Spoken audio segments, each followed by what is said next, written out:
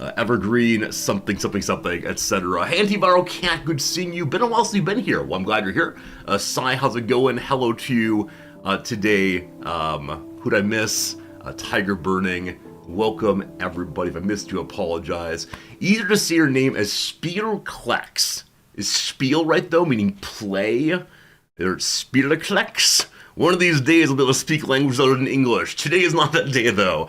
Slivers, I see you being very excited about me getting an early access key for the game. Well, about that. No, I'm still unknown to the makers of Frostpunk 2, but instead I went ahead and succumbed to timing issues and bought myself a copy this morning. So I went ahead and fell for the cash grab and bought us a deluxe edition so I could play it early. More on that in a second. Calico Kobold, thank you much for the ongoing subscription. Hey, good evening, good morning, my friend. Thank you for being here. Thank you for the subscription. I appreciate it. Hello, Trexie. Am I on Hoys? Am I on Holes? Hols or Hois? Heart of Irons? I'm not on Heart of Iron. I'm sorry, I don't know what you mean. Holidays. No. Today is Thursday. I do not teach on Thursdays. I'll be teaching tomorrow. Yeah, sorry, we don't say are you on Halls where I'm from, but I now understand how it works. But no, not holiday. We do have next Monday off for the autumnal equinox. But today we're just a day like any other day, I suppose. If you mean, why don't you have your tie on? Because I'm running late this morning. I was standing and talking with Noms until, I don't know, like the stream timer said 45 seconds, and I ran in here very quickly and turned all the lights and so on. So here we go. Volo, good seeing you. Volo, welcome back to the game that brought us together. I think, I've been saying that for years now, that you joined us during Frostpunk 1. If it's not true, my apologies. So how many of you have played this game so far, or seen someone else play it? Are you enjoying the Frostpunk 2? Is it a pale shadow of its predecessor? It's a game that we come into with a lot of expectations and hopes and dreams and all the rest. And so if it doesn't reach those, I'll be pretty bummed. But we'll see. I'll mention here the reason that we're playing it today is I recognize that I knew it came out on the 20th, but I thought it was on my 20th, not on American 20th. Occasionally I write down the date games come on without realizing which time zone I'm thinking in. And so I discovered that if we wanted to play this game on release day, that would then be my Saturday, a very strange stream indeed, and then also would mean we wouldn't get done with it before CK3 DLC comes out. So hoping we get it started today, get some progress in it, and get our playthrough done by the time CK3 DLC comes out. We'll see. You've not seen nor played the second game, new to you, awesome. Seen a bit of gameplay, not so much, it's exciting. Also, played a bit, enjoying it, feels different than the original. That's interesting to me. I thought this would be a case where they say, we've done it right in the first place, why spoil a good thing? But if they got a way to make it interesting and good, despite the fact that it is new and different, I mean, that's great too. So better that than resting on their better that than resting on their laurels and remaking, reskinning what they did previously. So I'm excited for it, and I hope you're excited for it too, and it should be a fun game for us to explore together. Those of you who are into the Oxygen Not Included playthrough, I apologize for ending it very abruptly. It's one of these executive decision moments where even if a large portion of the community wanted to stay in on Oni, I had other ideas, and so we went with my ideas this time, and I'm okay with that. Alright, I got some quick opening stories, I got some things to share with you before I get my tie on and get my blathering on going. Let me grab an image from the Discord. So this image from the Discord is something I don't know how to talk about. I'll just put it up and I guess describe it and then offer my thoughts, and you can offer your thoughts, and we'll all offer some thoughts, possibly. So let me put away this. Hello Fritz, good to see you. And I'll say that this is the way in which one of our mods, namely Cyber Oracle, watches the stream. And let's just put it up. Yeah, so Cyber Oracle watches with like the Apple Vision glasses thing, and looking all around them, they see a wide variety of, like, we're on the beach and the ocean is flowing and so on. And there I am. And if they turn away, they don't see me anymore. Like, I'm off to the side or even behind them. And I think what I've been thinking is, I feel like I'm intruding in this way. And I don't know why it is exactly. Because I know many of you watch me on your computer monitor or on the television. But I think like being up in someone's face feels really, really, really intrusive. So I don't know. Cyber Oracle seems to enjoy it and seems to work well for them. But I don't know. I'm not someone who will probably ever be using those kind of goggles. But I wonder, as they become more and more common in usage, will more and more people be watching this way? I don't know. I'm like a floating billboard. That's exactly it. So, you're enjoying your beach vacation? Let me sell you some car insurance. I look like a narrator in a children's show that forgot their green screen. That's right, I should be telling a lovely beach story about the things that happened on this beach this day. But unfortunately, I forgot how to be part of the beach story. Unfortunately. Makes you want to give your students that kind of space. Space gets worse and worse, they're doing poorly. Yeah, you start in some like beautiful forest with birds chirping and happiness everywhere, and by the end of it, you're in a desolate, bombed out place as your hope and dreams have all been collapsed. I don't know. How do I feel about people watching me on the smart fridge? I mean, like Doom, you can play me absolutely anywhere. I don't mind, not even a little bit. What's a warm color? If we're thinking about staying warm in Frostpunk, what is a warm color? I don't know. I honestly don't know. Let's go red. Let's go red. I'm not sure red is warm. It might be upsetting instead, but that's okay. Or we can go yellow. We can be the sun. Oh, orange. We can do orange. We can do orange instead. A somewhat muted sun being seen through the clouds, I suppose. Phil, it's good seeing you. Absolutely. Burnt orange. Is this burnt orange? If not, I can get a torch. I only have so many possible ties. How many different colors can the human eye see? I think it's one of those things that's occasionally asserted with no evidence. The human eye can see approximately however many colors. I get a tie of every single color, and then bingo bango, no matter what people ask for, I will have it at the ready, and that'll be glorious. Cybercold's operating the virtual future? Absolutely. Wait, this tie is tied wrong. What did I do wrong? 1 second. I've not screwed up while tying my tie in quite a while. Can I do it? Let's go back to big screen. Anyway, I am very curious to see how much we all get used to using those kinds of on-the-face viewing systems, because definitely it's a way of experiencing the world that I'm not used to. I used the Virtual Boy back in, 90-something? Good old Virtual Boy. The early Nintendo attempt to have a 3D experience while playing tennis, I suppose. It was not a well-received game system. I think my uncle may have had it, and so we played it with him, and it was something. It was definitely something, and since then I haven't really done anything with the VR altered reality kind of thing. Incidentally, today we're wearing this shirt that has no button here, so button on this side. Whew, little secrets. Nice orange, thank you. Also, why is my green screen acting up? Oh, I see. There's a curtain there, and this curtain I should just take down or leave open. I don't know why I don't do that, but the curtain clearly just gets in front of the green screen regularly, and I don't notice it hanging there. Like, whoa, curtain time. Who knows? Hello, Unspeakable. Hello, it's curtains that curtain, pretty much. I should pull it back and leave on the other side forever. Cyberoracle's here. Cyberoracle, not sure if you saw, we were discussing your way of watching the stream, and so now you can watch the way you're watching the stream while watching the stream.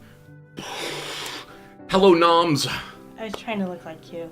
Yeah, it's a nice moment, isn't it? I mean, I put these curtains in because I thought we would open the outside typhoon shutter sometimes because we might want natural light in this room, but I now see that that was a mistake and a misapprehension, so maybe we should move the curtains to another window. I mean, it is the case that probably once or twice a month we open the windows.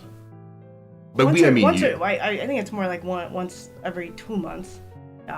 Unspeakable resubscribes. I'm sorry, Sensei. The dog ate my sub money. Oh, what you talk, my friend? It showed up right on time. That's very generous. I'm glad you're with us, and consider the dog to have regurgitated the sub money. Wow. And given it to us over here. It's all fine. I hope those weren't in coins. Because here in Japan, we have up to 500 yen coins. It's true. It's true. That's quite it's true. large. Yeah.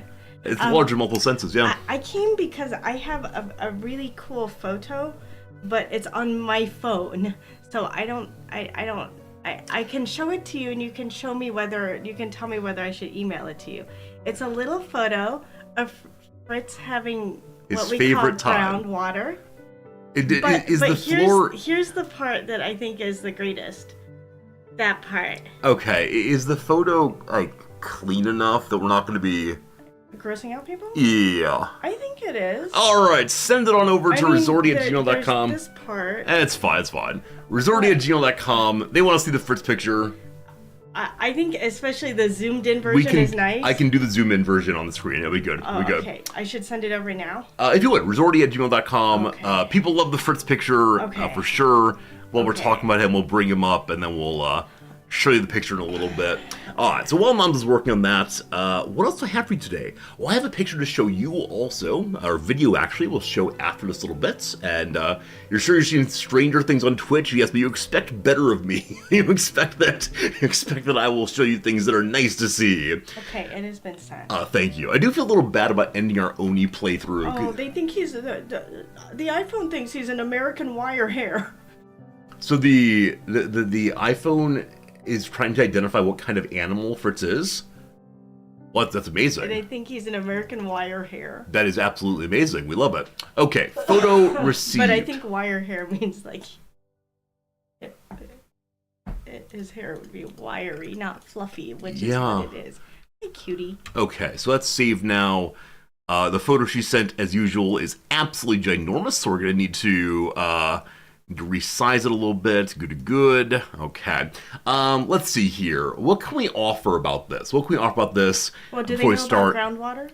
Yes, it is the case that our fine friends know all about groundwater. They know all about Fritz's penchant for taking water off the floor instead of taking water out of his bowl. Mm-hmm, okay. And so occasionally when I'm putting water into his bowl, I will spill a little on the floor just to make the guy happy. Mm-hmm. And so recently, though, I've been trying very hard not to ruin our wood floors and instead to put the water into the water bucket.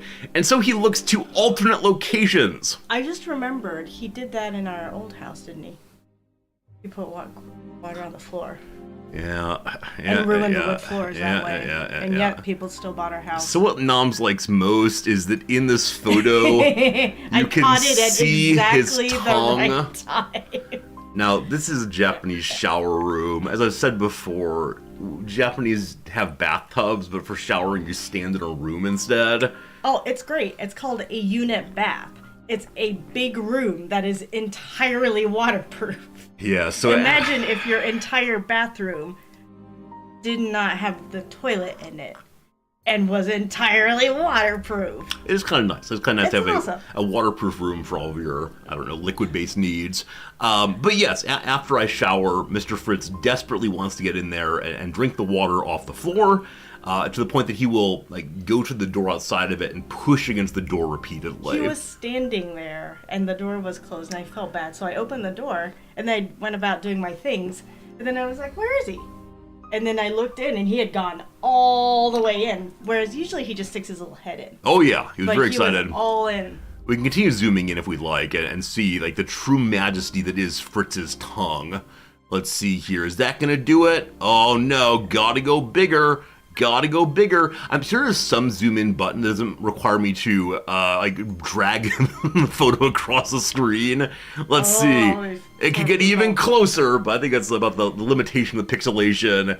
There you go, team. There you go. Our poor friends who are watching this on a big screen. Or if it's very close to your eyes, that would do it too. Yeah. If your entire bathroom were waterproof, you wouldn't have to deal with water damage in your bathroom. I mean, that would definitely do it for sure. Imagine you use a hand shower spray to rinse the entire bathroom. Yeah, absolutely. It is the case that like the traditional care instructions for Japanese bathrooms is after you're done showering or bathing, you then get out and dry yourself, and then you go spray throughout the room and very quickly rinse it down every single time you shower or bathe. Do we do this? No, we do not.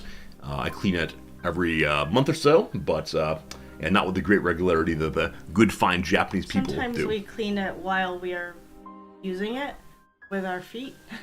I do not do this. I do this. I put the sponge on the ground and I take my little foot and I push the sponge around, and that's how I clean the floor. I appreciate that. I appreciate that you take your relaxing shower time and use it for cleaning Multitasking with your all the time. foot. That's amazing, Noms. Thank you for telling me a new thing about you. That is a lovely bit of knowledge to have Did you now. tell them about the reheat function in the bath? I have no idea what I've told our friends, the stream people. The stories I forget. But yes, it is the case that the bathtubs here have a magic button you can push, and it gradually sucks the water out. And while it's sucking it out, also shoots back out fresh, hot water. When I say fresh here, it is the same water, so you're not spending two buckets full of water at once. But instead you are, what am I about to say here? I forgot. Reheating? Yes, reheating. The same water and not wasting any. There we go. Thank you. Infinite Drek, thank you for the resubscription. I don't know why today the little resorty GIF gift thing is so small. And the text is so large. I must have said something incorrectly. Anyway, 4 months of subscribing. Exciting how time moves at constant speed. Oh my goodness, Drek, thank you very much. Those are the case that it moves at relative speeds. If I'm moving very fast and you very slow, then we end up with like different senses of time. I don't know. I saw that one movie, Interstellar. Remember this one? Yeah. Yeah, and like someone ends up on like the very dense planet and ages 14 years in a second, or whatever it was. I'm sure it's a Stellaris event based on it. Anyway, I thank you for your kindness. I appreciate that, and I'll have to fix the pop-up. Noms, what do you got going today? What's happening in old Nomsville? I'm leaving for I have meetings. All right, I hope your meetings go well. I will see you this evening, I guess, for dinner time. Yeah. All right. Take care of yourself. Okay. Appreciate you. Thank you. See you again real soon. Okay, bye. Okay, bye. Okay, bye. All right, team. So what else do we have for you? I have a video for you. Today, I have a video I would like to show you. I need to make sure you can't see it yet, because I don't want to influence the seeing of the videos. You can deal with Fritz's giant face for a moment longer. Is Noms my wife? Yes, she is. Yes, she is. We've been married now for, I don't know, three or 4 years, something like that. We've been together though for a little bit over 6 years now, dating and marriage and so on. Okay, so getting this thing together. I saved it as x.com, unfortunately. Okay. A couple days ago. Will I be able to find this thing? Yes, I can. Awesome. Very good, very good. Cat. So, as many of you know, my favorite thing in the entire world is a football club out of Wales. Football club out of Wales called Wrexham AFC. And the star of the show, the star of Wrexham AFC, is a forward, a striker named Super Paul Mullen. And the match last week, or on Monday, was not going terribly well for the old team. We were down 3-1 towards the end of the match. And ultimately, the match ended with a bit of brawling that was precipitated by the incident you're about to see. My question for you, after watching this 6-second long video, which you'll see in a moment, after this 6-second long video, is what do you think Super Paul Mullen wanted to do? All right, let's go ahead and put away the image. Let's go ahead and pull up the browser. I give you violation of copyright law. You'll notice that Super Paul Mullen, head at center, has been knocked to the ground. What did he want to do?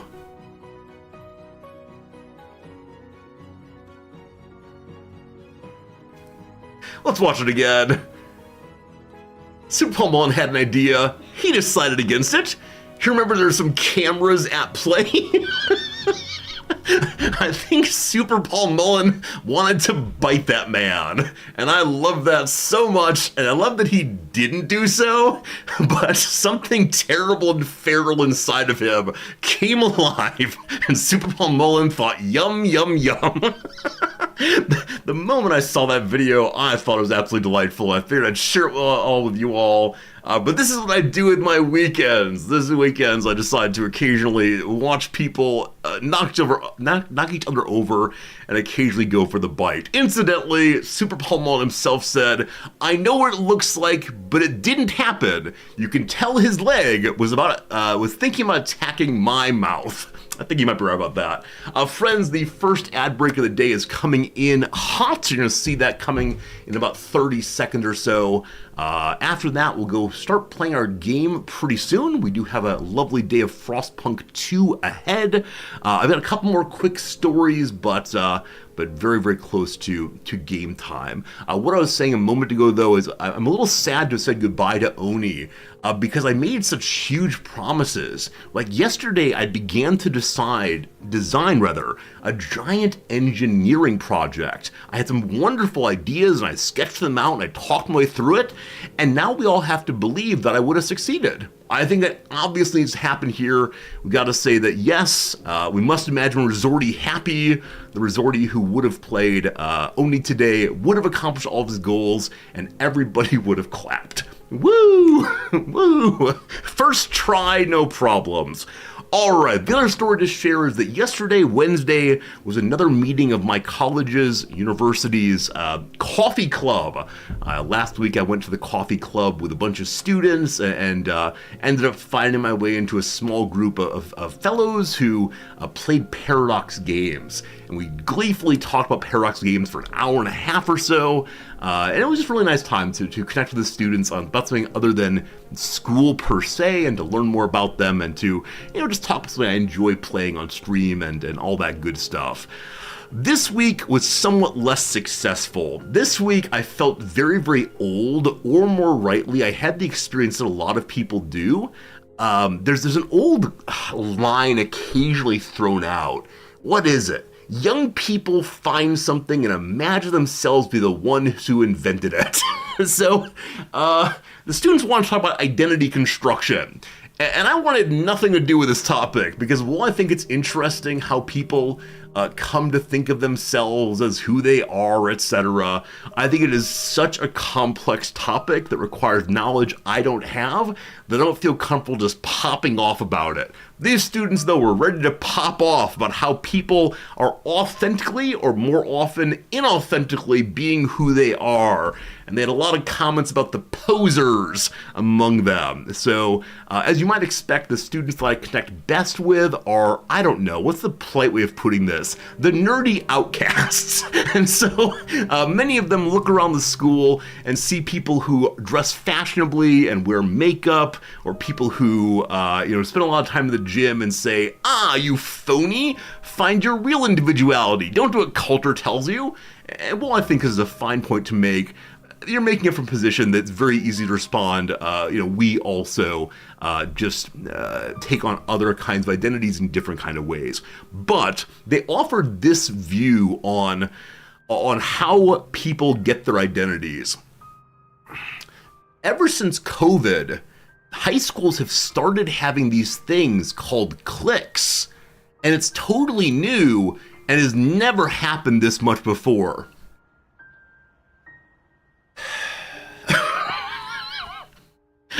Now, I understand that I'm from the before times. I understand that I'm from the before times, but I didn't say anything. I didn't say anything. I just kind of stared at the table and let them have their conversation, and felt very, very old and very, very confused. Cause yes, I was thinking about emo kids and goth kids, and golly gosh, the 1950s, nerds and jocks and preps and all the rest, all throughout the mid to late portion of last century. And it was weird, right? The Breakfast Club, right? The Breakfast Club is exactly this kind of thing. And I don't know. Like, I understand that part of being that kind of person, the nerdy outcast, is having opinions about things, right? Having opinions about how the world is, the way it should be, but man, is it a cultural thing in Japan? No, these students were all American, I believe, or at least 95% American. So, yeah, I don't know. Oh, absolutely agree, Dogberry. Absolutely agree that surely over COVID, when people weren't spending time with their friends, they had different kind of peer pressure.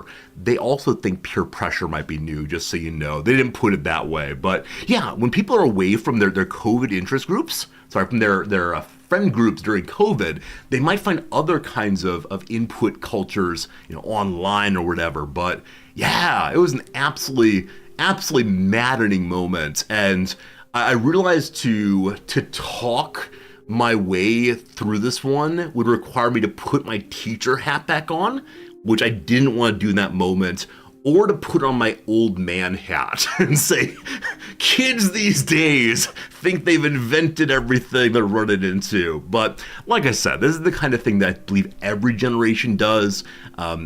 People have experience of novelty and imagine that it's totally new in the world. And I don't know. I think as I get older, I'm gonna do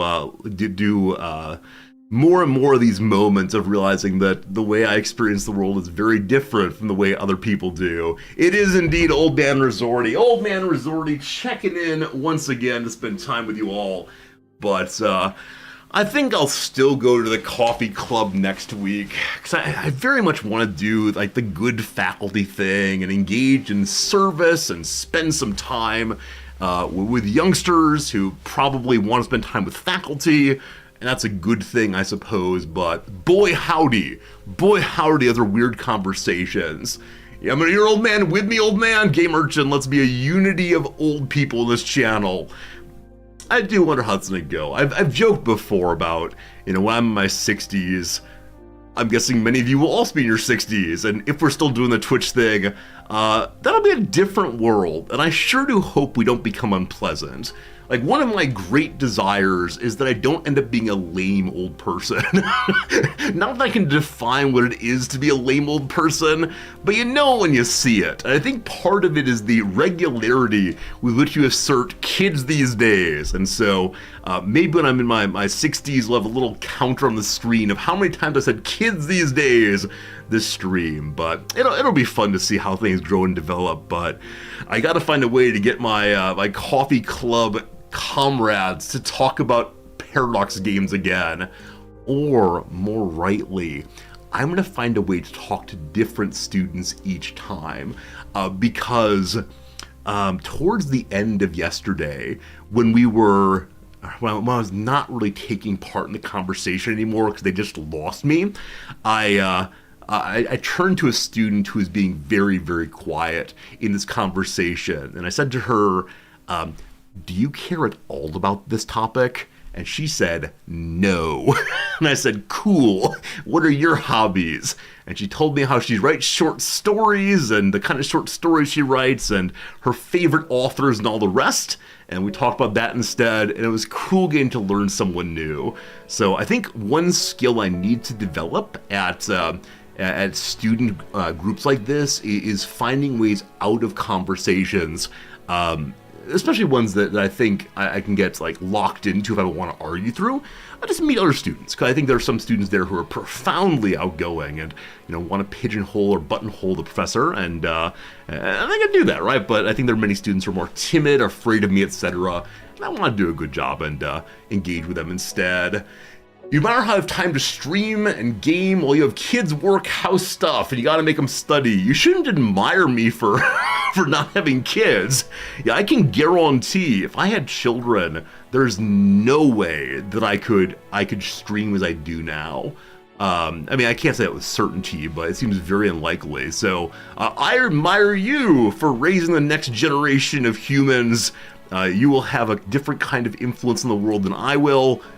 Good job to you also. But no, I mean, I'm incredibly lucky, right? This is the fact of it. I'm incredibly lucky that I'm able to stream as a normal part of my life. I'm very lucky I get to play video games each and every day for a few hours at least, and that's pretty cool. So yeah. But yeah, the choice to not make, I have children. I mean, what I almost said is the choice not to make children, and I guess that's right too. But the choice not to have children, something that I made a decent amount of time ago. I do occasionally have the conversation with Noms about, what would we be like as parents, and she would be way too firm, and I would be way too generous. I guarantee. And we both accept this, so we decided not to, though, given our life and everything that's involved in it. But yeah. You think it's important for the kids to have a grumpy old man to construct themselves against? Exist in the class, I don't mind being that, right? In my class, I'm willing to say to the students, at the end of the term, you get to believe whatever you want to believe, but you gotta go through me first, right? It's sort of, you're gonna have to deal with my ideas also, and my questions, and my curiosity, etc. And so in class, I am the person who's just no fun, kind of, because I always want to know more. I always want to understand better what they're saying and so on. But outside of class, I don't know. Outside of class, I want to engage them in different kinds of ways. But I don't know.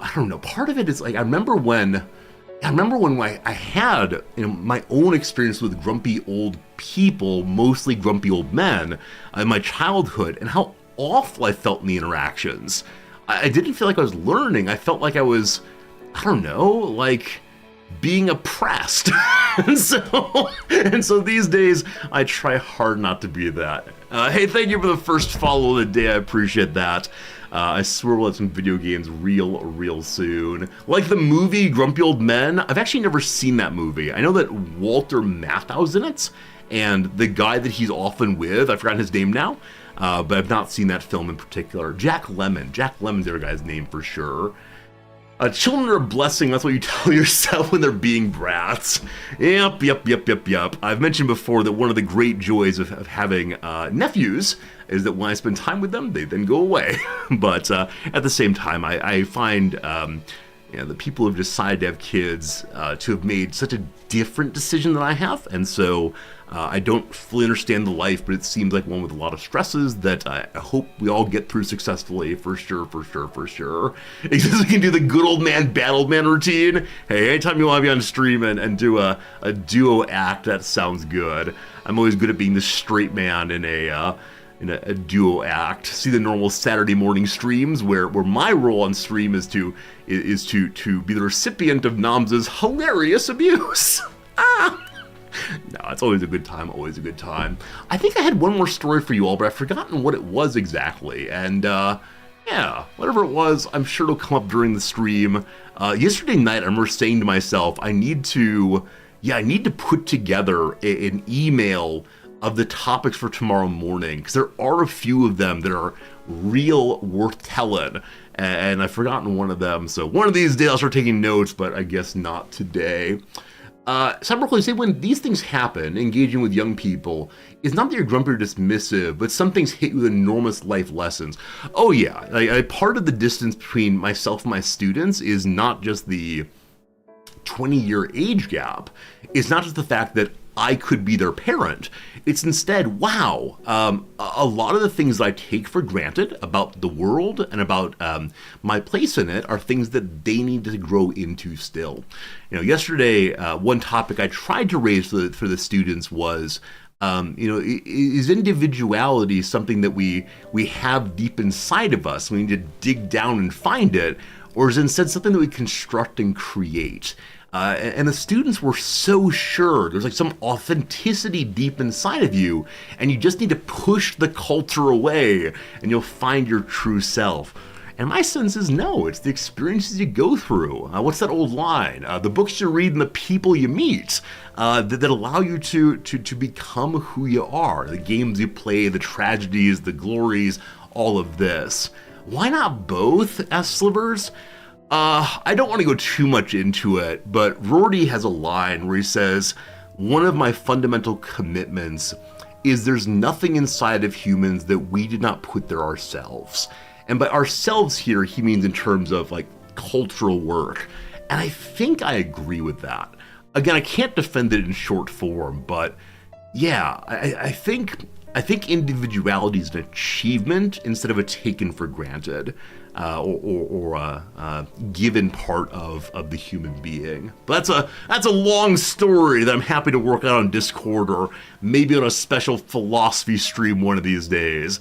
As I said, I am considering at some point doing a just chatting stream of the form Ask a Philosopher Anything with an asterisk, in which I say by anything I mean anything I want to talk about, etc., etc. Yay, social constructionism! Something like that, Axis, absolutely. I'm the person your sociology teacher warned you about. AZ, good seeing ya. Welcome in, welcome in. Discord voice channel stream? You want to be able to talk to me? No. In the exact same way that I get to blather on and the students have to raise their hands, the way that stream works is I get to blather on, you get to type in chat, and I get to ignore it. No, I realize that this medium is incredibly bad for a conversation, unless it is one streamer and one chatter. If it's anything more than that, it just gets way too complicated. So no, this is not a good faith or place for good faith exchange between equals. Definitely. But yeah, I don't want to be a debate bro. As I said before, I think that the kind of debating that happens on Twitch is often just hot takes and name calling, and it's very sad for me. The Resorty podcast, I've actually never had the desire to launch a podcast. For a while there, probably 5 years ago, there's a running joke that every, I think it was presented to me as every man with a liberal arts degree suddenly wanted to have a podcast. And I never had that moment. And I wonder if it's because I had students, right? I was able to work out my ideas and talk with people about ideas every day at work, as opposed to just want to share them from my garage, perhaps. I don't know. You thought this was a podcast? I mean, we'll need to get rid of the camera. We'll need to have a worse quality microphone, and I need to be in a garage, I think. Pesky, you say you don't have the ability to keep with mental gymnastic of debaters. Yeah, I often tell my students, and I probably mentioned this on a stream recently, I often tell my students that what passes for debate in the contemporary world is so sad. I'm going to use two examples. I do not want to talk about the underlying issues. I'm just mentioning them as examples.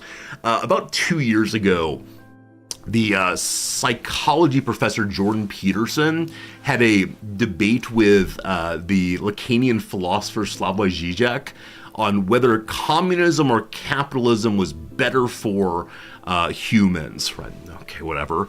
And it was the case that their debate was both of them just talking past each other, because both of them had super ideologically loaded understandings of these words. And so, Peterson would make claims about communism, and instead of refuting them or trying to challenge them, Žižek would just go on about whatever else. And it was not really a debate. It wasn't even a conversation. It was just people saying stuff. Example number one. Example number two, back in the 20s, I think, Bertrand Russell, the great philosopher, ethicist, anti-war advocate, and atheist, had a debate with Frederick Copleston, Father Frederick Copleston, about the question of the existence of God. And that's a big, hard topic, too. And you could easily imagine, indeed I've seen contemporary debates on the question of does God exist. But the first portion of the debate between Copleston and Bertrand Russell is the question, when we say God, what do we mean? To understand the existence of question, you have to know what you're talking about. And so these two gentlemen come to an agreement about what they're even discussing before they start trying to debate about it. And it's lovely, it's thoughtful, and they don't strawman each other, right? They don't attempt to reduce the opponent's ideas to the lowest common, easily knocked down rejoinder. Instead, they take each other very, very seriously. And by the end of the conversation, neither person's mind has changed, but it feels like something important happened. It feels like they tried to understand the other's view in a way we just don't see too much of today in contemporary debate format. And I think Dogberry is absolutely right that the kind of debating that passes these days is about like either trying to make your side happy or about trying to drive anger. And that's very, very sad. Yeah, debate as exchange as opposed to debate as combat. There's a really interesting article from the 1970s, I believe. That's not true. There's a really interesting chapter in Mark Johnson and George Lakoff's very famous book, The Metaphors We Live By, in which they raise the metaphor of argument as combat. And there's a long story about why we do this, but they argue that because we use words like, I knocked down your premises, I defeated your argument, etc., we tend to go into argumentation not as conversation, but instead as a wrestling match, right? Instead as a pugilism. And there's theories of argument like that called agonistic democracy and so on. But if you've not read Metaphors We Live By, strongly encouraged. Lakoff's subsequent book called Women, Fire, and Dangerous Things, which is such a provocative title. Women, Fire, and Dangerous Things, on how we make categories. So good. Yeah, I've got some problems with Lakoff as a linguist, but on the topic of categorization and metaphors, they are so good. Welcome to Resorty Recommends Books from the 1970s and 1990s. Standard Resorty behavior. Anyway, I don't know why we're talking about this, but there you go. See, Lecter, I think that's the view. I mean, I don't want to go into this. I think that view is very appealing to people who have not... No, never mind. We're good. Hello, Brewdog. It's good seeing you. Resorty's all about the 1900s books. I swear I do read philosophy from this century. I'm just not as deeply familiar with it. Not deeply as familiar. What's the problem with Lakoff's linguistics? I think he's arguing 4 or 5 different things simultaneously. It's very hard over the course of his work to pin down what he means exactly. There's a really good book from this century, written 2 years ago, I believe. Okay, one second. Where is it? All right. Okay, so it's like a biography of Noam Chomsky, 2022?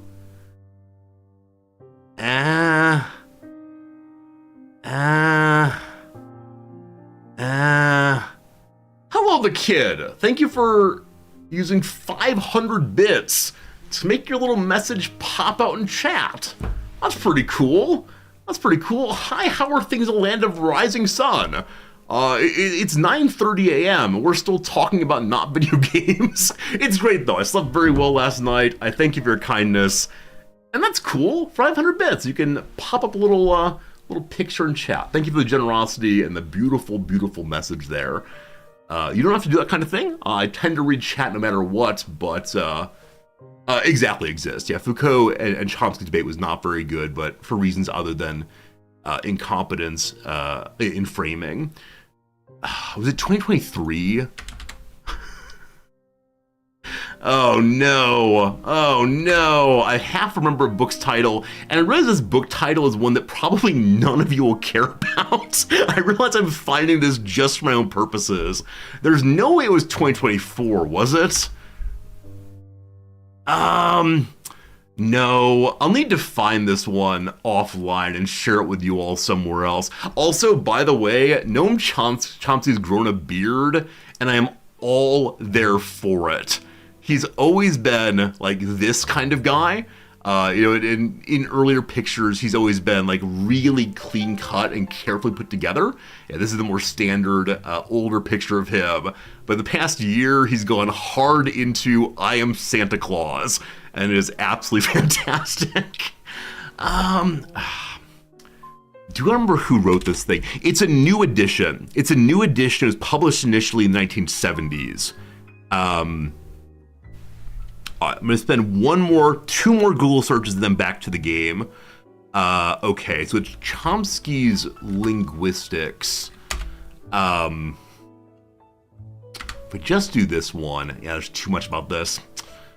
The reason the book is so great is it brings Chomsky's work into conversation with other linguists of the past 100 years or so.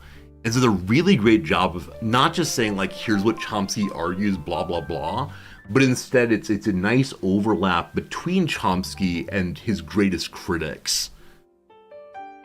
It's like Chomsky in debate, Chomsky Lakoff. Yes! I found it! The Linguistic Wars, Chomsky, Lakoff, and the Battle Over Deep Structure. This is a really, really book. This is a really, really book. This is a really good book if you care at all about the past century or so in debates about how language works. Not language in terms of how we use it like day to day, but instead the more fundamental claims about, is there any combined structure for all possible human languages? And Chomsky has a yes answer to that for a whole bunch of reasons, and Lakoff and his folks have a different kind of reasoning. The book is written in a really friendly way, a really interesting way, and so it gets a thumbs up from me. Though in the introduction, the author does say, Chomsky disagrees with my characterization of his position, and that's fine enough.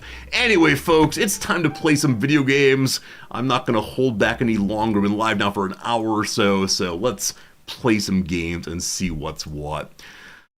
Friends, should we read the end user license agreement? This is an important part of today's stream, seeing what the people of Frostpunk get to use of our data. No. In the case of natural persons under 18 in the territory of the Republic of Poland, I should go ask my parents if I can play this one. Delightful. Whichever way. Do you want to send analytics? Sure. This game may contain visual or light elements that can cause a loss of consciousness. If you already bought the game, it's recommended not to read the EULA, so you'll then see what you've given away. Sure enough. I do wonder if the game introduces the prior storyline of the first Frostpunk, or if it's not going to be talked about at all. We'll see. Hey, Echo Ridge Gaming, how's it going? ERG. Sure, let's do that now. Welcome, Chaos friends. I'm Resorty. We're just about to start today's playthrough of Frostpunk 2, a game that I'm so excited to play. I've been looking forward for a very, very, very long time. What are we doing today, Echo Ridge? Playing Fallout 4. Any particular playthrough or just exploring the game itself? Incidentally, when the first person came in and said, "Do you hear an echo?" I didn't realize we were having a raid, but instead said, "Oh God, my audio is bad." Where is the echo coming from? Is everything put together correctly? I would like to simultaneously compliment and criticize your raid message, because it was very upsetting for me. Anyway, hello to you Schrodinger's, hello to you Ultimate Senpai, hello Evil, hello Queen. How's it going to you Jaguaranot? Welcome in Rad05. Plasma Balls, what's up? Hello to you. Brickhead, hello to you, Echo Ridge, hello to you, absolutely everyone. Thank you for being here. Hope you had a good time over playing Fallout on survival difficulty. That's the difficulty where you have to like, eat food and drink water regularly. Correct? Your character just dies. That seems a little bit challenging. Hey, B-Brick, thanks for that Prime sub. I appreciate that. Hopefully I can put on a show worthy of your Prime sub. You missed all the good stuff, though, and for the past hour or so I've been going on about kids these days and linguistics, apparently. These things happen. Anyway, I hope there's an interesting opening video. We're gonna go ahead and push the button and maybe get out the way for video time. Let's see what happens. Nope, not yet. I want to check the settings right quick. So I want to see if I can make the UI big and attractive for you all. Nope, not there. Do we have subtitles? We do not have subtitles, unfortunately. Alchemicast, I read that, but I don't want to talk about it right now. If I ignore your message, it often means cool, but not right now, thank you. Which never is like a compliment or a comment on your contribution, just on my ability to keep everything going in my head. If you want an absolutely sincere reaction to anything you say, just put it into Discord. I swear I'll respond. I promise. Alright, so I think there's nothing for us to do right now. Apparently the game has Twitch integration. Oh, you all can be the council. Do you think then that that means you can force me to do things? Oh, there is a UI text scale. I missed it entirely. In general, perhaps? Ah, thank you. I immediately went to graphics.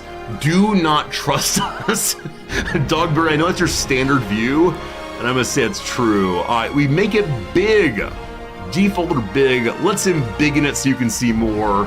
That's good, that's good. All right, the music's gotten louder. It's turned down a tiny little bit. And friends, it's time to push the story button. If they do not give the story so far in the introduction here, I'll tell you what I remember of it, but we'll see what comes along. Here we go, big text for Old Man Resorty. Look here, you, I got new glasses earlier this year, and they said that my vision was still just what it was 5 years ago. So Old Man Resorty is still doing just fine. He might squint a little bit more these days, but the glasses are stay the same. Welcome to Frostpunk Dose. Frostpunk 2 is a challenging game in which planning ahead is crucial and failure is a natural part of the experience. If you're a veteran in the original Frostpunk or enjoy a challenge, you may try your luck with Officer or higher difficulty level. Otherwise, we suggest you start at Citizen and take it one step at a time. Remember, it's not about how many times we fall, it's about how many times we get up. I always like it when a game welcomes you to it by saying, just so you know you're gonna lose. This game is not made for winning. The difficulty is too high for you. Mistakes made. Alright, got it. There appear to be at least 1, 2, 3, 4, 5, 6 little missions here. Prologue is first. So it says, they came upon the old machine, as they always do, and when the whiteout hits, they must survive. Interesting that as they always do is a reference then that multiple groups have had the same kind of experience of trying to survive in the frozen wasteland. I'll be curious to see how we interact with other kinds of communities out there. Hopefully we can be friendly good guys. I'll tell you right now, if you're watching me play this and you've never seen me play another base builder or colony builder game, we'll be taking the good guy resorty path 100%. Even if it almost guarantees that everyone dies, we're all going down together. We'll see how it goes. Hey, Doc Holiday, thanks for that Prime sub, my friend. I'm glad you're enjoying hanging out with us so darn much. Alright, here goes something. In 1887, the world froze to death. Civilization crumbled. The failing British Empire built generators to support cities of evacuees, cities that would become the last on Earth. Whether huddled by a generator or out in the open frostland, those who survived were shaped by the ordeal. 30 years later, all had become very different people. Are we seeing this as The people of the wasteland are monstrous and have turned to cannibalism. Are we in the world of Fallout now? Fallout very, very cold. We'll see how it goes. I guarantee that after our good guy playthrough, if it all falls apart, we'll then probably try to do a somewhat more thoughtful playthrough, where we attempt to think through the decisions we're making, while we're making them, and all the rest. Okay, I'm going to go ahead and skip forward to the officer settings as the game recommended. So, difficulty of Citizen is moderate challenge. Officer is what? A challenging endeavor, still with a margin of error, but otherwise demanding focus and planning. Sure, sounds good for a first playthrough. I know that many streamers will immediately say, I am the captain here, but for me, no. Survivor mode is their word for Iron Man. No active pause, never mind. While I'm absolutely fine playing with no save file I can modify, the idea of playing with no active pause, not while streaming. Alright, the Central District provides a small resource output for stockpile capacity. You can further increase it by constructing stockpile hubs for various resources. Also, I have no idea where I should be on the screen. So part of the beginning of this playthrough will be seeing where we're on the screen. Oh gosh. Wait, press any key to begin. I thought it was video time. Is it video time? Let's see.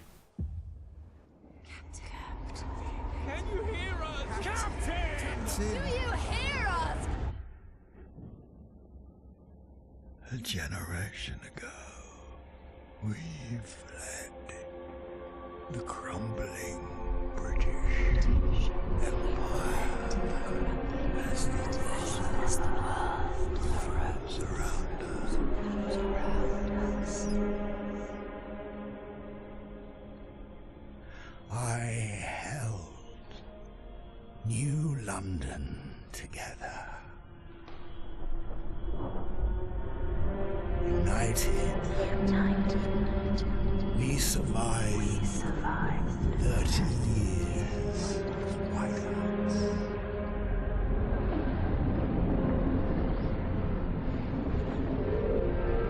But the world around us is dead. Empty. Ripe for taking.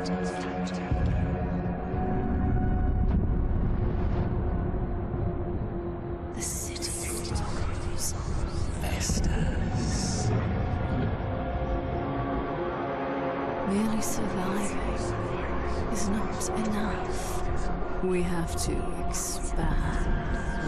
After all, it's us who survived the end of the world. Yes.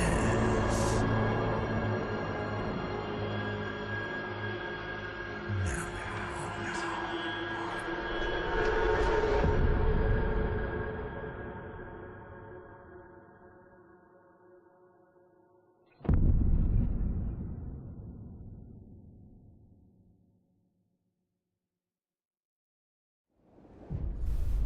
So, am I right to understand that is Old Man Resorty, hero of the first Frostpunk, was just exposed to the elements and killed? Because Old Man Resorty just wanted to, like, keep things normal. Let's all survive together. Let's be good guys. And our daughter, or some younger person, decided that no, the path ahead is to exploit others. Maybe the good guy Resorty playthrough is just not possible this time. Maybe. Also, I would like to comment that I do not like intros that whisper. Because it's very hard to get the volume right for those. It's like, explosions. This is how it goes. Not a fan. Probably good for single player when you have your headphones on and so on. Not good for streaming. Anyway, Old Man Resorty is dead. That's how it goes. The Wanderers, the prologue, been roaming the frozen desert for years.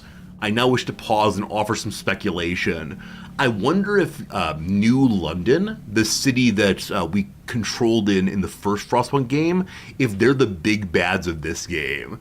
I wonder if they like take my beautiful save file from the first game, load it up, and say, "Look at all that you made. Now it's being used against you." Blah ha ha. We'll see. Many of us do not remember a world before the Great Frost. Now another whiteout is coming, and again we've reached the old machine. Again we rely on its furnace to provide heat through the storm. In the past, we always made sure there were enough supplies for the next whiteout, but our numbers have grown through the years. Providing from everyone is getting harder and harder. Can you import from the first game? No, I was just making jokes, or making statements, I suppose.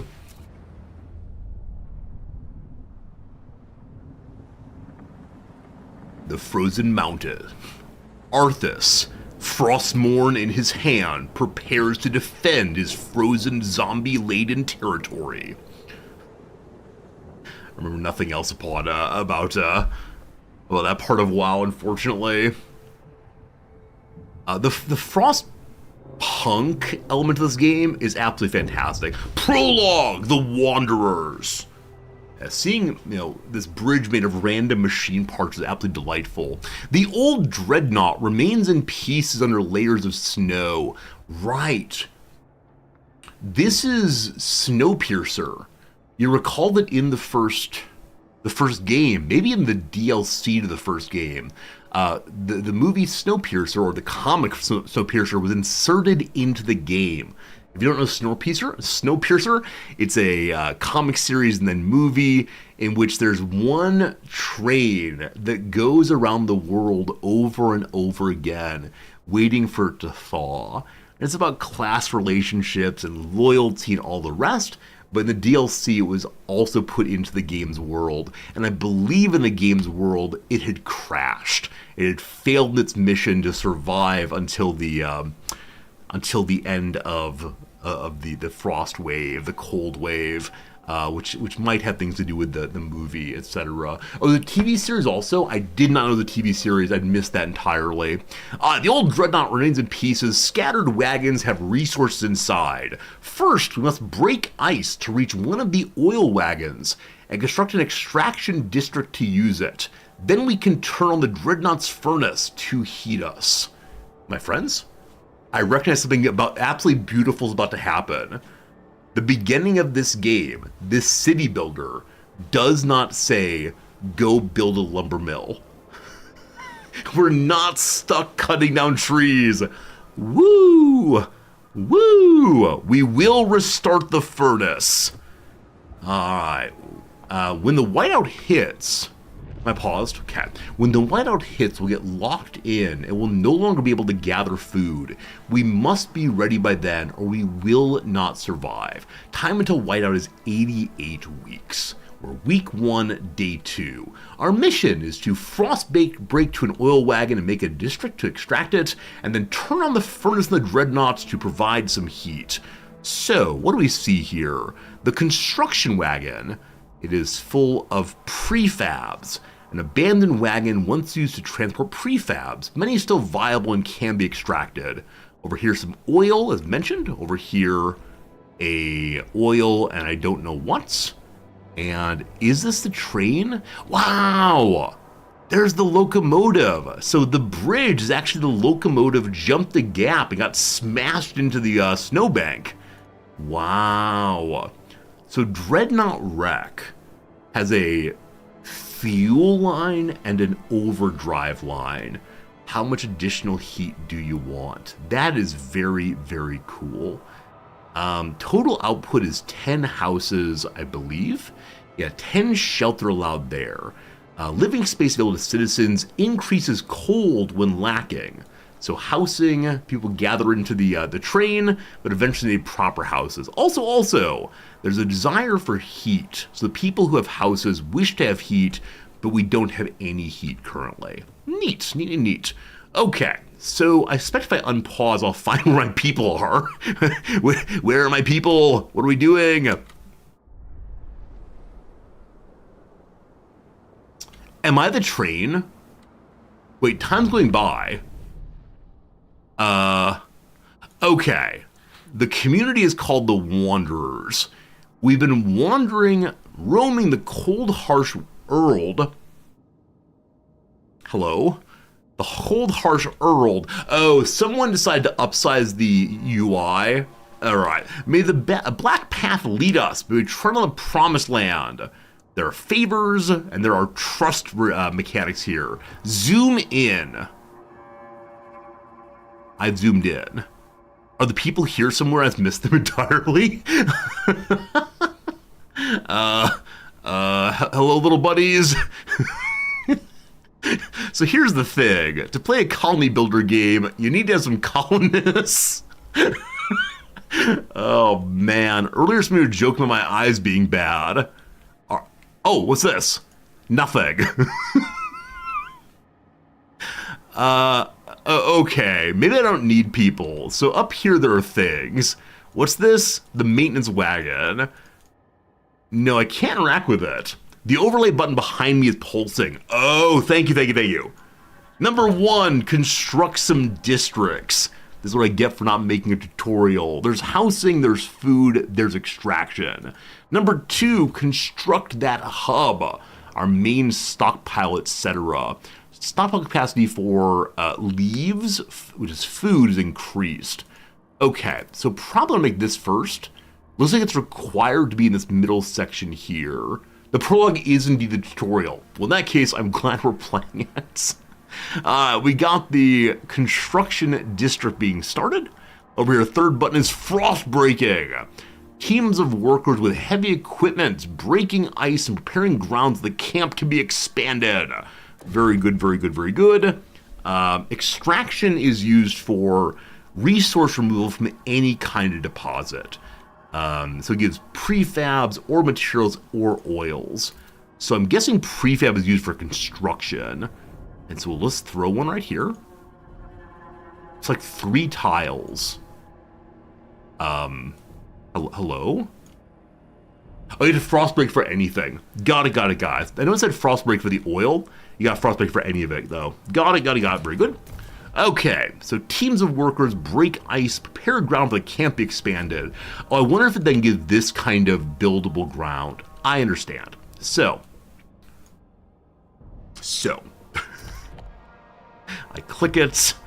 I need to wait till this is built, perhaps. We'll see. Is it warmer to build under snow? We are afraid of the snow. It's a minor cold, extremely increased needs for heat and so on. Did I not put down any building? So this thing, 3 tiles. 1, 2, right click. Alright, the T for tutorial button might be necessary, we'll see. Hello. Alright, so various resources are scattered. Construct appropriate district on resource tile. Different resources, etc. In most cases, you need to frost break the tile before constructing anything. Okay, frost breaking. Initially, you can only build districts in a limited area. The wider terrain is covered in frozen, stiff ground, which is impossible to construct upon. To widen the buildable area, you need to use frost breakers. You can set out frost breaking teams by clicking on the frost breaking button on the bottom right of the screen, then find your ways towards the edge of the buildable area. Alright, so frost breaking must begin in the buildable area and work its way out to whatever. And yes, we've lost 1 week of me staring and pushing the wrong buttons. Good. That's extraction. Frost breaking. I swear I play a lot of video games. This may be the most unintuitive thing I've ever seen. There we go. We've frostbroken to the oil now, maybe. You can build up to 8 tiles of frostbreaking, I believe. So there's oil there, and then 1 more tile. So I wonder if I shouldn't go to here, as we have 1 oil already, but instead try to go straight over to the construction wagon also. Okay, I've given you a job. Did I cancel a job by pushing escape? Or is the work getting done? I cancel it? Alright, one more time. Again from the beginning. I drag or drag. Does a double click possibly lock it in? Okay, that time we're not touching the construction wagon. So what did I do differently last time? I think I started at a different location here. I go straight out. Hooray, we did it. Okay. How do I confirm? Escape kills everything. Very good, Retro. Thank you. Do I click here now? Hey, we did it! All right, we've accomplished one thing in this playthrough. Oh my goodness. All right. Do I have resources? I do start with some resources. So I'd like also to build the construction district, I believe, to store stuff.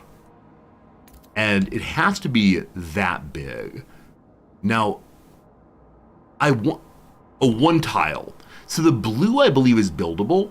And I think this is just saying one tile for storage. Now, I don't know if people have to walk to this or what, etc. We'll see. Let's see. What's this game about? It's the end of the world, plus 30 years. I push escape again. I don't know what games I played recently where escape allows you to go back after building something. It's just like the blueprint is not laying after your first click, it's 2 clicks. Blue is heat. Hey, that's useful, thank you. Alright, how many people do we have? 3,000 population? And the Dreadnought is 10 housing. The question then is how many people are housed in each shelter? Population is rising steadily. Please stop having babies. Where'd they come from? We're wanderers. We're out here wandering. I haven't seen us yet, but yeah. Somewhere. All right. So there's no homeless indicator yet. Now, whether the people are actually on the map or it's only some scouts, I'm not quite sure. But with Frostbreaking, okay, I can't do many more, but the Frostbreaker is actually a machine that's going through and grinding the ice bit by bit. Now, has it grinded into the oiled wagon? Let's see, are you buildable here now with our extractor friend, which is this thing? No. So maybe the extractor has to do its complete, the snowbreaker has to do its complete job for even building any of them. Or is time going very, very slowly? We are unpaused. Where's the time meter? Hey, we're paused actually. Okay. So this is game going. This is paused. So the game is actually darker when it's running. That's surprising, but good to know. Okay, things are happening. We did it. To all of you new viewers, I swear I'm competent at some video games. This one, though, we're just learning. We've been playing now for, what, like 10 minutes? You gotta expect some new, like, baby problems, like the baby deer stumbling around, falling repeatedly. I'm a bit of a mess. Do we have a connected road now? Okay, I believe now that all those finished digging, we have a place where we can extract a bit. Is that true? Yes. This raises new questions. Namely, should I do smaller frost breaking so it gets done a little bit faster? You're sure I have Pong mastered? I played Pong as a youngster. Does it have to be size 3? Okay, I'm clicking and nothing is happening. So if I escape, I think it has to be size 3. It's not an optional. Now we know. So 1, 2, 3, check mark. Hey! Do we pulverize the wagons? Gosh, looks like. I'm going to start more frost breaking up to the ones up this direction. What's that? Fertile soil. I bet we can get down there this way. There's fertile soil this way also, though. but I'm not sure we know how to make farms yet. The food district does indeed grow food in fertile soil. Cool, good to know, good to know. So let's go ahead and frost break this way. And the starting point for this is... let's frost break this way. Am I not allowed to?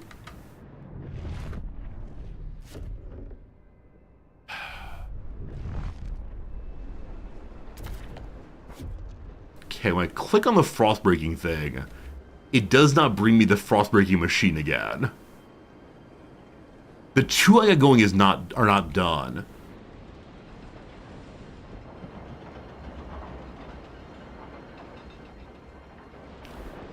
Oh!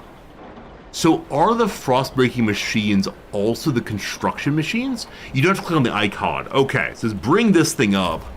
Hey, there you go. You don't have to click on the icon, unlike when you click on buildings. Very good. I thank you for your competence in the game and apologize for my incompetence. So then you have to choose 8 entirely. You're not allowed to only do a small amount and then done. So let's begin heading down towards more construction, more good.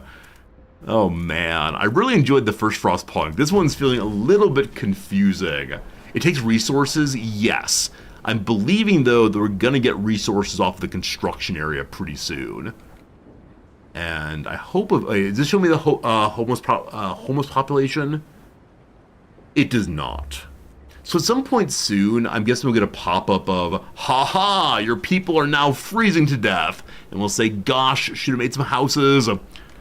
So what does it take to make houses? 100 workforce. So we're not fully employed.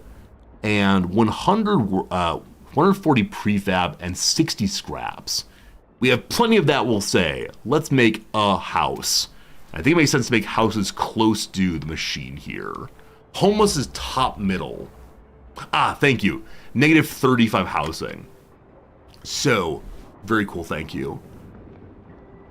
The demand is 45 on 3,000 people. That's a weird conversion, but okie dokie. So houses right here for now. Enjoy the beautiful blue. And does it say how many people fit in this thing? It does not. Okay. Do I have to build 6? Seems like you do. Have to build 6. How do you like that design decision? Where you have to build a certain number of things. Now maybe it's because, like here, the building takes 3 tiles? But it seems like with housing, one could very easily just make one of these tent cities. I don't know. Weird change. Frost breaking is going. Beautiful. What's happening here? Oil! As the thick black liquid, Texas tea, oozes through the pipes, our people rejoice. The carcass of the old machine is a testament to the hardships that made us. But more importantly, I just realized the YouTube stream still says we're playing Auction Not Included. Hello, YouTube viewers. That's a lie. Oh boy. Oh boy. Well, okay. It is in fact a game called Frostpunk 2. Let's all freeze. Very good. Occasionally forget that I am streaming in 2 places now. What an embarrassment. All better, all better. Here we go. The Carkville machine's a testament to the hardships that made us, but more importantly, it's our haven in the storm. It's allowed us to weather many whiteouts, and it'll do so again. We have oil. We can turn on the furnace. Select the Dreadnought's wreck to access furnace control. Once turned on, the Dreadnought's furnace will automatically convert oil into heat. I see. I do wonder right away, is this the right thing to do? Is it the right thing to... the person somewhere... is the right thing to do to waste oil at this moment? We are saying we're a little cold. But what does a little cold do? Do they complain? I see temperature goes down in 40 days or so, 50 days or so. Well, we'll see. For now, my friends, the generator, it is on. Cool. I wonder if we have nigh infinite oil here. Is it a limited amount? One moment. Provide basic infrastructure. The furnace is on. We have enough oil to cover our current needs, but the cold will still affect our people until they have proper shelter. Housing will best protect us from the cold if built in close proximity to other housing or the furnace itself. However, we'll need prefabricated parts for construction. We brought some with us. The rest we need to extract from the wagon wreckage. I wonder if locking in 6 houses is part of the tutorial, where you have to do it that way, and then when you eventually play on your own, you can make more general choices for yourself. We got oil, let's light the furnace where we freeze. Already lit. Build 2 housing districts. 2? We got 6 instead. And then frostbreak to a construction wagon and build an extractor there as well. Cool. 3 of them. 1, 2, 3. Done. There's more oil here. There is our housing going up here. And I wonder what other kinds of things there are. I believe we have fertile soil this way. So let's go ahead and extract fertile soil food districts. Again, size of 3. Delightful. Delightful. We're down to 38 scrap. We see here that materials are scarce. I don't know what materials are quite yet. We'll see. I need to build 2 more housing districts. So the housing districts aren't made quite yet. So I do wonder... Wait, food district under construction? Hello? It says food district. I'm nearly certain I made houses here. So I'm not sure if when this is done, it will say mission accomplished or what exactly. That said, friends, another hour has passed. Been live now for an hour and 30 minutes. Time for a quick little ad break of 3 minutes. Once an hour, we do 3 minutes. And during the hour's break, we'll do a little bit of crossword puzzle. You'll miss nothing of value, I swear. Maybe not enough workforce. We'll look in just a moment at that. I think we had free workforce, but we're figuring it out. It's going to be a good time. So if you're watching the ads, I appreciate it, and we'll see you on the other side. It's a Wednesday puzzle. This should go quickly, we'll see. Beginner friendly, here we go. Blank dunk. Gosh, come on and slam. Welcome to the jam. It's a slam dunk for sure. A bus opposite in economics. Boom. Totally out of juice. Sapped, dry, how about empty? Oh, speaking of which, people were delighted to see over on the Reddit yesterday that batteries used to have built-in testers. So you get yourself a D cell from the old grocery store, and by putting your fingers in 2 places on it, a little line would form showing you your battery still had juice left. I've been told it's not been done anymore. Who knows? Seldom we are on to Frostpunk 2. Auction not included disappeared. Alright, shared plates as a tortilla española. That's a top-off. In a committed but not entirely exclusive relationship per a modern coinage. Committed but not entirely exclusive. So the word that comes to me is an open relationship, but I'm perhaps not quite modern enough to know the phrasing. I need to listen to Dan Savage more. The down is Mercedes-Benz competitor, probably BMW. Is it maybe like mono something? Let's see. I want it! With lots of starry emojis. As said before, emojis in my crossword puzzle? I don't know. Sailor's greeting, ahoy hoy. Bartender's greeting, welcome in. What do you want to drink? Bartender. Don't you vomit on my floor? Yeah, I'm not sure. South Pacific Island Nation. This is a destination for divers. I have no idea. Blank Gin Fizz. Blank Gin Fizz. That lime possibly? No idea. Lifeguard skill. How about the CPR? The biggest portion metaphorically. The lion's share. To blank am I speaking? To whom am I speaking? HS course that might cover Shakespeare. How about Lit, possibly? Could be Ing also. So it's the down. Attach several worksheets together, say, is to staple. So it is Ing indeed. The down then is Maui town devastated by wildfires in 2023. I have a student from this place. I assume that Palau is the name of the place where people go for diving. A statement from someone who's sorry. It's called an apology, surely. Is it Lahini, maybe? I've forgotten. All right. Leaders of Kuwait and Qatar, they're both emirs. A capital close to the Great Sphinx. Gosh, Wednesdays are easy. It's Cairo, or Cairo for. Spend the afternoon in a beer garden. What on earth is this puzzle saying? I hear a lot of bar stuff. How about day drink, no doubt? Let's do 3 more, then back to the game. Spray blank, supplies for graffiti artists. How about spray paints? Greasy, could just be oily. Hairline. Why am I balding? It's a line you say. Oh, thank you. Mistyped this one. Very good. Thank you. Okay, a lovely beginning to our puzzle. We pause the game there, and yeah, you can always warn me on misspellings, unless the misspelling's on a very difficult word. If it's a word where I will say usually I don't think that's spelled right, please don't tell me on those. But obvious words I learned back in elementary school, feel free to do so. Crossword break completed. Time for a little bit more of this game. Like I said, I think this is the first game I've played in a very long time where the game becomes darker when unpaused. That feels strange. That feels very, very, very strange, but all fine. What does it cost to do more of the frost breaking? So for 8 tiles, it's 300 workforce. And yes, indeed, we still have a bunch of people available, about 700 employed. The majority are unemployed still. Good. Hey, Jim, good seeing you. How's the first 30 minutes of this game? Does anyone in chat want to offer a summary of the first 30 minutes of this game? Because from my perspective, it's been a tremendous amount of oof.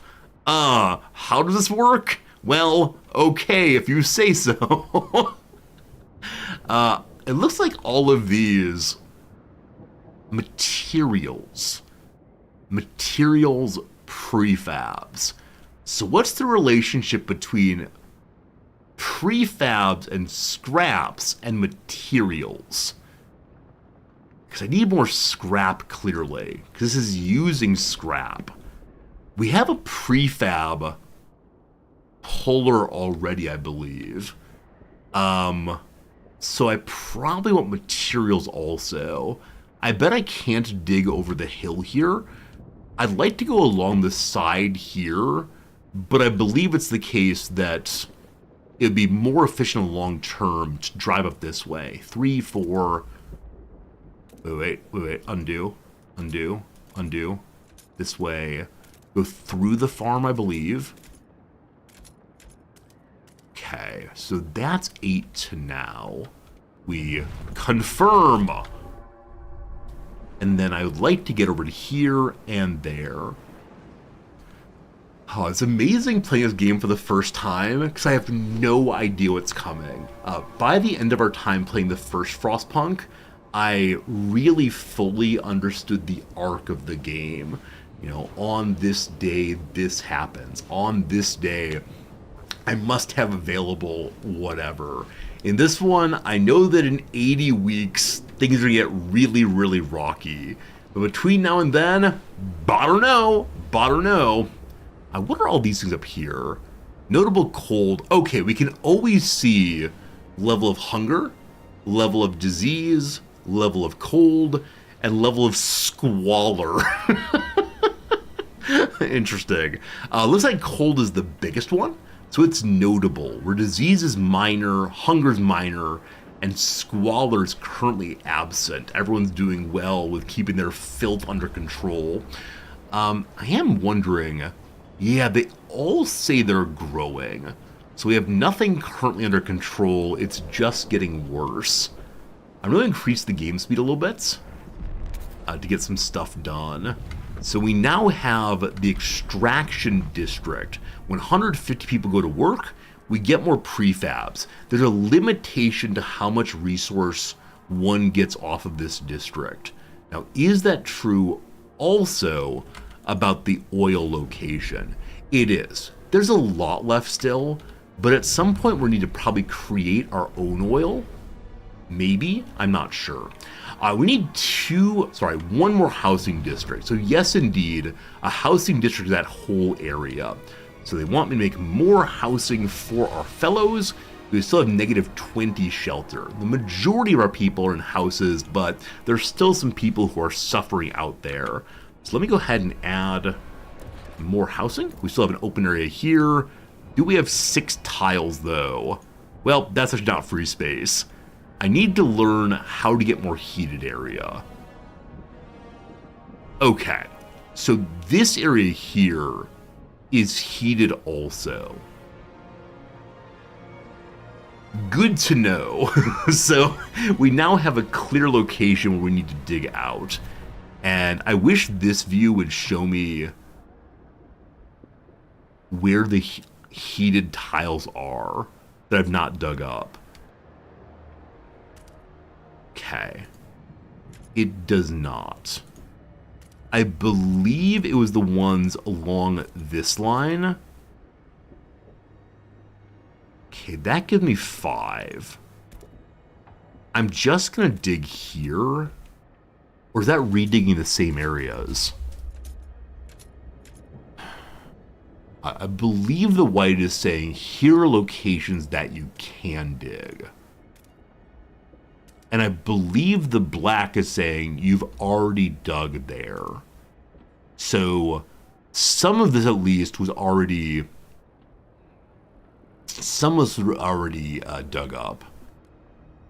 Or some is heatable, I'm not sure. Now, may I frostbreak in a second location simultaneously?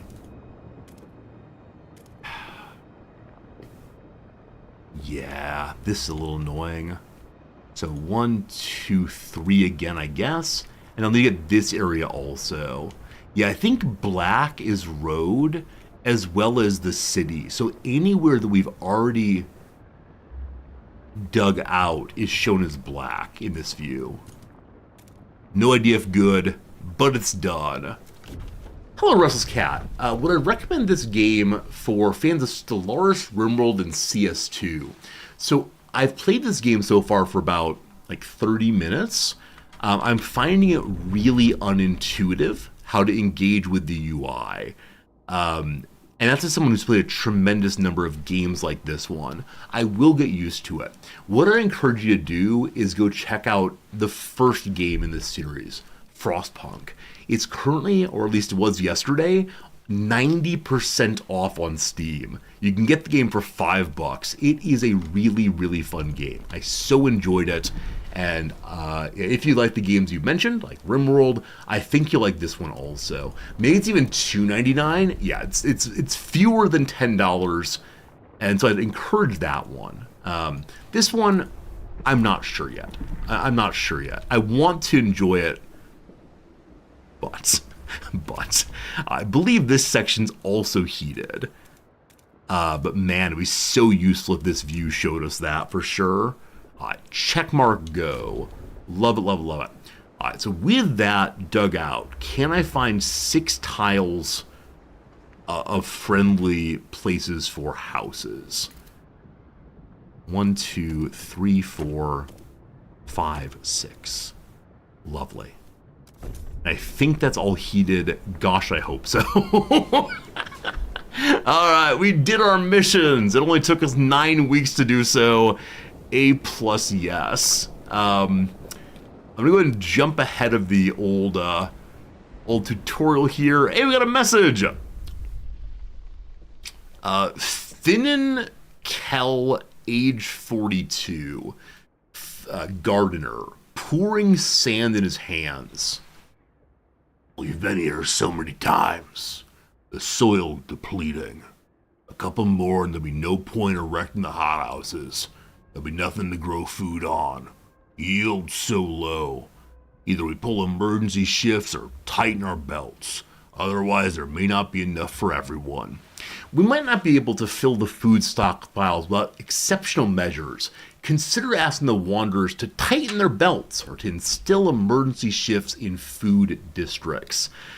So, our first question of the playthrough, and apparently, eventually, we can ask Twitch chat to figure this out for us, to make you all vote. But do we ask our people to eat less food, or do we ask our people to work even harder?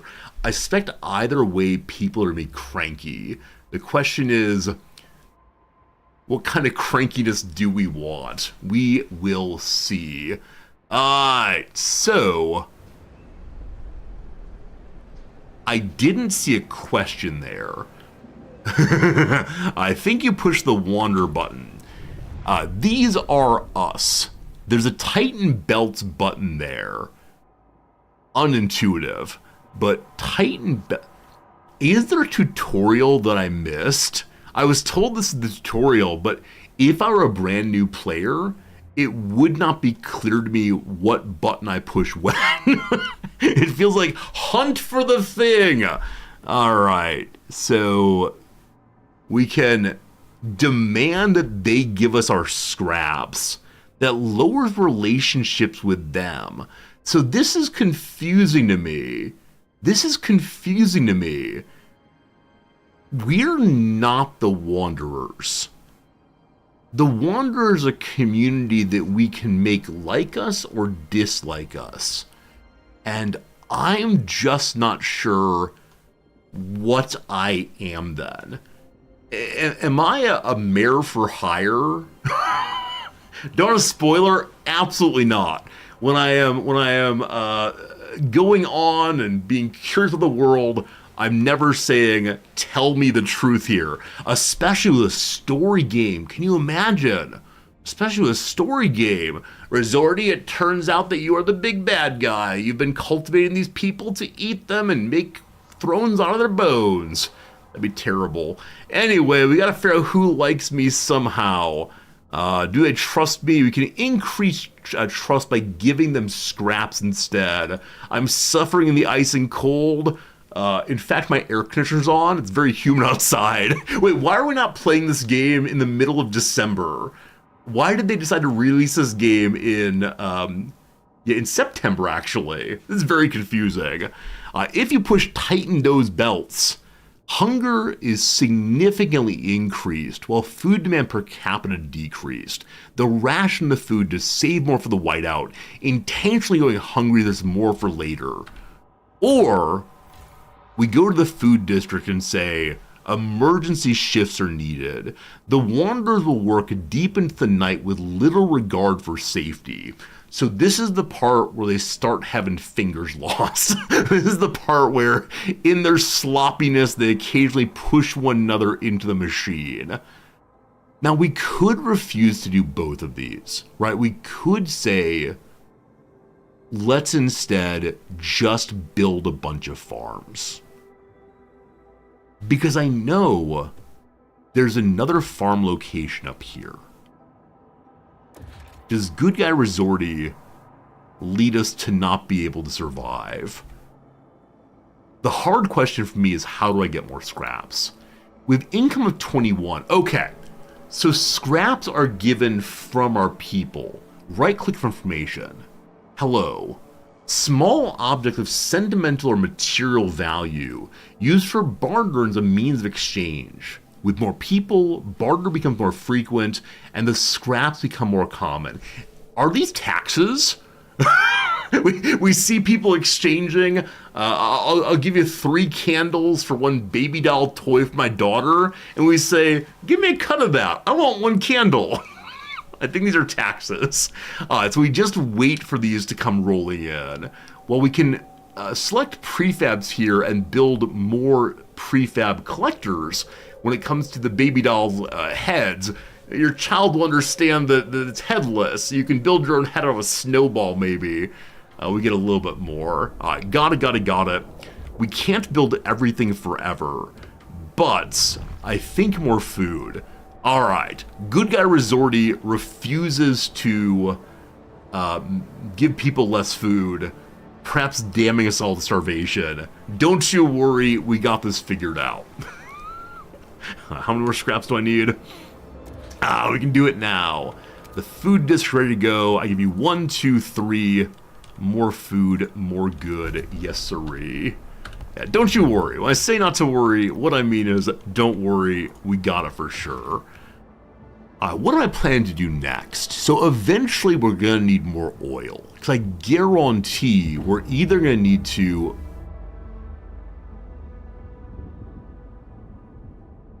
Deadly cold. Due to the cold, some people have died. So I guess because I didn't have the second district built fast enough, people were exposed. Now, couldn't you have held on for just a moment longer? We've established heat and shelter for our people, except those few other guys. They've become reminders of what happens if you don't huddle together enough. We must now turn our attention to the incoming whiteout. First, we must frostbreak to small patches of fertile soil suitable for growing food. Already done, check. Then we must store it in easily accessible depots. We must move quickly so no one starves. This game is now toying with my emotions, killing people. I see, I see. Now, we've secured our immediate survival. We must stockpile as much food as we can before the whiteout forces us to take shelter. To do that, we need to produce more food than our demand. We must be ready. So, we have the one food location made. We're in the process of making a second one right now. We are currently under food by 13 and under housing by 4.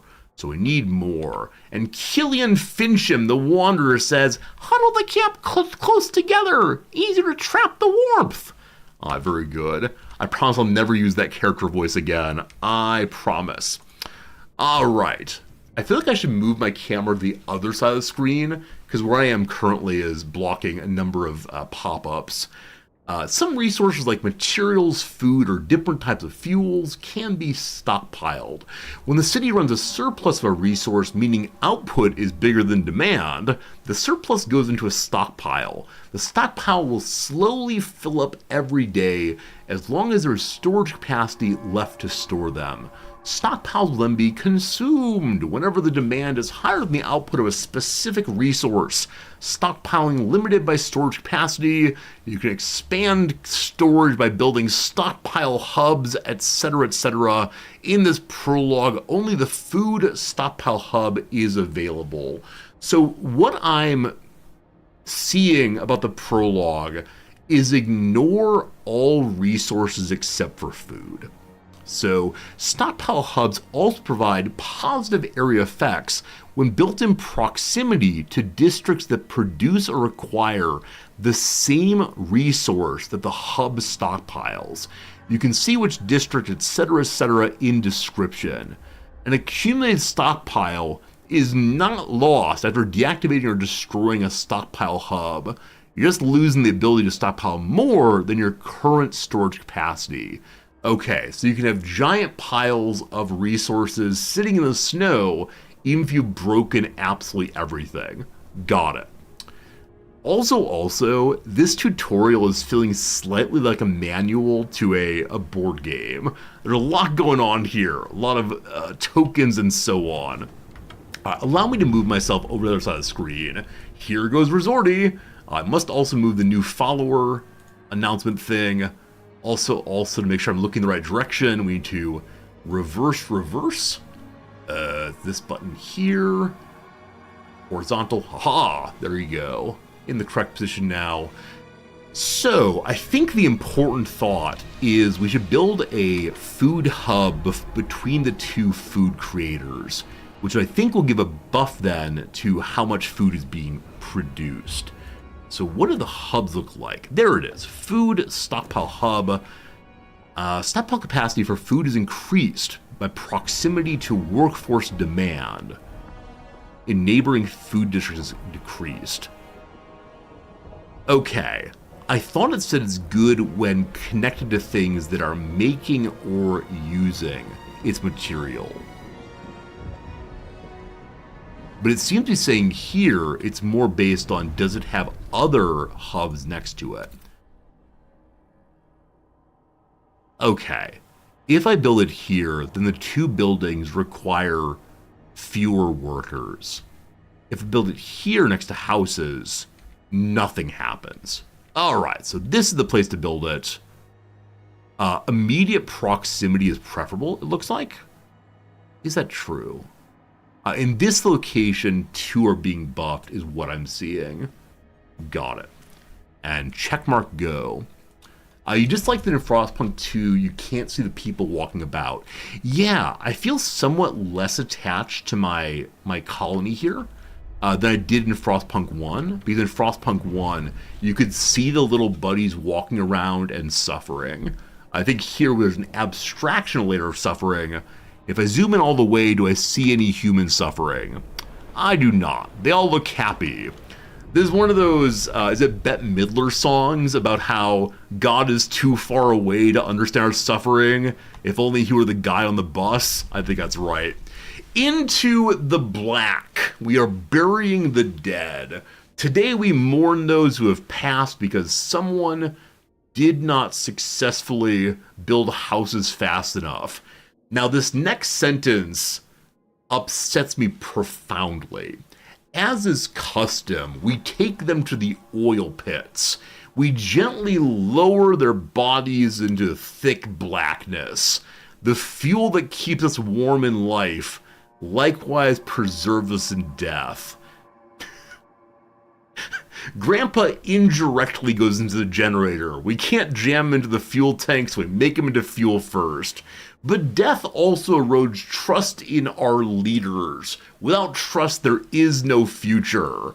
So Grandpa goes into the machine, but they don't like seeing that happens. It feels a little ridiculous that my response to this important ritual of our people is, I see, understood, thanks. I now believe that I'm a robot. I believe that these strange human feelings, beep boop, beep boop, make no sense to me. Fascinating. Fascinating. Abstracted suffering makes you a worse leader with no bleakness. But what I loved about Frostpunk 1 was the hard choices in which I felt with feelings. Something like that. Holy moly, we have to have 40,000 food saved. We are currently gaining 32 per something per day. Friends, it's time for math. There are 65 weeks remaining. 65 times 7 times 32 would be the thing that I would type into my calculator. So assuming no population growth, no babies allowed, also assuming other things, I forgot what now, we get 14,500. Thank you, math friends. We have the food thing coming online, but we are nowhere near constructing what we need. Now, luckily, I wish when you zoomed out, you could immediately see where the resources are. I think you have to bring up the construction view instead. There we go. So immediately we know that there are more places to build food. And because we know that the prologue only cares about food stockpiles, I think we need to go this direction. I never factored in the food they'll eat. I intend them to starve for the next 65 weeks. What's wrong with that? Oh no, I made a mistake of taking the word problem and putting it into the calculator wrong. Oh, time to fail, what, 3rd grade? Or I guess 3rd grade is multiplication. Something like that. Alright, let's get driving forward again. So obviously we need the construction stuff, right? That seems important. Materials. We don't really know what materials are yet. Here, we push the T key. Friends, welcome to materials. They're used to maintain. Maintenance. They can be used to manufacture prefabs or goods, etc. A shortage of materials contributes to squalor and causes districts in the city to fall into disrepair. You can extract materials from frozen forest and iron vein deposits. Depending on the type of deposit, different buildings will be built within the district that's placed on the deposit to increase its output.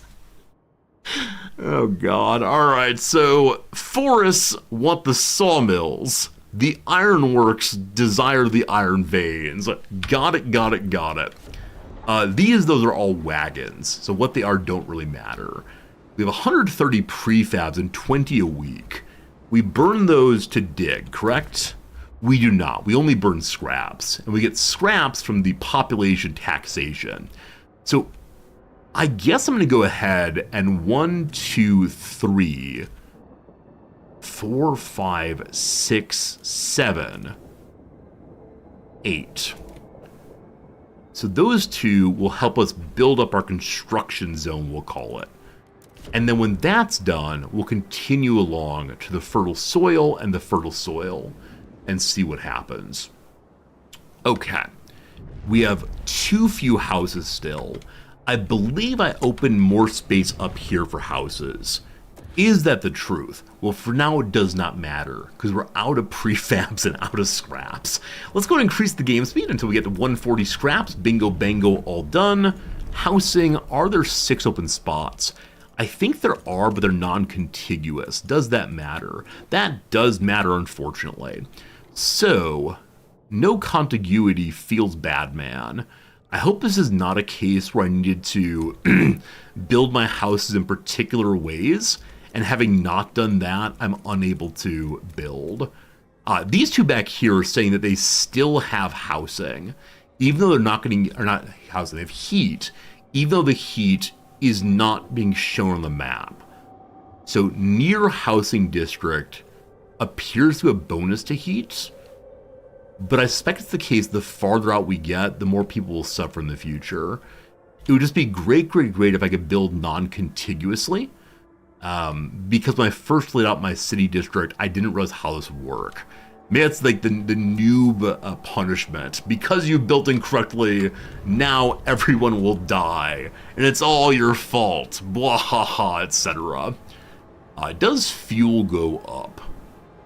We have no spare oil, because we are simultaneously using 60 and getting 60. Another stream showed you that farming districts have a bonus to heat. Is like the fertilizer wafts off, or by the power of photosynthesis we get some bonus sunlight? I'm just not sure. Okay, for more ice breaking, 30 scraps. So one more tick and we continue on. There we go. Alright, bring me 1, 2, 3, 4, 5.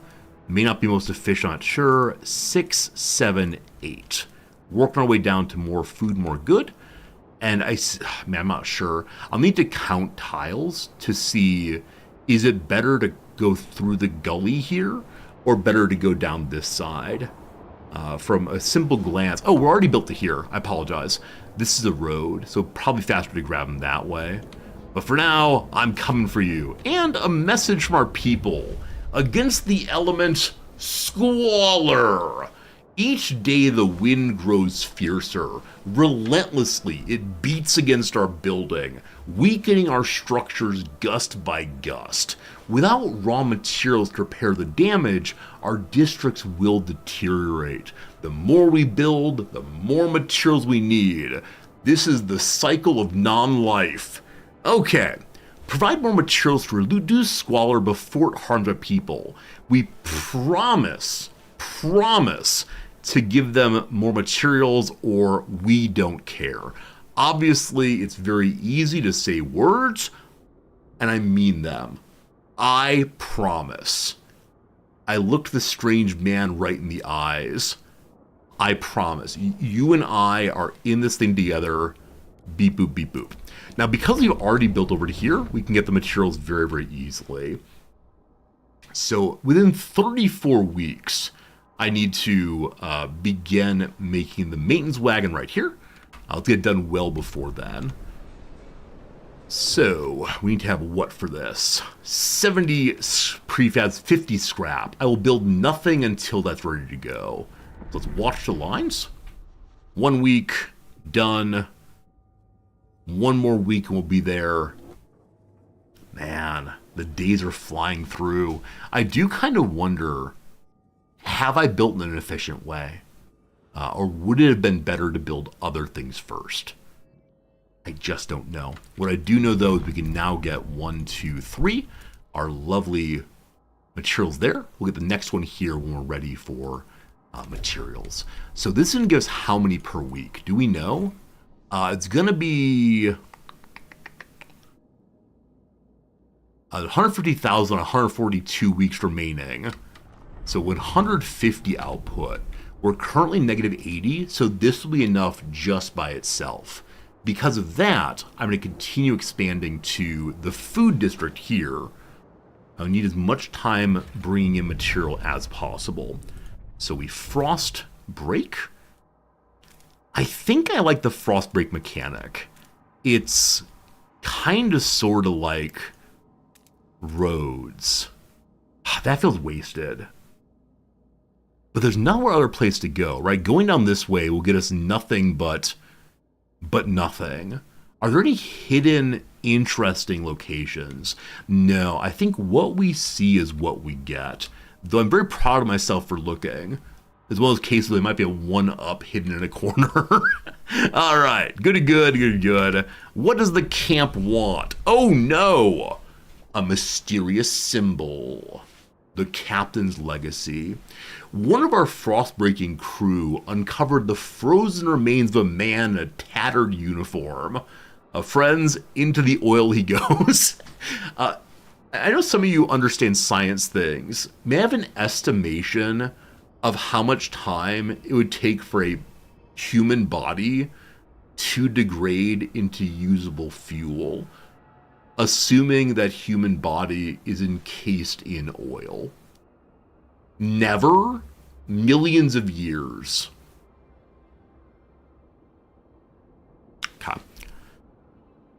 The person's shoulder patch reads New London Scouts, 3rd Platoon, and he bears an obscure insignia. Some of our elders claim it belongs to a military organization, while others argue it has religious significance. Maybe you've heard of New London before and can settle their debate. Define usable. It's ready by next Tuesday. See, Selden, you're hired. Even though you've offered me an absolutely ridiculous timeline, you're the one who I can then say to my investors, it'll be done by next Tuesday, and we run away with all their money. I like how you think, Selden. You're hired. All right, what happened in New London? You'll recall that New London's where the game starts. You recall that you can go down the path of order and become a fascist state, or you can go down the path of faith and become a theocratic fascist state, your choice. If we choose order, we then say New London's a city of discipline that follows strong leadership and where militant squads keep the peace. This will create a continuity in which New London has embraced order to survive. Or it's similar as faith. New London is a city of devotion that established a new religion and follows a zealous clergy. It creates a continuity in which New London's embraced faith survive. Or, I've never seen this before. What's the line from Westworld? Doesn't look like anything to me. This creates a continuity in which New London is leaned on either order or faith. And so I guess we get to decide later, or maybe make a strange hybrid of the two. I'm not sure.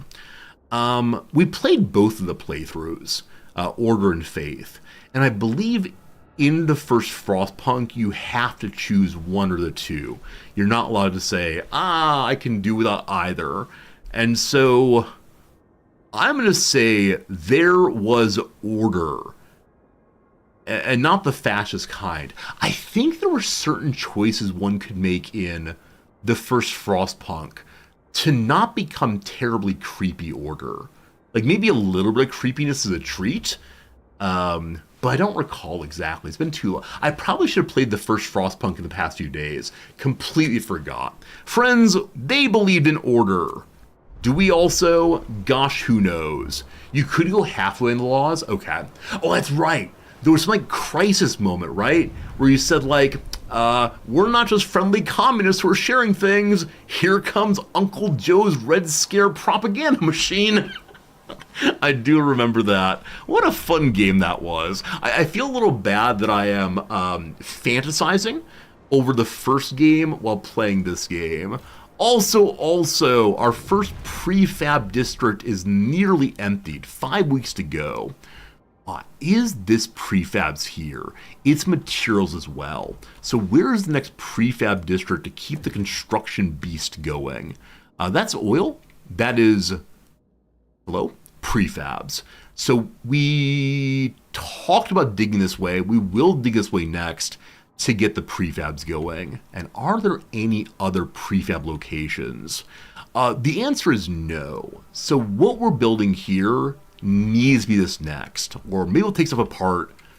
I'm not quite sure. So breaking apart comes next. 300 workforce. So at this point, everyone is laboring. Population goes up. 22 people are sick. How dare they? And we need to have how many people for this? 300. We're just under the workforce we need. Many games suffer from being different from the original. Yeah, this is like when Crusader Kings 3 came out, and so many people said, I love CK2. Why do I play CK3? Same thing with Darkest Dungeon, right? So many people loved Darkest Dungeon the 1. And then Darkest Dungeon 2 came out. And so many people were disappointed in large measure because they expected Darkest Dungeon 1 and 2 to be the same game. Hello, Sai. How am I liking this game? It's too early for me to offer a definitive judgment. I'm less fully taken by it than I was taken by the first one, but I'm enjoying myself. Now, how much of my enjoyment is due to talking with you fine folks, I have no idea. Things are happening. Treya Cleghorn, age 62, a seamstress, so that others may live. My knees ache. My fingers so stiff I can't hold the needle anymore. I've lived a full life. It warms my heart to see little Betty and Jacob play by the evening fire. But maybe this is it. I've talked with the other elders. If it comes to it, we will go. I won't let my grandchildren starve. Some people are ready to sacrifice themselves to lower the food required. May we keep them alive? Good Guy Resorti insists the old shall survive until the time they go into the oil bucket. we refuse to put them in the oil bucket early. All right, that's nice. So if there's insufficient food, they'll go first. Cool. I mean, not cool, but gosh, we try. There was something else I was thinking about. Right, we have to go this way next. Enough materials! Good work! We're now gathering enough materials to maintain the district. Time to focus on stockpile food for the whiteout. Relations improve, trust rises. They believe in me. They believe in me. Do you let's not ask that question. I believe in myself. Let's focus on the food. One of the organizations in the US is called Focus on the Family. We focus on the food. Right, squalor is now going down because there's enough materials. The one thing we have insufficient of is heat. Okay, the furnace produces 120. We need 160. I don't know what that means. Like, I understand what it means to have extra houses. I understand what it means to have extra food. I have a pantry upstairs. But heat is not something you can hand around.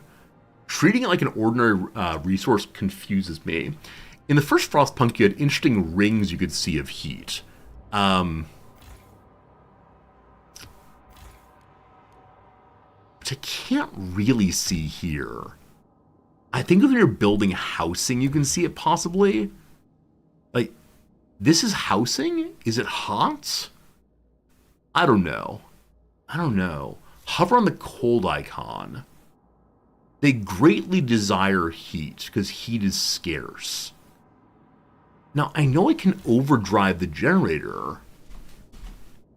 Yeah, so I see the demand goes beyond supply. Am I allowed to save heat? That's very strange if so. If we go for a little tiny baby part of overdrive, increases generator efficiency, but also increases wear. Maximum wear will cause malfunction and result in casualties. Well, that's no good. I can't move it up, so I wonder if it's either 0 or 100. Oh, you know what? It's saying overdrive is going. If we turn it back off, does this go down to 0 again? Looking like no. So I think you have 100 points and then explodes. There you go. You can lower workplace at locations to lower heat requirements.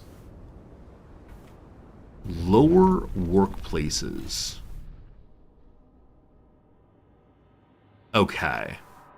So instead of sending 150 people there, you send fewer.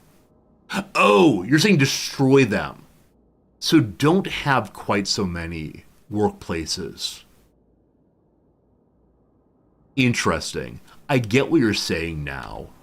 So maybe I'm producing too many materials, though I only have the one material. The only thing I have more than one of, I think, are the food locations. Who knows? You don't have to destroy them? Okay. Well, we'll figure out eventually. Now, I dug to this thing. We're waiting to build that. That was the main goal of this bit of the playthrough. More, what are you again? Construction wagon needed. Right, first though we gotta dig to it. Bring me my digging tools. 1, 2, 3, 4, 5, 6, 7, boom, more oil. And I guess we head in this direction next for more food. A seal colony. Oh, I thought we're just like building farms and getting potatoes. But no, would you care for some potatoes along with your seal? That's nice. Over here, what we got? Over here we got fertile soil. Yeah. Oh, tasty seals. We should have gone there right away, I expect. Should have done that. When did London grow seals? This is New London. Some fine British people went to marching to the far north in order to find... why did they go north? Oh, because there were riots. There was riotous conduct in the homeland because poor people found themselves freezing to death. I don't understand why they did that, except maybe rioting kept their bodies active and they stayed warmer longer. Anyway, we came to the north 30 plus years ago, to find a safe place where some generators built. The British government spent all the money that could help the poor people to instead build these giant generators, which heated an area and kept some people alive. If you wanted to, you can make a choice of do you let the rich people in ultimately, but anyway, that's the future. A note from the seal colony. It goes, Aiden Fincham, age 47 and elder. Why are they calling people age 47 elder and age 62 useless old person? Anyway, shocked at the sight of seals. Are they primarily O-rings? I think an O-ring's a seal. Seals! I can't believe my eyes. We haven't seen them since before the Great Frost. How do they survive? There's enough meat there to feed everybody. We're saved. But should we slay them if the Lord spared them from the end of the world too? Alright, so our religious folks do not want us to do the Noah's Ark thing and bring the population down to only 2. I mean, as long as they got 2, they can baby, etc. I don't mean to be rude, but I don't care what the Lord wants. I am the Lord here. Some of you said later in the story we'll learn who we are or what we're doing. For the moment, given our omniscience and our perspective of being far above, I am God. Done. Done, done, done. Please don't unsubscribe due to my obvious blasphemy. I swear it's just jokes. Everybody loves jokes. We dug down to Foodville here. I would like to build in Foodville, but I want to make sure I have enough materials to build the construction wagon prefabs first. And that takes what? 150 plus 70 plus 50. So we have that right now. And how much for the food thing also? 140.60. So with the power of mathematics, we can see we should hold off till extraction o'clock on that. So wait for Frostbreaking to go. Very good, very good. Engage in blasphemy, get new follows. I see how this works, chat. I see how this works. All right, so this machine is broken. There are no prefabs remaining. If we destroy it, we get back some materials. I can't think of any reason to keep it around other than as a monument to how things once were. That's fine though. Who needs to remember the past? I look forward to repeating it and doing as well as did the first Frostpunk, possibly. I believe that extraction, that's not it. Frostbreaking is done. Bring me a new one of you, thank you. 1, 2, 3, good. Okay, when that's made, I sure would like to get some seals. I'm guessing that getting seals gives one more food more quickly than the farming does. We'll add farming afterwards. Now, how is the pool of oil going? 89 weeks more. Okay, have we dug our way to this thing yet? It is hard to tell. Oh, we've not yet dug to there. So, we don't need the oil yet. Wait, 89 weeks it said? 89 weeks? 88 weeks, we're fine. As long as we don't need to burn a bunch of fuel during the whiteout, we're okay. Guessing that going into the cold period, we're going to turn off all of our buildings.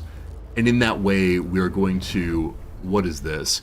In that way, we're going to save some heat. With that said, the wind is getting colder. It's coming.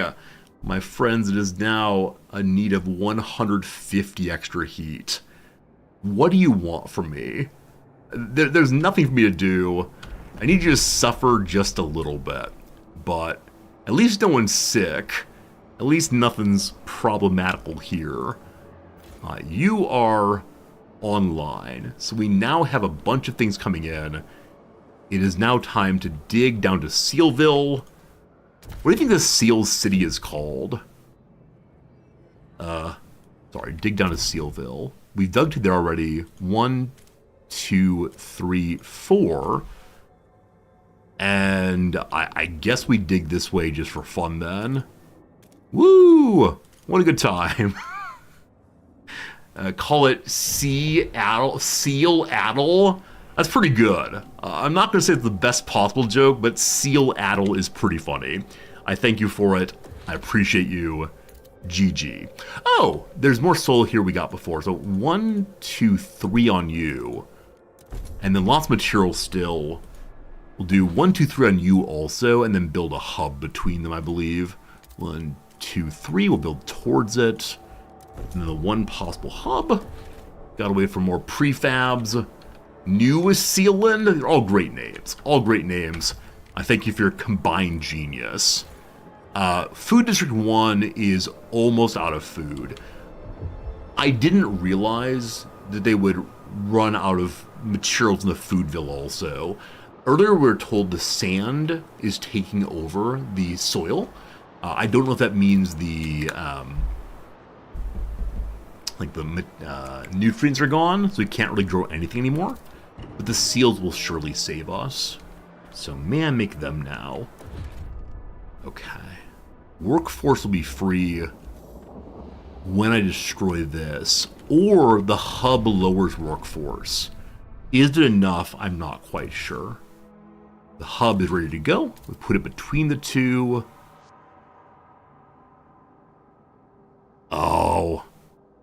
Is there no place where it hits both of them?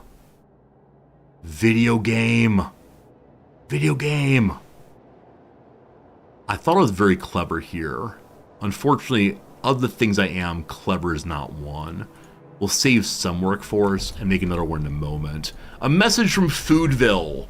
Our people are freezing. Incoming cold crisis. The workers in frostbaking crews have begun to suffer casualties from exposure. They're asking us to provide more heating before the cold takes a further toll. We know we need to bring in as much food as possible before the whiteout, one elder says, but we can't let the people freeze in the meantime. Extracting enough oil will allow us to produce heat, while building enough housing will protect our people from the cold. We require both to keep our people alive. Provide heat and shelter. Houses and fuel. Oh! Are they burning oil in their bedrooms also? If so, I hope they're keeping a window open, or have carbon scrubbers, your choice. I thought we had sufficient oil. That said, I'll promise anything.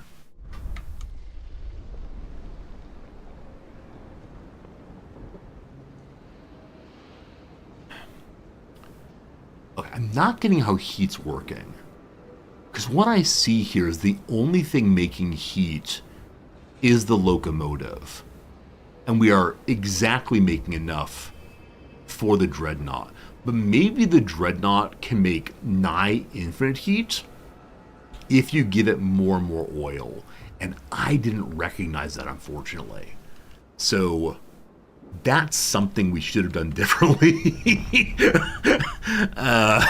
Good. Learning, knowledge is power, etc. So I told them I'd do better. What's up? The whiteout draws near. A sacrifice. Come on. Video game.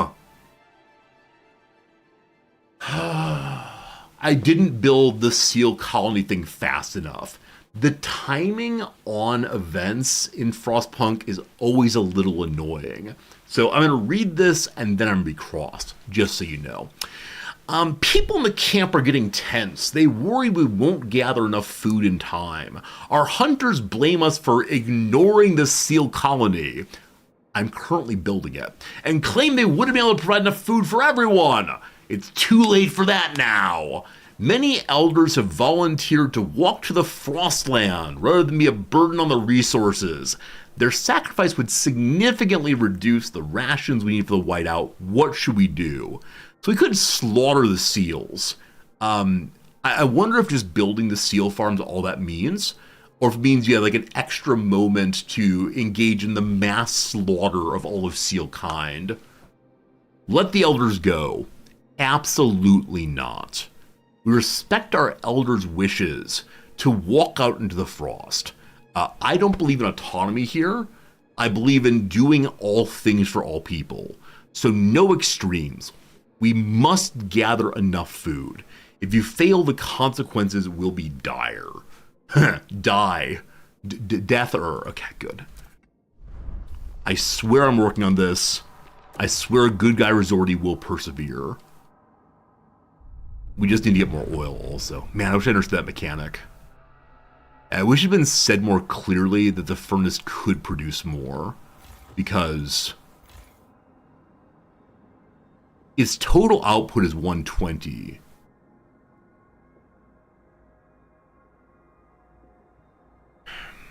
Does that mean the total current output?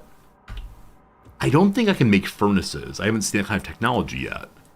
So what if I click on little houses? Hello, little houses. They demand heat. Heat from the generator, etc., etc. I got no idea. That's very confusing. We'll figure it out eventually. I promise. One of these days it'll all make sense to you. Don't you worry, don't you worry. All right, we're waiting for 200 workforce, 140 prefabs. In a moment, this will die, and with it our heat. Gotta fix that. So, what do I not need that I currently have? I could pause this food district for a moment. We'll be bringing in less food, but I bet seals work more efficiently, more better. So, we need more prefabs. Is heat produced by districts? I don't know. I don't know. That's one of those questions I find interesting, but I do not know the answer, unfortunately. We're waiting on the prefabs. Also, we'll get some workforce back once this thing is finished. I'm spending way too much game time paused. I realize I keep thinking I'm unpaused. I'm the kind of gamer that needs the word paused emblazoned across the middle of the stream. If one of you make a mod that will allow me to do that, I'll be very, very happy. Alright, we have only 14 workforce available. Oh boy. Oh boy. So housing districts require workers.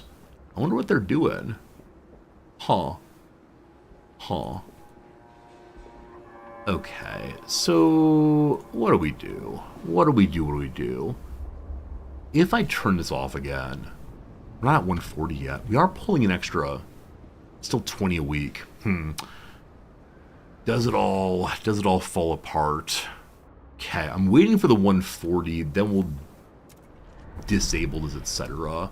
143, there we go, back to the pause. We disable you to get the workers. Its output is 45. I want to see how that differs from the seal farm instead. So, seal friend has 40,000 food availability, where this one has 3,000 remaining. This one has 15,000. Yeah, the seal farm really is the big food location, I believe. You are now pointing down. What does pointing down mean? A slight decrease in efficiency. There are fewer people working there. So I wonder, as folks got ill, if they stop working at locations and it slides itself down. Not sure. Also, I see there's a ton of scrap. So let's give our people their taxes back. There you go. Let's take their scrap. I apologize. Return their scrap. There we go. We gave them scraps. They'll make use of it if they survive. Tax refund holiday. Please use it to buy some heat. Thank you. My friends, another hour's passed. Been live now for 2 hours and 30 minutes. Time for a quick little ad break of 3 minutes, during which we'll do the crossword puzzle. I thank so many of you new viewers coming by and hanging out with us. It's been a lot of fun. I hope you're enjoying yourself also as we learn this new game bit by bit by bit. Also, YouTube viewers, you require the same. YouTube viewers... Are we live on YouTube? We are, actually. I apologize.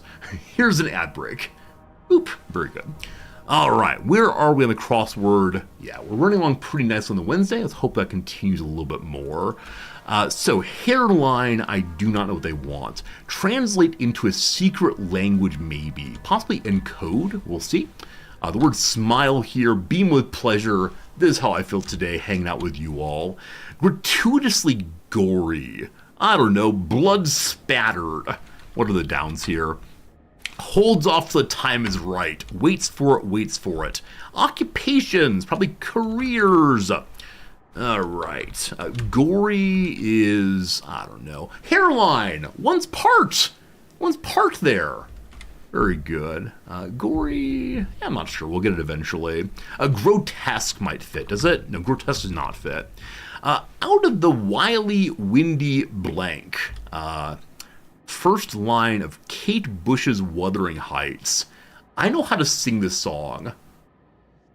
It involves, like, referencing Heathcliff and having some very high singing. I think it's moors. Out on the wily, windy moors. Good. Hey, reality's overrated. Thanks for the Prime sub. 21 months. I almost said that's 3 weeks. Close enough. I appreciate it. Thank you very much. What birds gathering gaggles? How about geese? Capacious vehicle. Capacious means to hold a lot of things. Probably a van. When are we going to get there? Guesses. An ETA's. A significant other flatteringly. My better half. Good. Organization for the Ducks and Canucks. I believe they're both National Hockey League sides. Imaginative redhead of Green Gables. Anne of Green Gables, surely. In a way, sorta. A boot brand known for its yellow accent stitching and painful break-in period familiarly. My wife is so proud, that is to say my better half, is so proud of having some original Doc Martens. She got them back in the 90s. I had some and got rid of them long ago. A legal claim placed on a house. The lien, surely. Strategy for sending a message to lots of inboxes. What's that called? I'm sure some of you have it instantaneously. What's it called? Mass mailing. Mass mailing. What's the down here, though? Corrected. That's amended. So it's not mass mailing. Unable to sign for delivery. Not home. Or speaking very quietly to his stream because he does not want to answer the door. A fuel-toting trailer for Gordon, Emily, or James in the world of Thomas the Tank Engine. That's coal car. So email something. Stinging remarks of Barb. Email bots. Adjective on many baby shampoo bottles is gentle. Email blast. And with that, we are done with the ad break for now. We pause the game and return to it in 1 hour. Thank you for still being here. I hope you enjoyed the crossword. I hope you tolerated the ads. And let's see what more we can get done. Reduce cold to minor cold. So yes, I think I fully misunderstood how heat worked. Had I understood that, I probably would have pushed more oil. It's getting worse. Did I finish Monday's puzzle? I can't recall. Yeah, I don't remember. We can look next time we're in crossword break. Oh, it's all so bad. Everything's falling apart. At least we have food districts going. So we're positive on food by quite a bit. I hope that continues. We got to get other oil things going. I wish I had understood the oil thing more. That would have helped quite a bit in our playthrough this time. That's fine, though. We need more workforce. Is this the prologue? Allegedly, yes. Allegedly, prologue. All right. You can be turned off. So we're going to stop producing food in order to hopefully produce additional oil. Is it too late? Maybe. That's okay, though. You know, occasionally one stumbles a few times. I think even the intro said, it doesn't matter how many times you fall, but how many times you get up again. So over here, there's nothing else to build to, so we'll have our little ice scrapers just work in a circle, because circles are fun. All good, all good.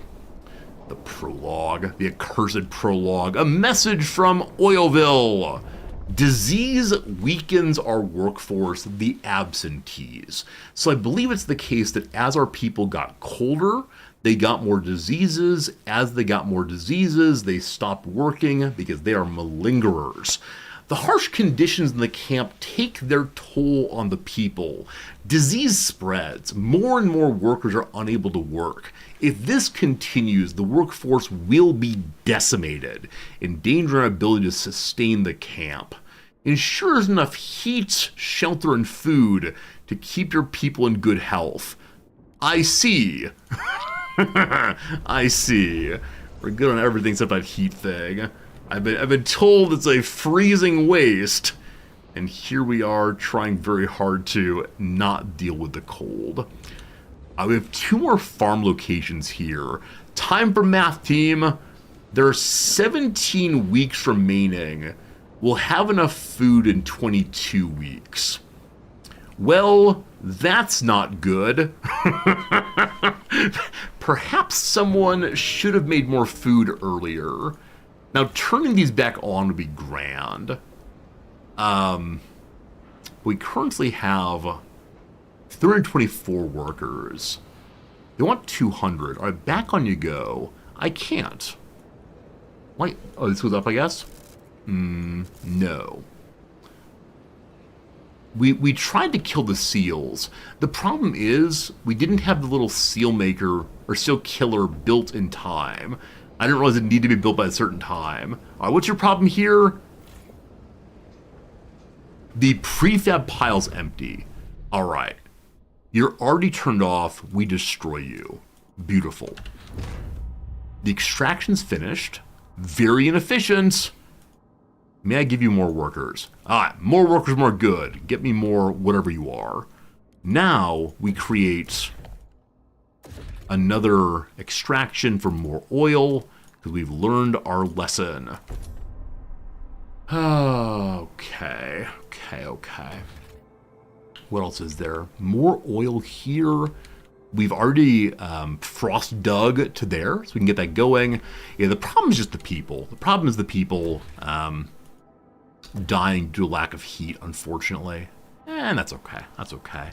So perhaps I should have put more oil production in before I put in more food collection. I believe I got bamboozled, jebaited, whatever phrase you prefer, by the belief that I needed to stockpile food most of all. 19 weeks versus 15 weeks. How do I make my people healthy again?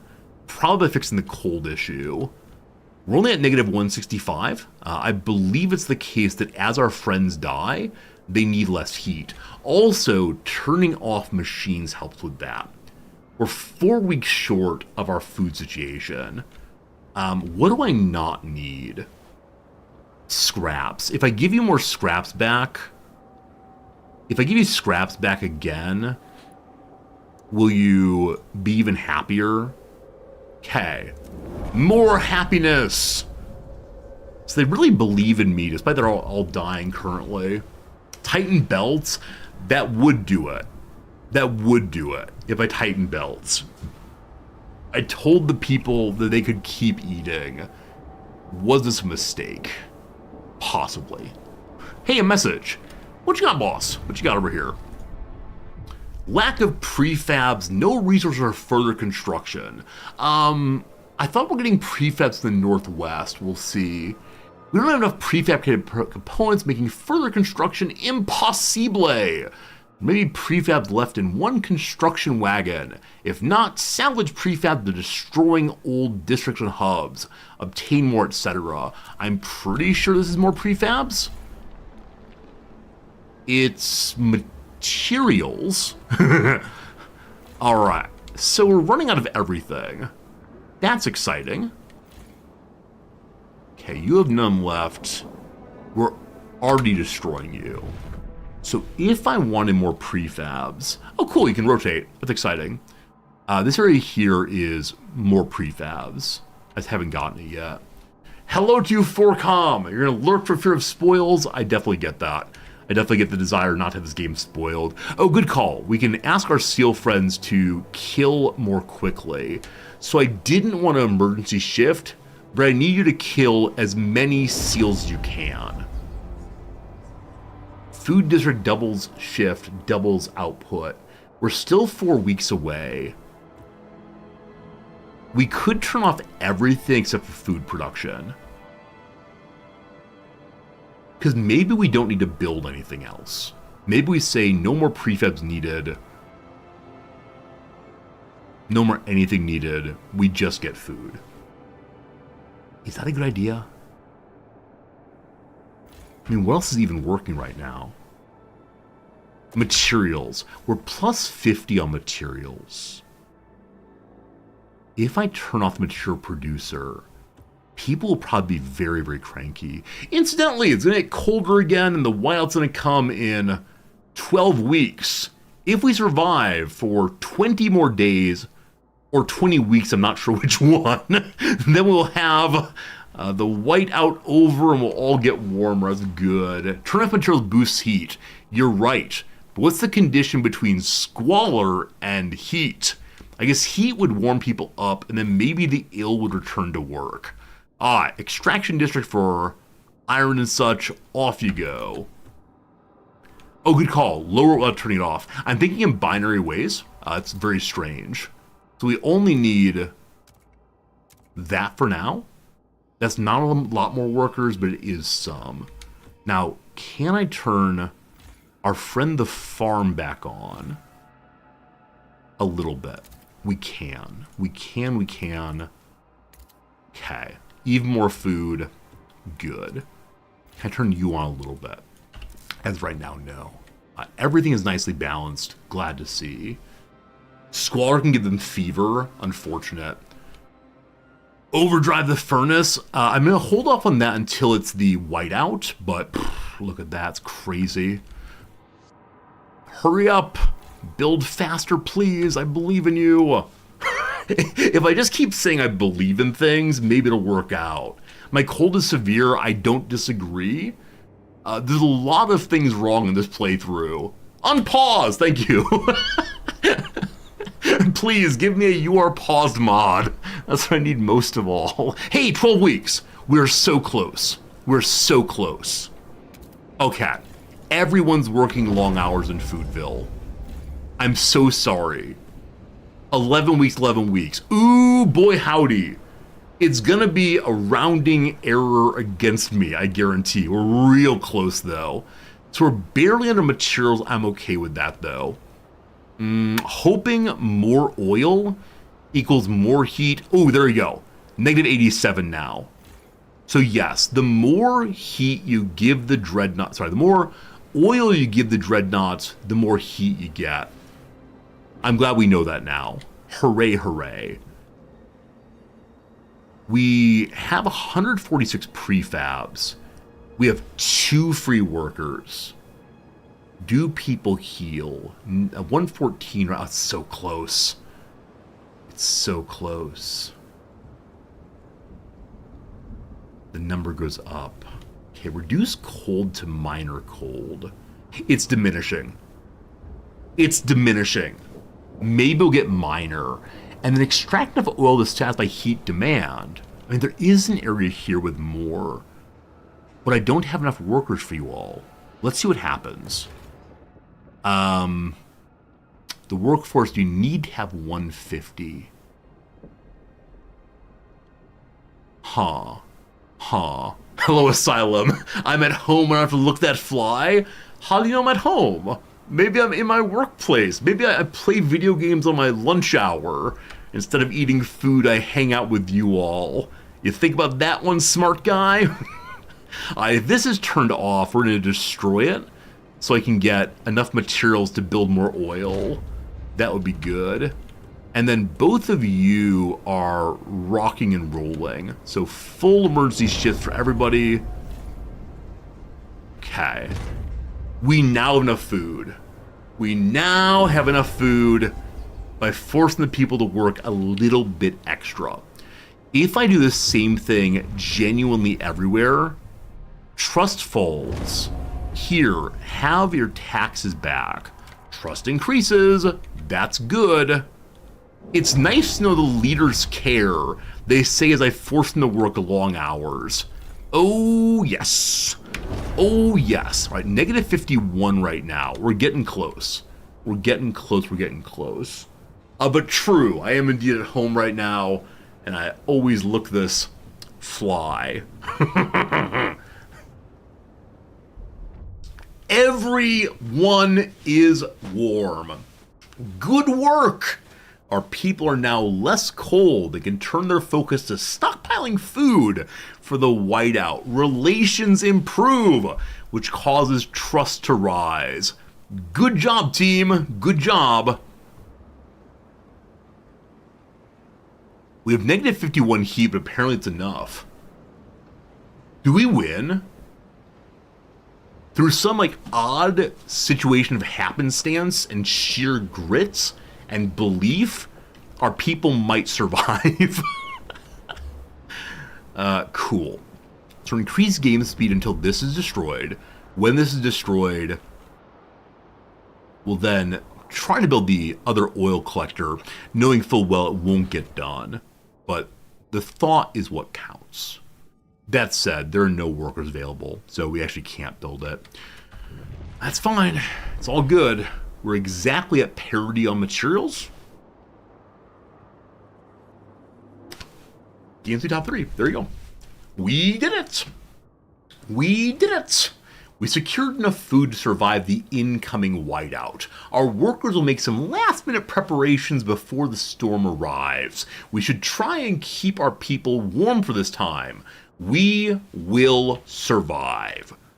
Try to keep them warm. So we're going to overdrive, I believe, as the storm comes. Now we wait. I look forward to seeing how whited our map becomes. So with the food we have, we don't need any more. Though if I stop producing food, will we find ourselves without enough food because we're then consuming more producing? I'm not sure. Cat. 15 weeks there, 9 weeks there. I'm going to turn this one off. Do I now have enough workforce? No. Because you can't build without the bonus, without a full workforce, it looks like. Okay. I'm turning you off also.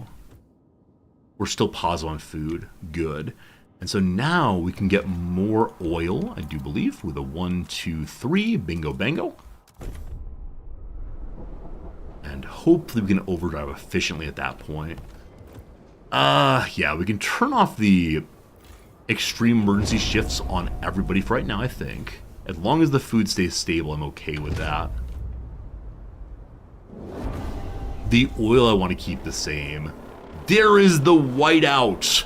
My friends, it's white out there, and everybody's real cold. Everybody's real cold. So, we have no spare oil. Oh, I was going to push to overdrive, but we have a little video instead. Against all odds, the Wanderer's survival. When the whiteout hit the camp, the Wanderers were ready. Everyone was thankful we acted fast and gathered enough food in time. The miracle of the seal colony strengthened our hope that our journey will lead to a promised land. Manna from heaven or seals in the sea, all the same for me. Our elders have added this story to our great tales, alongside warnings about a sinful city that still pumps smoke into the sky. I believe that's further evidence for the city from the first game. New London is the opposition in this game. Well, that's something. Okay, I gotta say, the more we played into the prologue, the more I like the game. The first 20 minutes or so, I had no idea what I was doing. Still not the most efficient play, still not the best of play. We were playing at, Captain DLC, or Captain difficulty rather, and it feels like that's a good difficulty for me. It's one step up from the first mode, and that's alright for the time being. But yeah, I think as people come in now and say, Resorty, what do you think of this game? I'm going to say it's importantly different from the first one. It feels a little bit more standard colony builder than the first one, which was so, in my view, genre defining.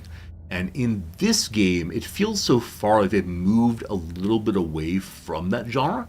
But we'll see what happens in later missions here, whether we get more of the clear demarcation of heat. I think I'm struggling with that a little bit, but I'm excited to see what comes next. My friends, we have survived. The prologue. Woo! Got achievements! No lesser evil! Ensure the Wanderer's survival, saving the seals. We survived the end of the world. I'll go away now, don't worry.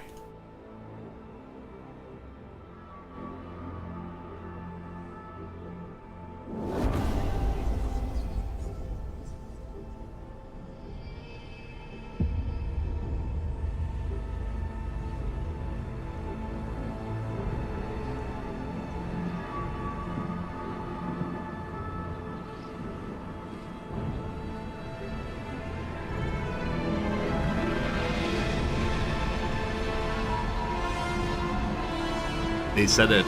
They said the name of the game. They said it. The old captain's dead. New London is weak. Food is low. Overpopulation looms. Coal is running out. People yearn for the mines and a future worth dreaming of. But is it the same future for all? Keep the city together.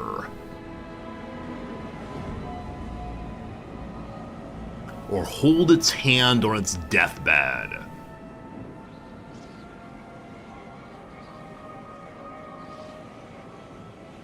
Chapter 1, Scraping the Barrel. Oh, are we playing as our first city again? Oh, wow, what like, reverso, changeo. So I thought it was a totally different game. I'm shocked. If the devs were going for players of the first game, saying things like, this is really different, I'm confused, I guess we get to play as a sinful city now. So the captain is dead. The intro to this game was a video in which some woman, I'm not sure who she was, took the player character of the first game and pushed him out into the cold to freeze and die. And so the captain's dead. As he weakened, growing divisions brought city maintenance to a grinding halt. Now, New London is left to suffer the consequences. As steward, it's my charge to lead, but you must prove it yourself. The overcrowded city is low on resources. Use a warmer year to build more shelter, secure coal, and power the generator back on once more. Let's get to work! Oh, this is crazy. I do wonder how the player who never played the first Frostpunk feels in this moment. Because I'm just surprised. So that early question, you might recall, that early question of in what way did the city go? Did New London go for order or religion or neither? I thought was going to inspire our wanderers to either set themselves out as the people who are against New London or with them, but instead they were seeding this moment right here, where this is the New London that you remember. Huh. That's striking. That's really quite striking. I feel struck. So yeah, here we are. There's the mighty generator. It sustains us, hopefully. And I can't click on it right now. Oh, there it is. Okay. Hello, beautiful. Someday I'll overdrive you. That will be good. They have genuinely no coal. So things are kind of dicey, rocky, cold right now. Empty building slot. I don't know what goes there. There's a button to destroy the generator. I'm glad you can't do that. Alright, so frost break your way to a shallow coal seam and construct an extraction district. Also turn on the generator. Also get some new houses because people are freezing. Also we're out of food. Also we have limited goods. We have no materials. What are these? Coal. Instead of oil, we use coal. Cores. Alright, lots of good stuff going on. And how crazy is it to be able to dig in areas other than the city? This is all very different. Also, good eye. There are a ton of factions down here. From the New Londoners, the Frostlanders, the Stalwarts, to the other peoples too. Gotta keep all the factions happy. Wow. Okay, so there are a lot of places for us to ultimately go. We have a warm year, they said. We see it's getting colder in 40 days, and then again in 40 days after that, and then warmer afterwards. So where is the nearest coal? What's this? The old way station. Resource of Frostland teams. Ruins of an old way station battered down during the whiteout years. We can restore it as a rear base for exploration. So again, a way to get on the big map and explore more. Over here we have some spots of frozen forests. So forests can be used to get wood. Wood is a material to make our people happy. More farms and such.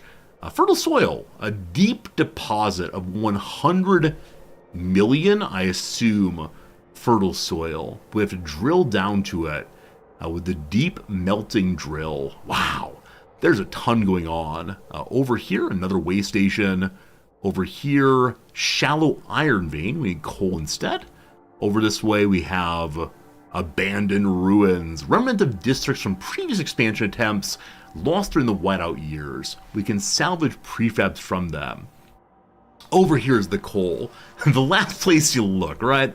It's a shallow coal seams. These are all listed as shallow. Obviously, the near ones seem right. So, we have a new button here. Building construction button. We can get our own research institute or the council hall. We'll deal with that after we have coal again. So let's get digging, team. And we can see we've dug to here. There's our little blue there with some heat. If heat there, we should definitely go ahead and create housing there soon enough. For now, though, I want to grab both of these. So 1, 2, 3. I don't know if you don't dig onto them what happens. Whichever way. 4, 5. I think straight on through makes sense. 6, 7, 8. We're going to have access to quite a bit of coal after that's done. So, check mark, get to work. Okay. At the same time, we see a bunch of cores and prefabs and heat stamps. So heat stamps look like money. Heat stamps are actual taxes. Our people are paying less taxes they would otherwise because they don't have their goods need met. They want stuff they're not getting, and so they're protesting but not paying their taxes. They've read some Henry David Thoreau on civil disobedience. They're having a real good time. I know if I build more houses, it will lead to greater demand for heat, so I'm going to hold off on that until this is done. We can watch the little Frostbreakers work. We can also say hello to our people. So Frostlanders say adaptation is the only way to live in the frost. You can fund a project for them. There's a beneficial project, we don't know what it is. Or we can raise funds. We ask them to give me more money, but they dislike it. Eventually, not just raise funds, but demand their funds. Requires guard squads. Force them to pay a large emergency contribution. Cat. We also have here the stalwarts. Progress to the glory of New London. Merit forges strongest. Reason for order. Order for control. These are the police. We can mobilize enforcers. We can fund projects. We can promote them. Publicly announce support for them or condemn the same. And we get money from them as well. And then last action hour are the New Londoners. Probably the ordinary citizens who have bee's eyes. There are 3,600 of them. Through technological progress, New London will thrive. So, technology, order, grit. Fine. The largest group is which one? The largest group appears to be the Frostlanders. Eventually you can de-radicalize the stalwarts. The community encouraged former members to leave the faction they've joined. So stalwarts become ordinary technology people instead. Got it. Hello, Vera. How's Frostpunk 2? We're just getting started, but I'm having a good time. It is surprising in some moments and really enjoyable because of that. I'm still figuring out how to play it. There are 8,000 people living right now, but they're stagnant. They need jobs. Insert references to yearning for the mines. So new districts here, ones we've not seen previously. The construction district, which produces prefabs by taking in just materials and heat, and logistics district, which sends charting expeditions of Frostland and transports resources between the city and colonies and outposts. Goodness. For now, I just need coal, if you please. So, someone didn't mind the coal, you big old dum-dum. Because of the continuity rules... Wait, what are these? Banner ruins. No, someone got distracted and just dug straight through to the other side. Well, okay. That was a fun start. Goodness. Okay, so... I'm going to ignore these because it's a sign of my error. Instead, 1, 2, 3, 4, 5, 6, 7, 8. We have access to a bunch. We'll deal with those later, but if you'd kindly ignore my errors and and say, at least this guy's friendly despite his mistakes. You know, that's all I want. What goodwill covers over a multitude of sins, surely. Yeah. So we wasted, 4 weeks in doing that? Fantastic. We're still burning through our food. Can't we see people walking around our city now? No, the decision really was to make in this game a different level of abstraction where you're unable to see the peoples. Instead, you're able to see, what is it, like a train possibly through our town? Monorail? Maybe. Okay, I believe the digging is finished, which means we can finally build some extraction. Now, we're able to build to 6 of them. Maybe they share the same building? I don't know. But I've placed 6 of them. We'll see how much actual extraction we go there. Or we get there, rather. The city is losing heat fast. Will the steward manage? Barely. By the skin of his teeth, I swear. The captain's dead. This man's name is Fungus. Is this an actual human name? Are there people named Fungus? Fungus Hickman. What a great name. The coal is gone. The generator off. We're all doomed. Doom, they say. Huh. So I wonder if the one building will use all the seams, or if I made that absolutely incorrectly. What a fun guy. I love it. Fungus named the guy who discovered it. Yeah, that makes sense. Mr. Fungus. Mr. Fungus is the... Oh, is this the world? We're zoomed out all the way. Is there an edge to the world? There is an edge to the world. So we know it's the case. There's a ton going on. He's actually Fun Gus. Maybe you've probably seen the Cinderella movie, right? Good old Gus. This adorable little mouse. Very, very stupid, but very, very sweet anyway. Alright, we got some extraction. Possibly. You can do it! Alright! An Unreal process has crashed UE Frostpunk 2. Something went wrong and the program crashed. Please describe in as much detail as possible what you were doing when the crash happened. Hello. I had just finished building my first extraction zone in the first non-prologue mission. I don't know what it's called. As it finished building, I scrolled out. Sorry for the bad news. Thanks for the good game. It's called Chapter 1? What do you mean the non-prologue mission's called Chapter 1? Alright, in the Chapter 1 mission. Very good.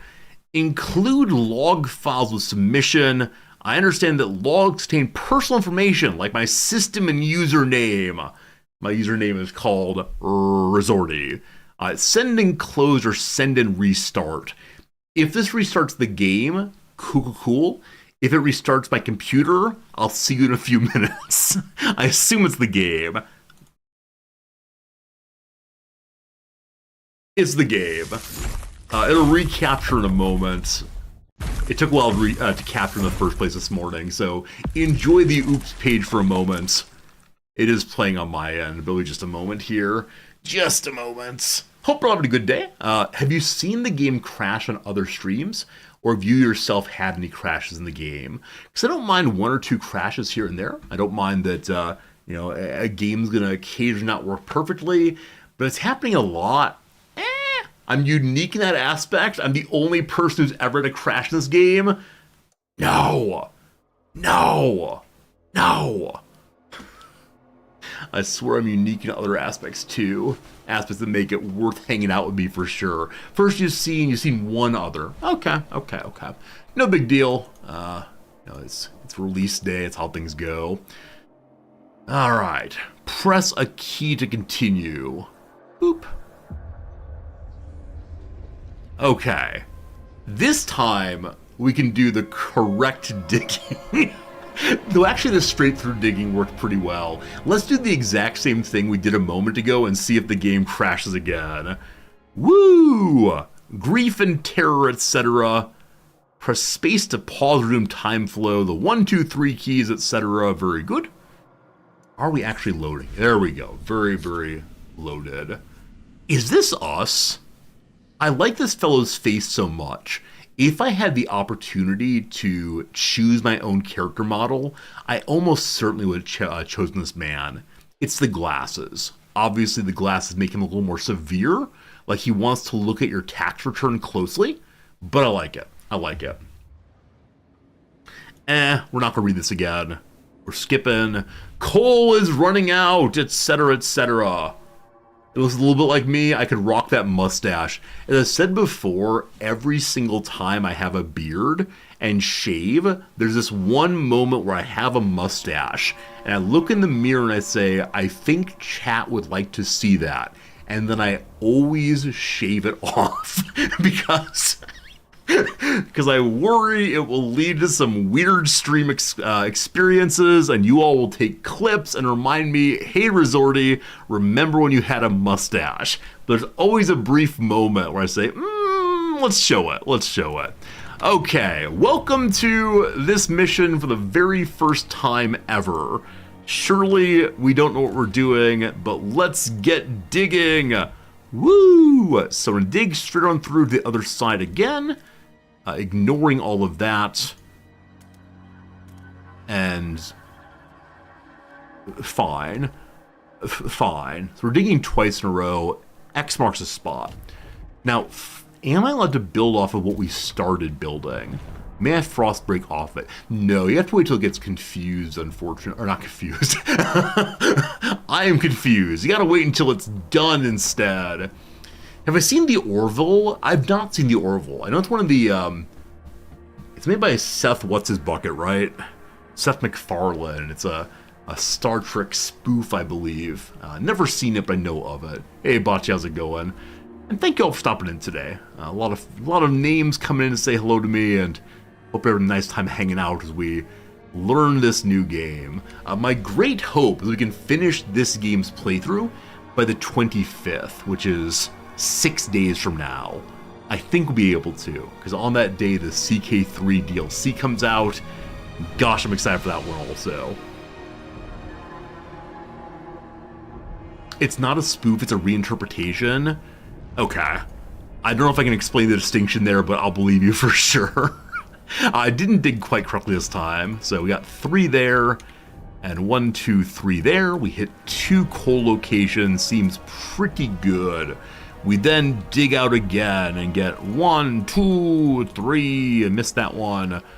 4, 5, 6, and then, whatever. Cool. Oop. Hey, Vela, good seeing you. Glad to catch a live stream. Absolutely. I know there are a lot of people out there who are VOD watchers, a lot of people who enjoy watching me when I cannot respond to them. Occasionally I get messages on Discord that I do appreciate of people saying like, hey Resorty, when you said that thing in during the stream, what'd you mean? And inevitably I can't remember what they're talking about. It always happens, unfortunately. But it's all good, it's all good. Alright, little heat friends, how long till you're done? 2 weeks. Man, in this game construction feels really slow. I don't remember if it was equally slow in the first game, but yeah, multiple weeks to get these things built. I don't remember from the first Frostpunk you were able to lay building blueprints and make them immediately, or if little workers had to walk over, or what exactly. The first game was based on days, this on weeks. Okay, yeah. Like I said, I should have played the first Frostpunk before playing this one, just so we had a fuller understanding of what we're getting into again. It might be foolish to dig all this coal initially. We do have quite a few prefabs left. I think we'll be okay. The last bit is almost finished. I guess I do kind of miss the day-by-day understanding of this game. It's easier for me to think about days than weeks. I don't know why that is. Yeah, probably nothing to it. Anyway, we have some coal now. So we appear to be playing Factorio, friends. When an extractor is made, they immediately make conveyor belts to get it into the base. I have no idea why I chose to make it like that, but cool, we like it. All right, turn on the generator. Hello, beautiful. On. Hey, everyone is toasty, toasty, toasty. Need more housing now. That is the next goal. Let's go and knock that out. So here we go with some houses. They want 40 heat. Do we have that? Who knows? But it's 2 shelter districts. I believe each must be 6. Oh, shelter from the wind. Oh, this is a new mechanic. I think it's a new mechanic. So the preference to live inside the canyons, maybe? Not sure. We'll build this way next. Okay. Message from the people here. Hello. Aww. The generator wakes, and simultaneously a child is born. Friends, what do we call the child? Old Sparky? Coley McCoalface? I don't know. People gather around the generator towers. It wakes with a thudding shudder and bestows heat on us yet again. This is the heart of our city. Our last line of defense against the cold. Our first hope for the future. Any future. Steward. There's a couple who say their first child, a daughter, was born at the exact moment the generator sprang to life again. They called her Lily May. They ask you to bless her. You gave us hope back. Thanks to you, our child may yet have a future ahead of her. People are hopeful. There may be a future for them after all. Oh, friends, we have a baby. That's lovely. Very well, Lily May. May your life be warm and winds spare you paths. See, this is lovely storytelling, but so far I'm feeling like there aren't as many hard questions in this game as in the first one. I bet that will change, but I can easily imagine the devs saying, will you bless them, or will you say, shame on you for making children, there are limited resources. Boo! Boo, Lily May! Alright, anyway, have a good life, kid. If Lily May ends up being the villain in this playthrough, I'm gonna be very, very cranky, so you know. Okay, building there. We head over here next to get more places for our little friends to live. That's right, so 1, 2, 3, 4, 5, 6 is all. That's not a good build. It wasted some space, so let's try again. Starting there, 1, 2, 3. Oh, we can rotate, can't we? Whoop. Okay, there we go. So housing districts, hello? Housing district 1, 2, 3, 4, 5, 6. The whole thing. Good. Good. Missions all getting done. We know that we have an area of something here to build. I think it was prefab that are needed for ongoing building. So, extraction district already prepared. We need 6 though. So can I do 1, 2, 3, 4, 5, 6? No, they've not been dug out. And probably better to work in the area that's contiguous. So have our digger friends dig those out next. I don't know if they're friends. I guess they're employees. 3, 4, 5, 6, 7, 8. What's this? A deep frozen forest. So if we can dig down, there are 100 million items there. That's ridiculous. That's a lot. I don't know how to dig down yet, though, so we're going to hold off on that and use it to go this way. Also, these are materials, not prefabs, but currently people want materials, so let's throw this together and see what happens. Checkmark, go. And then while that's working, where are their prefabs? If there are none of those, would be pretty bad. These are prefabs. Okay. We have a bunch of materials left, so once again, we'll get digging. I hope I'm not over digging here, we'll see. I'll go for 1, 2, 3, 4, 5, I guess 6. We can dig into people's houses also to give them more houses for the future. I guess. Cool. I do wonder if I'm laying out too many jobs at once. Often I get the enthusiasm of let's build everything simultaneously, but we need more housing, that's getting done. The food's going down, so I don't want to make food districts quite yet, but there's some that are already dug up here, actually. In which case, let's go ahead and make some. Cool.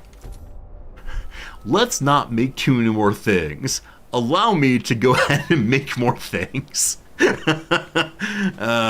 Occasionally, friends, I'm unsure about how I play video games. I say one thing and do quite another. Alright. Did you hear? The steward orders to set up a new extraction district in the canyon. That's true, I did do that. Now pray a whiteout doesn't collapse at all like last time. Yeah, maybe we can build roofs. Yeah, why are you all building over top of the canyon? We said that this is to prevent you from blowing away. Why are you building balloons instead of a roof? You'd think that our people, our level of technology, want to do something. Like, I understand that we need to let the generator smoke out, and our people want to see the sun, etc., etc., but come on. Okay, we're seeing that one of the great desires, one big concern, is we need more coal. So, at any moment I can extract more coal, I should extract more coal. Also, what's this? Tension. This is a new thing. Tension severe. Extremely increased by cold. It's going down, right? Diminishing good. Number 2, greatly increased by furanic coal, and also marginally increased by minor disease. As people get houses, that will help with that. We'll get on that very soon. Okay, where is coal we're not digging currently? Well, there's one there, and I believe that's all the available coal currently on the map. Eventually, maybe we'll dig deeper for more coal, but I should surely grab... that is iron. Okay. Gotta learn all the maps. Am I able to go from the coal seam up to the ruins here? And will it extract more than one thing at a time? They have to be separate. They have to be separate. Also, we are building in heated areas. They have bonus heat there, very cool. So it has to be level 6 in size. I don't want to take the friendly housing area. So I have to dig out even more, I guess. Yeah, like I said before, the needing to build 6 locations, whatever, I don't exactly like. It just feels like a weird external control on how you play. In so many other games, you can say, okay, I'm okay with making a very small house for fewer people, and then go bigger for more and more people. But here it seems like you have to build 6 at a time, 8 at a time, whatever. And I don't quite get that. I don't quite get that decision was made. What I do get, though, is we have more people's houses. Will it be 50 houses? I have no idea. I think it's only 20, so let's probably have to build even more houses soon enough. We'll see. At least coal's going up. 318 weeks. Brutal. I wonder if we'll eventually learn, like, upgraded coal extraction technology or something. Anyway, for reasons I don't fully understand, we have to go ahead and dig out 5 more locations here, but as always, you have to build 8 or so. Okay, a stable crevasse. We can probably put houses there if we dig to it. So I'm changing my mind. Instead of building straight across here, I'm actually going to build in the most direct line I can to that's contiguous with the coal seam. So 1, 2, 3, 4, 5, 6, 7, 8. All right, we'll be able to dig there soon. And I think these blues are indications of there's where houses should go. Is that true? We'll find out for sure. I am curious, how many of you are playing this game also? If you feel like chatting, if not, no worries. But did some of you go ahead and buy the early version? I myself finally did today after holding out Hope that the devs would send me a key for this. I learned, though, that the requirement for average viewership for getting a free key is 300 viewers average. And mine's 220 average, so one of these days will be big enough for the games. Scraping the barrel, good work, Steward. I've got to say, I really appreciate how this game affirms me regularly. Yeah, we got plenty of viewers now, Thorn. The issue is, do I have many viewers before I play the new game? And no, our average viewership is between 180 and 250, so not quite there. Anyway, the game affirms me. Good work, Steward. We secured a new coal deposit. It's part of the last vein in New London. So this is the inducement to go and explore the wider map. We must find other coal. We're gonna have a really, really rough time. There's some deposits left, but they won't last too long. We need to improve our mining to use it efficiently, but the city's communities are voicing different ideas about how to do it. We've got to decide whose ideas are worth pursuing. Why can't we say let a 1,000 flowers bloom? Everyone tries independently and we'll see what happens. I don't know. We must choose. Okay, so the current pop-ups involve researching an idea for the coal mines and then constructing a research building. First thing is expanding a housing district. Is that a button to push on the houses?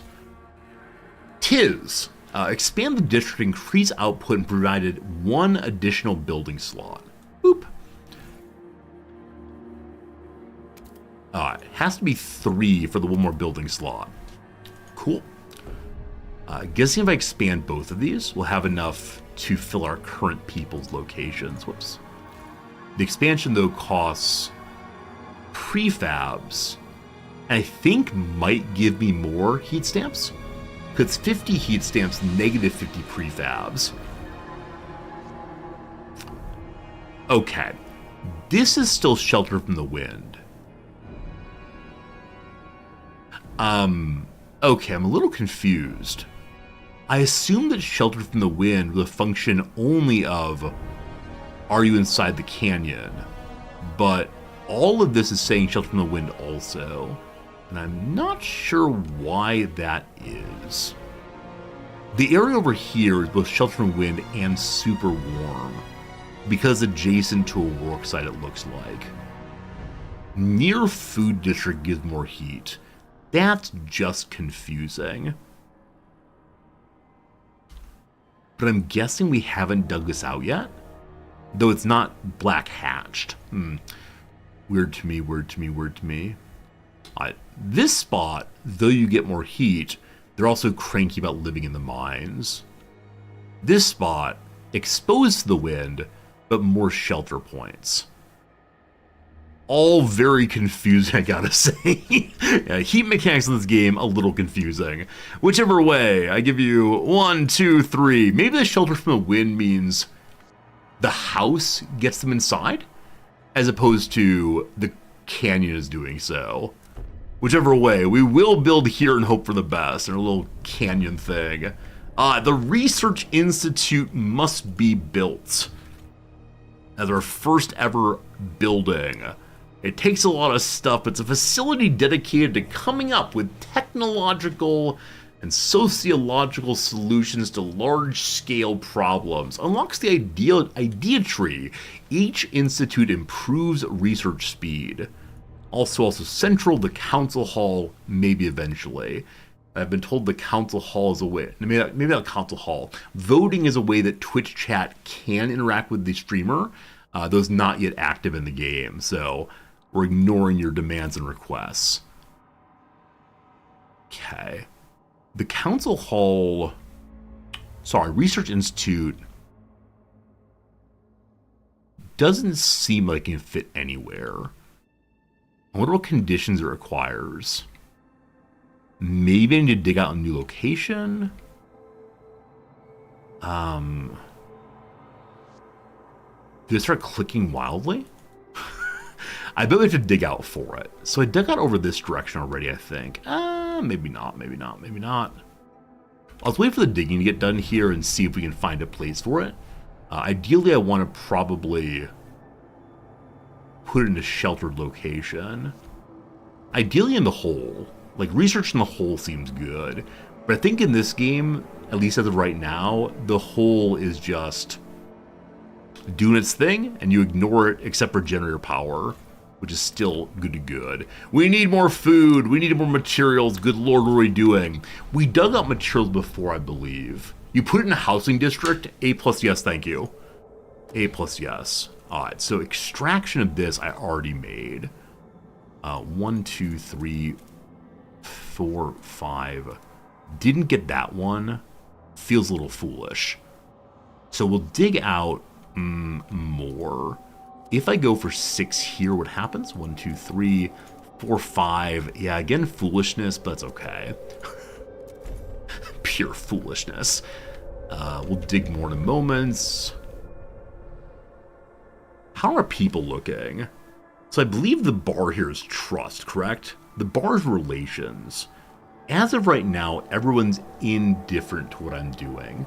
I suspect it's the case that when we choose a side on research, people are going to start getting at least a little bit cranky. I got some guesses. Alright, so this can go into a housing district. Do we knock down a house then? So the clicking in, it does nothing.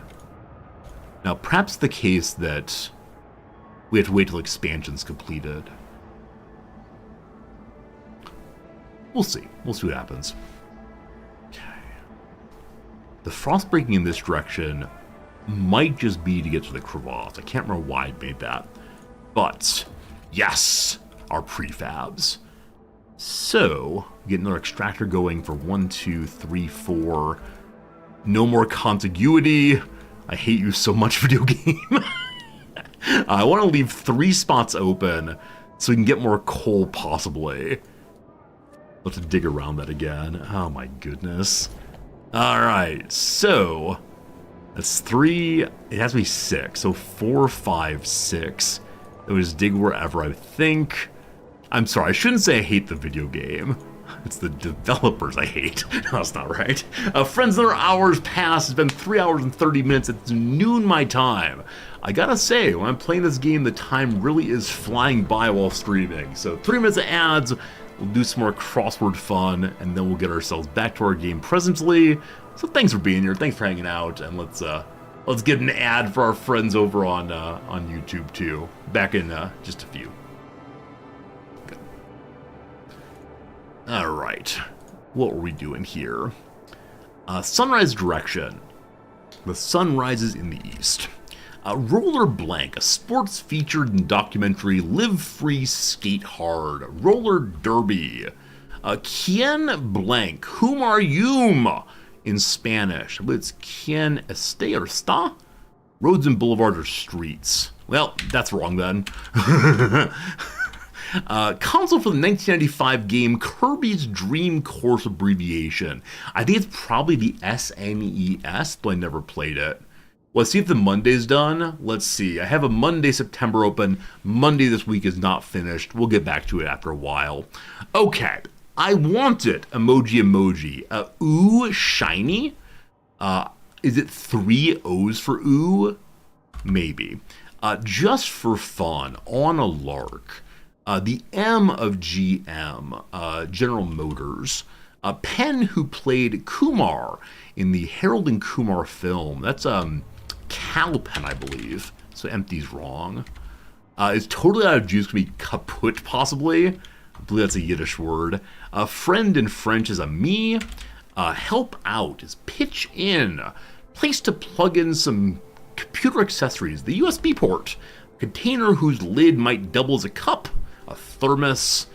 Across here is... I love this. In a committed but not entirely exclusive relationship per modern coinage. Monogamish. We're monogamish here. Bill Nasty, thank you for the resub, friend. I'm glad you're enjoying watching the crossword. A bartender's greeting. What'll it be? What'll it be? A giddy-elation is glee. The pause sign is pause. A false front is pretense. Come close to is get near. Related to egg-producing organs is ovarian. The Blank Falcon, a novel whose whose protagonist is Detective Sam Spade, is Maltese Falcon. And lastly, hopefully, Blank Terribly, a French term for young status quo disruptors. I'm gonna call it enfant. I think that's how it's said. There you go, team. The Wednesday puzzle done. A plus yes, good. We do still have this week's Monday to work on. It's a Monday. All right, we're gonna take a quick little break. I'm gonna get some coffee. The ad break is still going for a minute 30, so I'll try to go fast. Let me go back to this page and say that Suitman gets coffee. Good. The white text looks pretty terrible in the snow. Maybe we'll call it thematic. I don't know. Anyway, see you in about 2 minutes or so with coffee in hand. Appreciate being here. See you again real soon.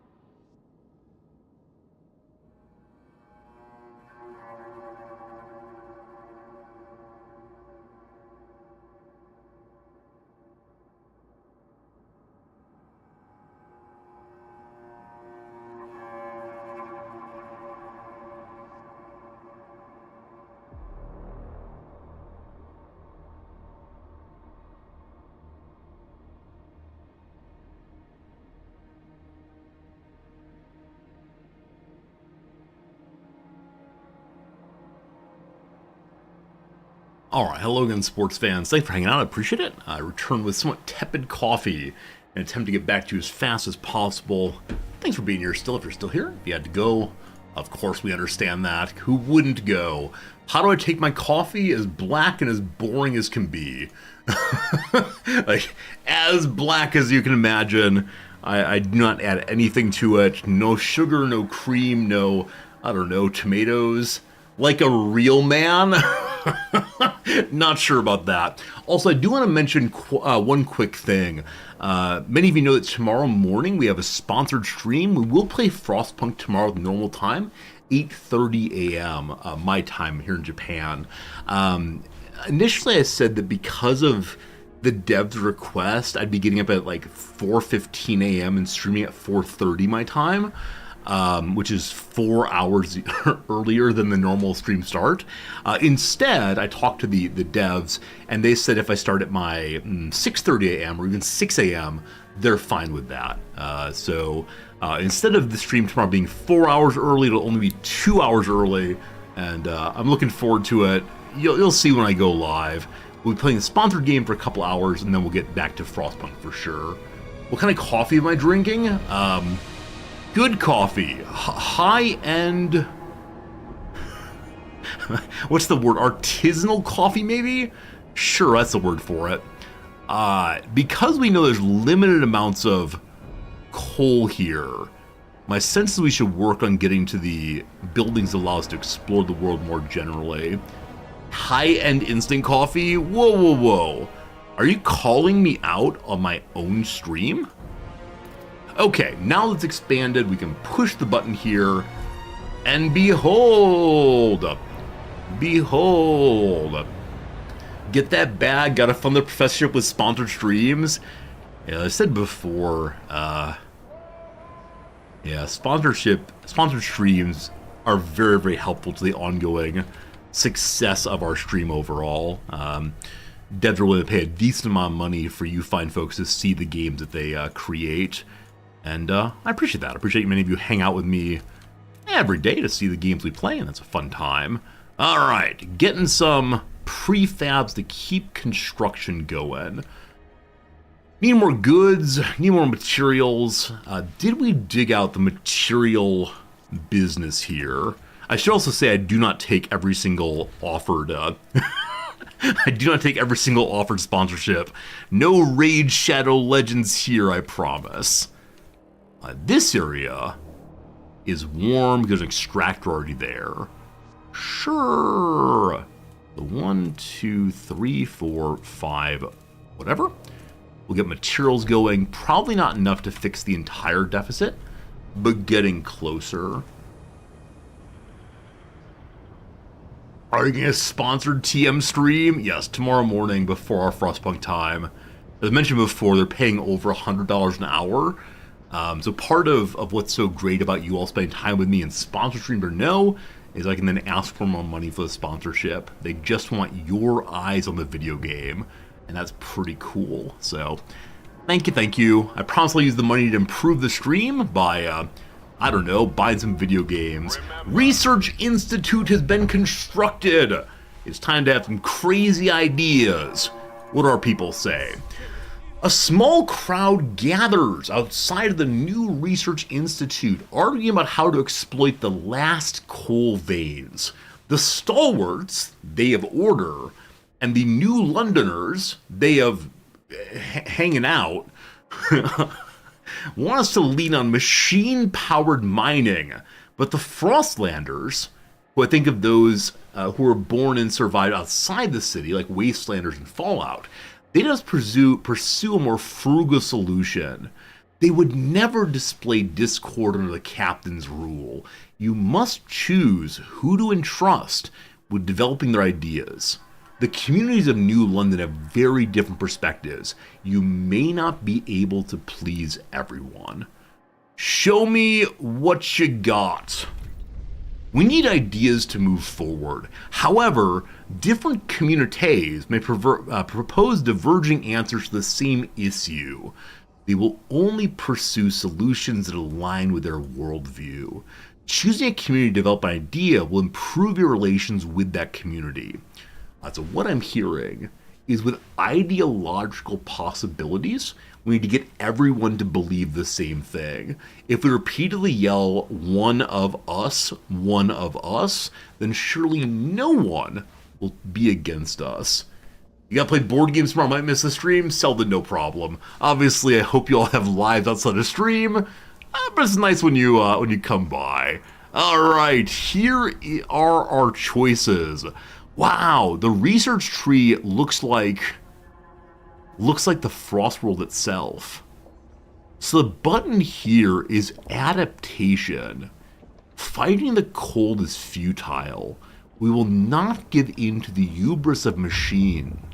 The frost makes steel brittle.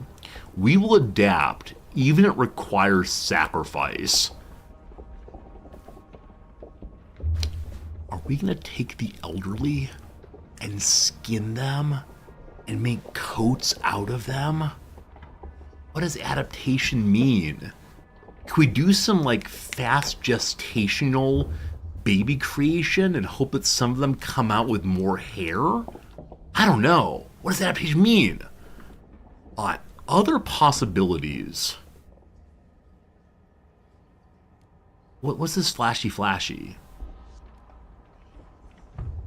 Okay, this appears to be like upgrade the coal mines. Heating. Resources. Frostland. Okay, so one possibility. I don't know what button. So it might just be you have to do adaptation. Or instead, you can do resources. We'll build machines to carve our place in ice.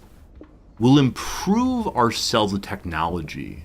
We'll rip resources from the frozen earth to sustain everyone. We'll bend nature to our will, and we will thrive. So this side is we'll do with less. Wait. Oh, okay. There's actually a split here. You're choosing in this tree, do you go with adaptation or do you go with progress? That could be presented more clearly. So I just happened to put my mouse over each side on different pages. We good. So do you want to go with the frugal folks or do you want to go with the progress folks? Now, I wonder what is open differently based on progress versus adaptation. Will it lock off certain kinds of choices? Hold left alt for resource drawer. Okay, this shows what we have. So not enough heat stamps to get this. And it looks like there's a split here between frugality and progress. Or here, I don't know. This is a little confusing. I could push T for tutorial. The T for tutorial does nothing. I'm pushing T repeatedly. That's unfortunate. Cat. So we must choose on heating without fully understanding. I'm going to accept the hubris of the machine. We're going to turn nature into our sustainer. We return to the Garden of Eden, in which nature gives us all we need to survive. It is time to undo original sin. By becoming machine people, we're not humans and no longer frail. Cyborg playthrough, let's go. Okay, you can't click the side there. I was all ready to push the button, and turns out there is no button. It's instead an indicator of which direction have you gone, I think. Alright, I think I need to save up heat stamps to choose one or the other, but the game does not tell me how many heat stamps I need. So I guess we are delaying our decision until I have more heat stamps. Though I don't know how many. Maybe 100, maybe 500. I'm just not sure. Anyway, we need food, we need housing, we need a lot. Right, you can demand taxes. You can say, somebody bring me taxes. Hello, New Londoners. Please raise funds for me. Slightly worse relationship, but they'll bring me some money. Thank you, Figuine, for remembering that one. So many buttons, so good. Is that enough to unlock something? Yes. In Ray Coal Mines, we may now make a choice. I think. Here we go. We can select among these. How do we mine more coal? One is the Dust Coal Mine. Constructed in the extraction districts, mining operation where residue coal dust is sucked up and compressed into briquettes to make maximum use of the resource. We get disease because we're inhaling the black coal dust, but ready for barbecue. Nobody else wants this. Number 2, the New Londoners. So the first one was the Frostlanders, now the New Londoners, the people of our city. The stalwarts want this also. We can instead blast the coal mines. Operation using explosive drilling to rapidly exploit coal deposits, generating noxious fumes. So you get more coal, but everything is dirty and disgusting. So disease or squalor, also more material request. Next up, the stalwarts. Okay, so these two both say, let's blast the dickens out of the earth. Let's destroy some mountains. The land is dead until we put it to work. John Locke, etc. And the Crosslanders say, we're one with the land. Let's vacuum it by mouth siphoning. I'm gonna go progress. Let's research that idea. Okay, it takes some time. We see it's percentage based down here. Cool. Now, did that upset the Frostlanders? I'm not sure. We'll see. Okay. We're waiting on those. While waiting on those, we need more materials that I think we're gonna get right here. We will. It's wood. Cool. A message from the generator. Abe Byron, age 55, drill sergeant. He's admiring the generator. It's good to have you back, old chap. With terrible fright to have you switched off. You're more than a heat source to us, you know. To us, you're a symbol of what we should be. Unbending, unyielding fortitude. May we all stand so bold against the frost. The generator is revered and respected by the stalwarts. Our soldiers are pleased. I hope I don't end up having to rule by military dictatorship, but we'll do what we need to do. Hooray. The one hat I have ready was a good one. We gotta fix housing, we gotta fix food. So we dug over in this direction in hopes of building housing in here. So we are close but not fully dug out. So 1, 2, 3, 4, 5. Oops. Okay, we can build 2 more past that. Hopefully those count. We'll see. Good. Good. District employment. You can manually control how many people get to work. Good to know, thank you. Alright, we have the materials we need. Numbers go up. We see our stockpile there. At some point we need to build more stockpiles, but that's way up at least. So next up we probably want food. And the food district, I believe, is over here. Now, in the prologue, we learned about different kind of food production. From the seals to the fertile soil. So we look through here, what do we see? Fertile soils, each location there. Over here, more materials. Yeah, there's so much more to dig out if we need to. That's delightful. Absolutely delightful.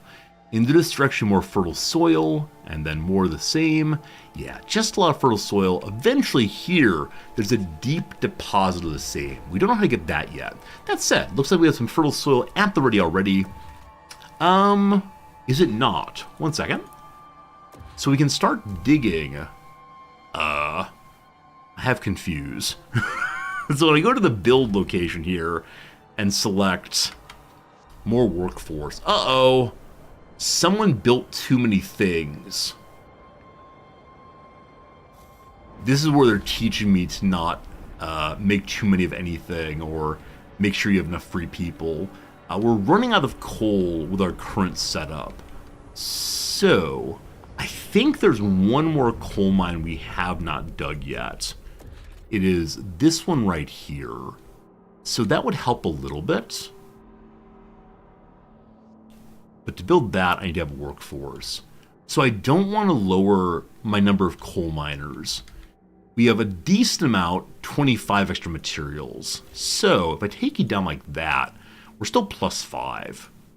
I don't want an emergency shift, I apologize. Didn't mean to push that button. With that, we now have 315 workers. I want to get more coal. We're out of coal immediately. And we're not really stockpiling here at all. Well, how's this work? Wait, so we're negative 26 on coal. We're burning through the stockpile. I understand. Okay, so if we then create, need 600 workforce to start it. Brutal. Okay, who else is building what? Where else do I build stuff?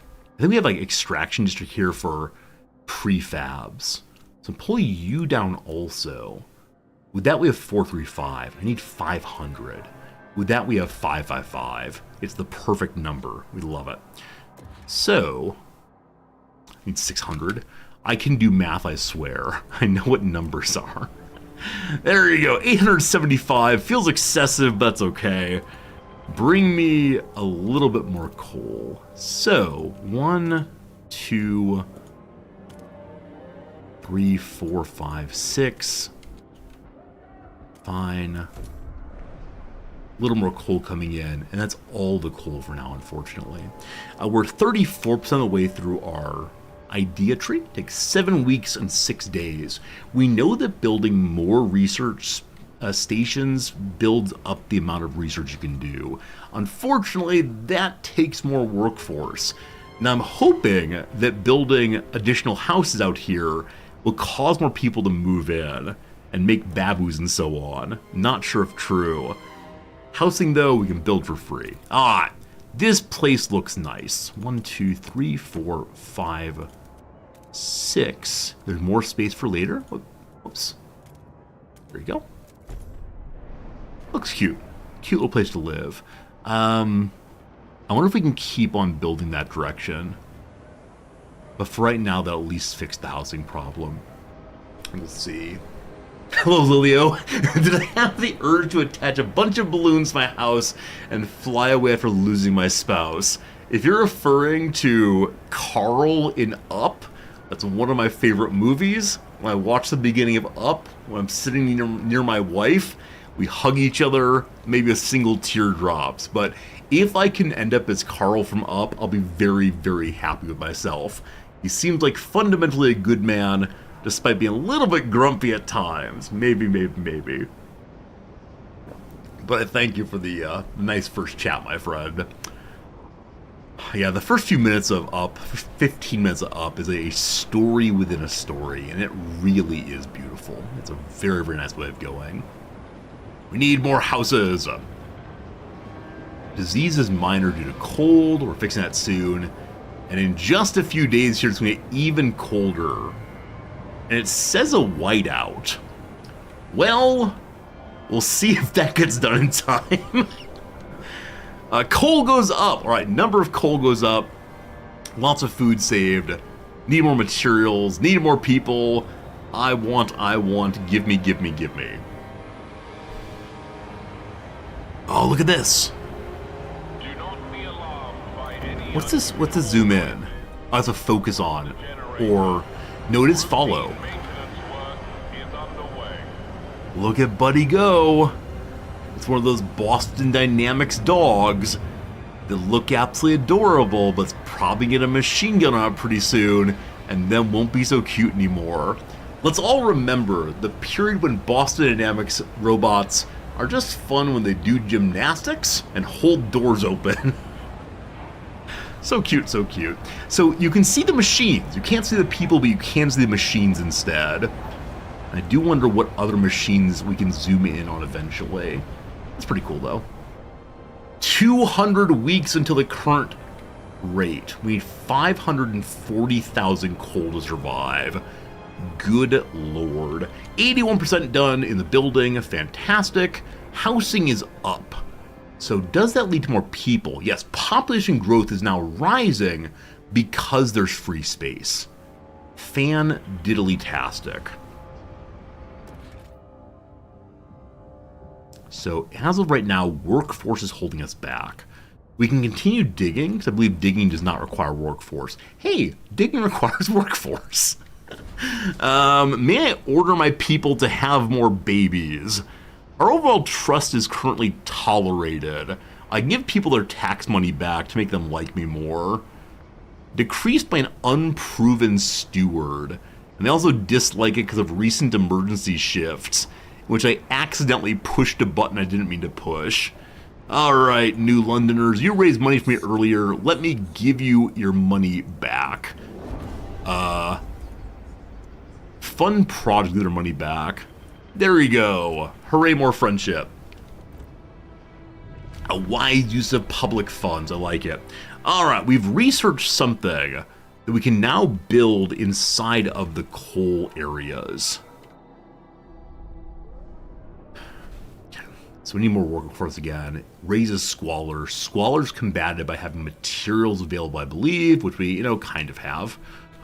So, who is interested in not working anymore?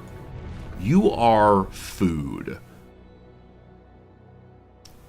Just a little bit less. 190. The number again is 300. Okay. Can we see when population's going in? So I'm guessing it counts to 100, and then it says, haha, babies.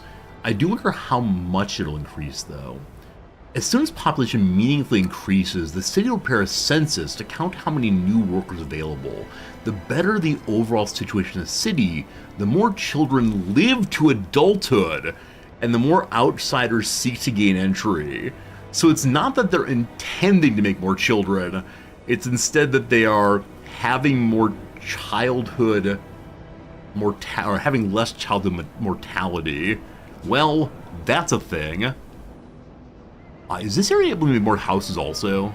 Like, housing is not really what we need. I just want to look and see if we dig this way what happens. May I not even see the digging area? Now we can, because frost bacon's available. No, appears to be an undiggable area that way. But... did I select you again?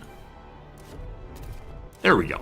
Maybe it is diggable, in fact. It is diggable, in fact. But for the moment, I should not dig 200 workforce. 100 more people.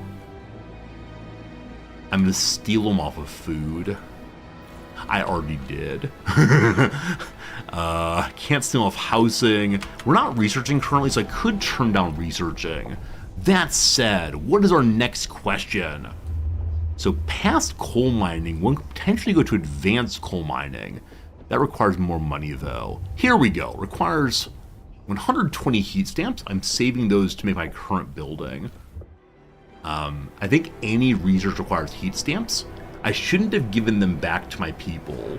That said, we're getting 13 per week. That's not so expensive, is it? We're already... I think we're getting coal in, so it feels a little silly to have this popped up. You have to research the building, but I guess my sense is, golly gosh, we better get this done in time for the cold snap. Or it complains at us. All right, 360 people ready to go. Everyone is showing up today. No one is ill. Do we get this built before the next moment in the playthrough, next event? Communities and factions have relations with me as the leader. Oh my.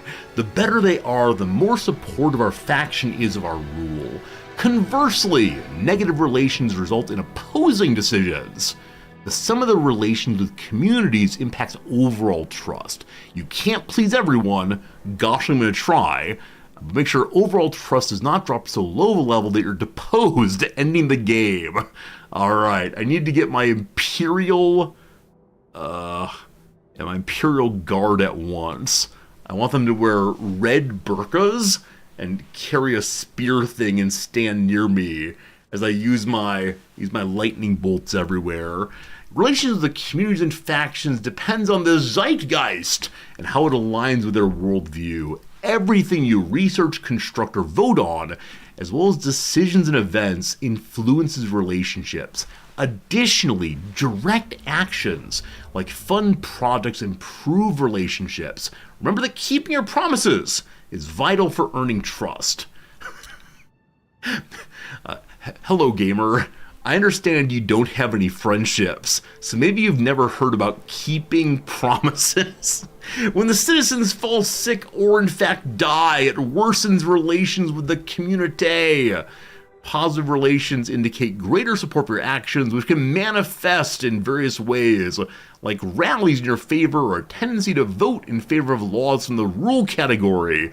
I don't know what that means. Certain levels of relations unlock special actions. Okay, well, cool. Protests, etc. might happen. Here's the list of what exactly relations look like. Neutral to devoted at the top, neutral to hostile in the bottom. Okay, currently I have neutral and favorable and neutral. So the people of order at least believe in me. A plus yes. The building is being built. More coal soon. Yeah, 50% of the way to population census. That's going to be grand. The food, the materials, the goods zoo. The goods building. I thought I saw previously. Like a factory or something. But perhaps I actually didn't. We want to use stockpiles as they lower workers needed. So ideally a coal one would be great because there's so much coal there. Fuel stockpile. Unfortunately, it requires 100 people to lower the workforce. Good, one of these days. For now, just top game speed to finish the mission. Cold is coming. Hooray! Oh no! I clicked through a pop-up story time. Good job, Resorty. You built the additional coal thing. Look at all that coal. A plus yes. Now, we realize our people disagree about things. They don't mean to be disagreeable. They're just confused. Let's build a philosophy classroom in which we can settle our debates. For that, you need more workforce, you fool. Yeah. Steward reactivated the Jenner and Goss housing. The captain's dead. Why should he get a sand successor? You're not the king. I didn't vote for you. The minor tension, and we are largely tolerated still. Alright. Stalwarts are the only ones who really care about us. I'm still an unproven steward. Once we build our building, we'll be able to have a vote of confidence and hope it's the case that our people say, you can run this place for us. Oh, colder season. Heat demand goes up. What's great though is that our coal supply is still increasing. So that's pretty swell. I guess getting more housing makes sense. So do I continue stripping workers from job sites? I guess the answer is just yes. To get the 200 I need for Diggy Hole. 300, that's fine. So Diggy Hole here for more housing, or get the council hall up. I'm going to hold off on that until we get more housing, and we'll see if it's an error. Okay. Oops. I keep clicking on the extractor where I realize this just works this way. So this way is lower heat because exposed to the wind. This direction, bonus shelter, etc. So 1, 2, 3, 4. I want to go as far as we can. And one more. There we go. Let's get digging, folks. I'm hoping additional housing causes population increase to go even faster. For right now, rising steadily. I hope it's rising aggressively, or rising profoundly, or rising to the moment, or rising to the occasion. Or as long as it stays rising, I'm very, very happy. Again, we need 200 people to run the council hall, correct? Yes. If only I could order someone to make more babies. That's what I truly need. Oh, here's the cooldown. I missed that until just now. So we have 94 weeks to build the council hall.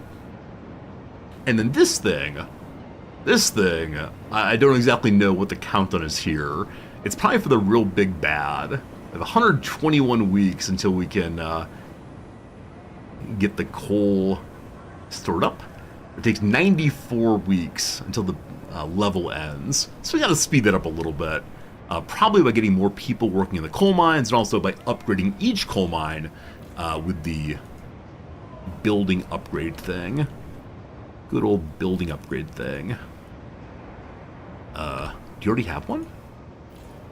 Yeah, this one has the building. This one over here does not. Maybe you can't push empty building slots to have the resources you need to actually build the thing.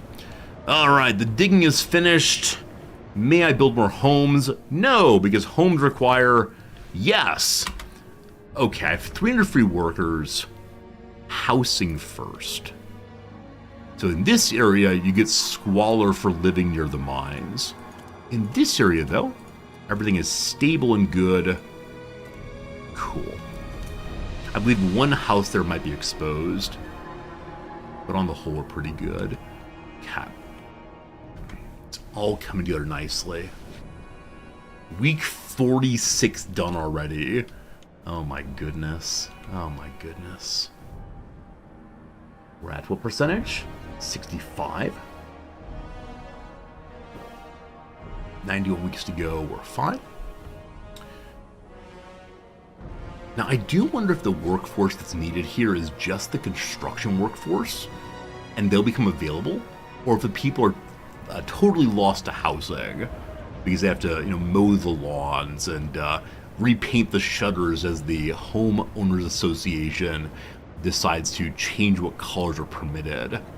Speaking of homeowners associations, I saw a little post on Reddit this morning about some HOA that sent a letter to a family that had a birthday party because the birthday party had too many black SUVs outside, and it scared the neighbors to see all the black SUVs. And so the vice president of the HOA said, next time you're going to have black SUVs at your home, you need to let us know ahead of time so we can warn the neighbors. And this is why I will never live in a homeowner association. It's just weird to me to have people in your business in that way. This might be like my American libertarian sentiment that I don't mean to have, but I have because I'm an American and a Lockean at heart. But here in Japan, as long as you're not obviously causing harm to others, people just tend to leave each other alone, which, gosh, I do appreciate. So the workers are fully consumed by that. But with even more housing, it still says rising steadily. So it's not exactly what I thought it would do. We have 31 free houses. Is that enough? No idea. Homeowner association sound miserable to deal with. Yeah, my father always insisted that he would never ever live in one. And then his wife decided that she wanted to live in a particular house, and now he lives in one. So hopefully my wild assertion that I'll never live in one actually comes true. I can't imagine my wife, Noms, being interested in living one. They're not really a thing here in Japan, so thank goodness for that. Okay. 78. Why are black SUVs frightening? I have no idea. I expect it might be a racial concern or whatever. Not that bad, know who you're voting onto the board. Unfortunately, the case is my one vote does not determine the board. And so I can easily imagine being outvoted. Deposits run low. My friend, the coal is running out. Steward, that's me. Some of the coal deposits in the district will soon run out. The stalwarts and the new Londoners believe they can use explosive to access deeper veins of coal. The Frostlanders say we should... Here you go. The children yearn for the mines. We send the children for mist ore in the tighter tunnels. Some did this as kids themselves in the abandoned mining outpost, and they survived unscathed. Should we support any of these ideas to extend the deposit? I appreciate this game knows where it is. I appreciate that they know full well there are gonna be child labor questions in this game. And so if I write a review of this game, I promise that I will mention you're able to send the children into the mines. Get the new baby working. What was the baby's name? Lily May. Lily May, it's your day. Hooray, hooray. If we lay the explosives, we get 10% more coal by accessing lower levels. The new Londoners and stalwarts love it. If we get child volunteers, volunteer children, mostly from the Frostlander families, will work in new narrow tunnels. We get 15% more instead. So 10 to 15. I think it's the case that in my initial analysis of the classes here, the what are they called? The new Londoners are the technocrats, or at least the educated engineers. The stalwarts are the class traitors known as the police, and then the Frostlanders are everyone else. The hoi polloi, the plebes, whatever you want to call them. We'll be laying explosives, technological solutions always. I'm sorry, children. You have to get an education instead. Mere days until we're able to get a new census and hopefully at least 200 more people.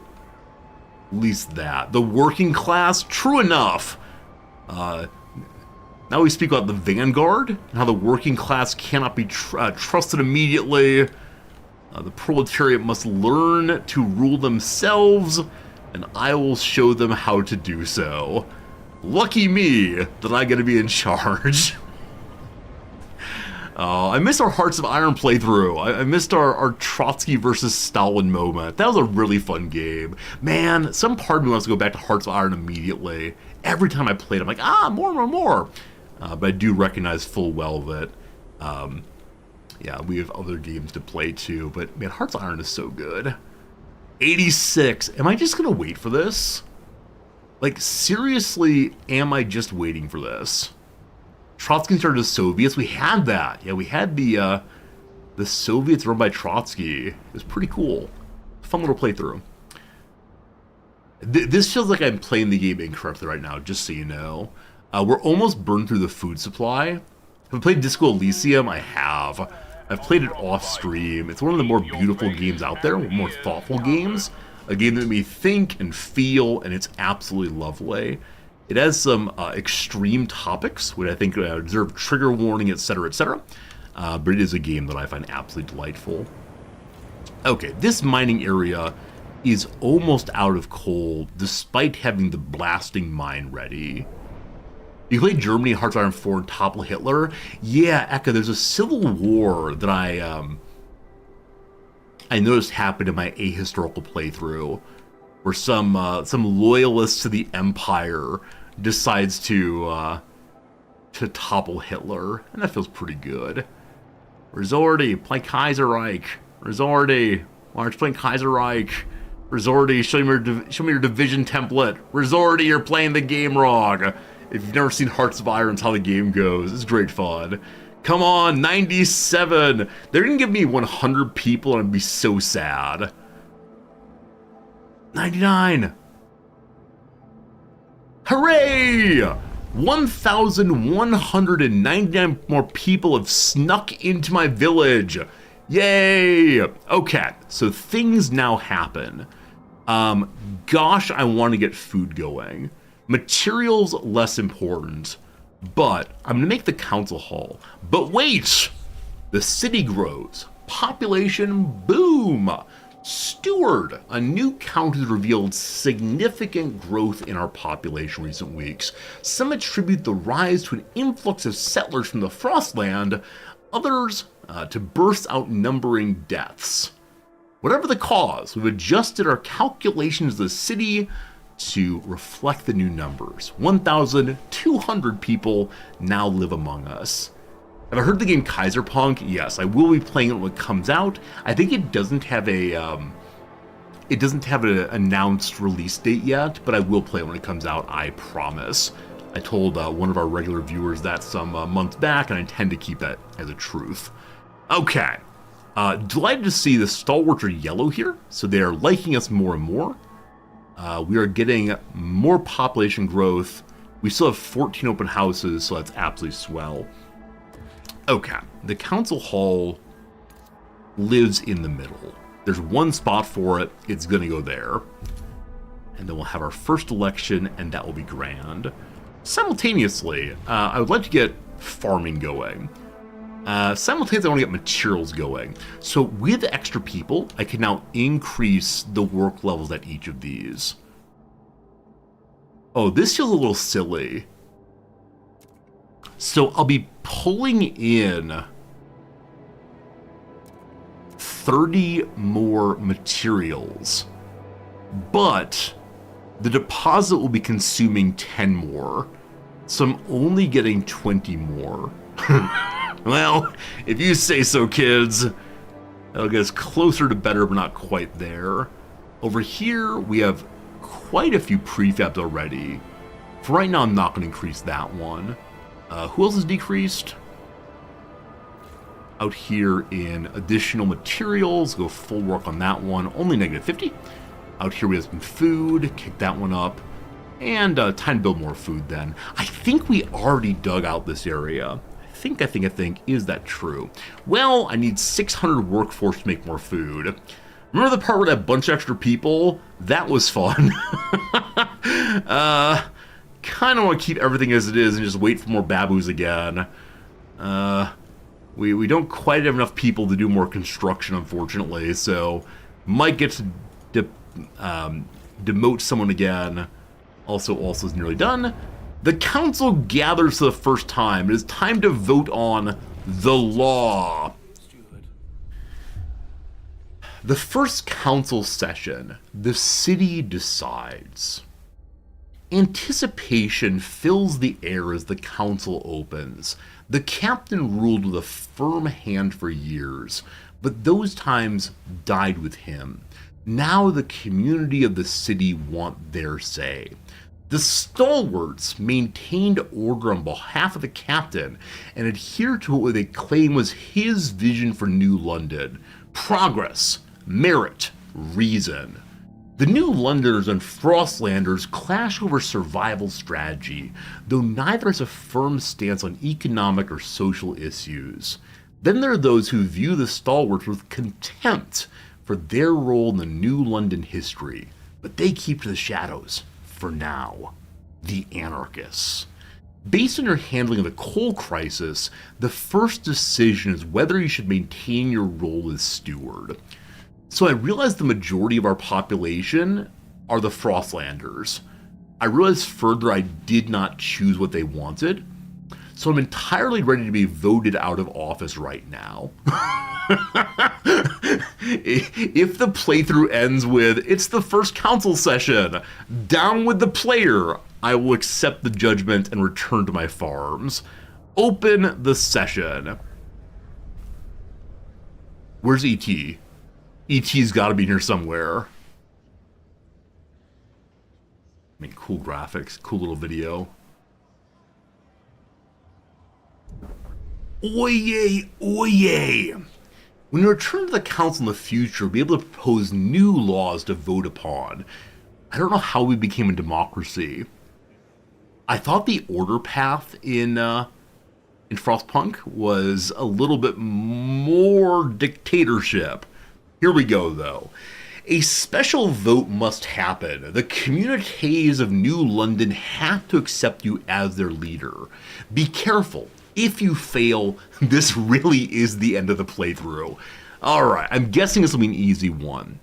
Currently, there are 22 people percentage with us, 13 against, and 65 are just kind of unsure. So I wonder if we had the vote right now if we'd win. Whichever way, here we go. Okay. So you can look around and see the different groups. Frostlanders, New Londoners. There's gotta be stalwarts somewhere. One second. Should the steward remain in power, if the vote fails, delegates will immediately remove you from office. Vote or negotiate. As of right now, I am accepted. So I could just vote and win. I wonder if it's better, though, for me to talk with them and see if I can win by even more. get the kind of mandate, let me do whatever I want to do. Lucky I'm not letting Twitch chat participate. Yeah, so it's super interesting that there's Twitch integration with this game, which allows Twitch chat to vote on these kinds of questions. But I worry. I can imagine some Twitch chats, probably not this one, saying, oh, it's game over if we vote against him? Bye, Resorty, have fun playing the tutorial again. I could easily imagine that in some places. Not here, though. You all are lovely and good and would never, ever troll your fine streamer. Alright, let's say hi to the stalwarts first. They feel favorably of me. They're 12% of the city. Progress, merit, and reason. I have some real-life concerns about meritocracy. We'll see how it works here. Alright, so they seek to pass community service, contagion prevention, and childhood schooling. Okay. So we can read quite a bit here about what makes them happier. Disciples of the captain who introduced order as a core tenet, strict, controlling, and devoted to the captain's memory. The generator in our technical ingenuity allows us to power through and enables the future to thrive. Merit, we persevere because the best of us are given tools and rewards to lead us. Reason, efficiency is paramount. If the social order must change, support it, it will then change.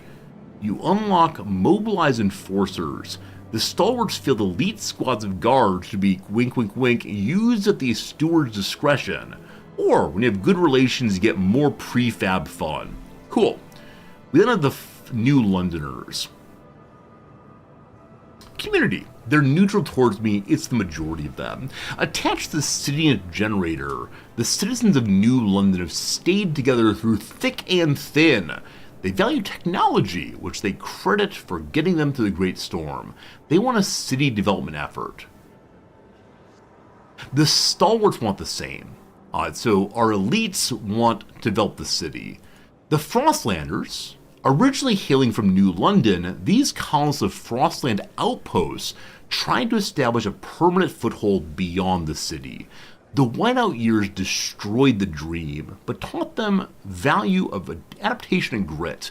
They want expeditions. They want to go back out into the Frostlands. To find more coal, that might be a very good idea. So I'm guessing it's the case that what I'm supposed to do in the next 10 weeks is find a way to get the people who are larger portions of the city to vote with me. And so actually, factually, wait, 45 plus 43 plus 12.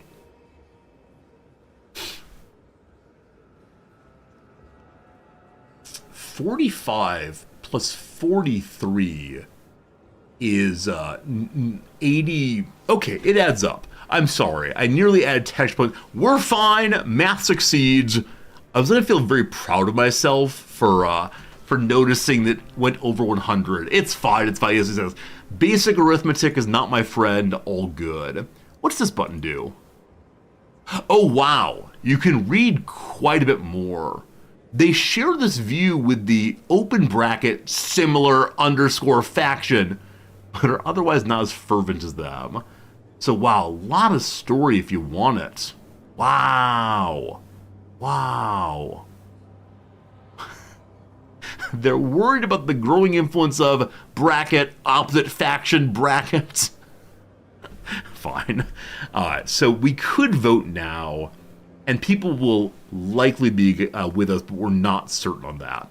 So what I'm going to do is leave that for the moment, talk to the New Londoners, make a promise, or save up 6 more points and give them money.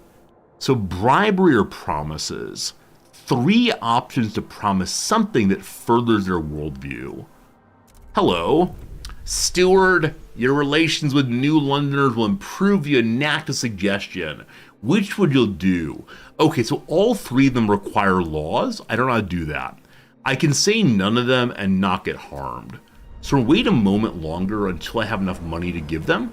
Yay, bribes. Yay, bribes. We need to wait for one more week. So time goes up a little bit. Cool. I should feel bad about bribing people, but here we go. We fund their projects. Does that make them neutral to us? Or like us, they're at 45% size. They still say they're neutral. What blatant favoritism! Huh, can we see how much they like us or don't like us? Like how close we are? Just says neutral. So I may have just wasted a bunch of money, but if we go back to the main voting, it's exactly the same. Now maybe we have to wait for a while to go through, like their happiness increasing. Whoa! What just happened? Oh, okay. The first coal producer burned out. So we destroy that now. I have a ton of free workers. And what do I want to do with those? I mean, we are running out of coal. So I need to upgrade these. Nope. Upgrade these. Nope. Upgrade this. The empty building slot you can't build into directly. You have to do it via here instead. Unfortunately, someone gave all the money to the technocrats. So we gotta wait for more to come in. More. And I think we just take the vote. We wasted quite a bit to get here, but we will be accepted by the people. Call the votes! We need 51 people with us. We got 22, 51, 55 for us, 51 against us. We survive, but not by a lot. The people want me. Feel for the future. A steward you shall remain then. Good. There are challenges ahead. Expanding coal extraction is a great success, wow, but the vein will only last so long. We must explore the Frostland for a permanent source of fuel. Otherwise, the city has no future at all. We must find more fuel. Alright, so, build logistics on the old way station. These are out on the edge here. So, it's time to diggy, but do I have enough for it? I do. Alright, so one way station is this one, I believe. Yes. And then one's here. So this one's more immediately close, I believe. Is it within 8? I don't think so, but let's see if it is. Oh, it might be. Oh, it's one off. Boo! Boo video game, boo! We'll have more digging in just a moment here. Friends, there are hours past. It's now 4 hours and 30 minutes. I've been live for 4:30 minutes. Sorry, I said it again. It's now 1 p.m. my time, so time for a quick little ad break of 3 minutes. We'll do some crossword puzzle while we wait, work on the Monday puzzle, and we'll say thank you for hanging out with us. Back to the game in 3 minutes. I appreciate the heck out of y'all. It's a lovely time hanging out, and yeah, a nice day through and through. Thank you for all the new follows and so on. We'll run the ad now. Good. Okay, so the Monday puzzle is the worst thing in the world. So I may end up asking you all for help at some point today. I'll probably hold off and ask for help until tomorrow, but let's see. This was to clean with a microfiber cloth, for example. Cleans, rather. Because it's cleans, I'm putting an S in there. Like, shines up. You know, works on one's glasses. What would I say for cleaning my glasses? I would just say clean my glasses. I can imagine also cleaning with microfiber cloth things like you know, the back of DVDs. This seems very old, though. Very, very old indeed. So I'm not sure. Moving. On the run. Moving. Emotional. That doesn't fit right. E-M-O-T. Nope. Stereotype discussed in Jacqueline Kilpatrick's Celluloid Indians, Native Americans in Film. I can imagine a rebel or something. I don't know if that's right, but leave it for now, though. A phone mode for short. I guess do not disturb, D&D. With that, they may be taken by surprise. Oh, candids, like candid shots. Which means cat lovers might be right. My greatest joy this week is cat lovers being the puzzle. We'll see if that's right. Cat. Is ready. Is ready. Play. Flay. Is all warm. No idea. So many. I think Yelp might be wrong. Cry of pain could be something else. So it could be Lotta or Lotsa. On in a way. On in a way. Like set can mean on? We'll see. A prize for a race winner. Prize for a race winner.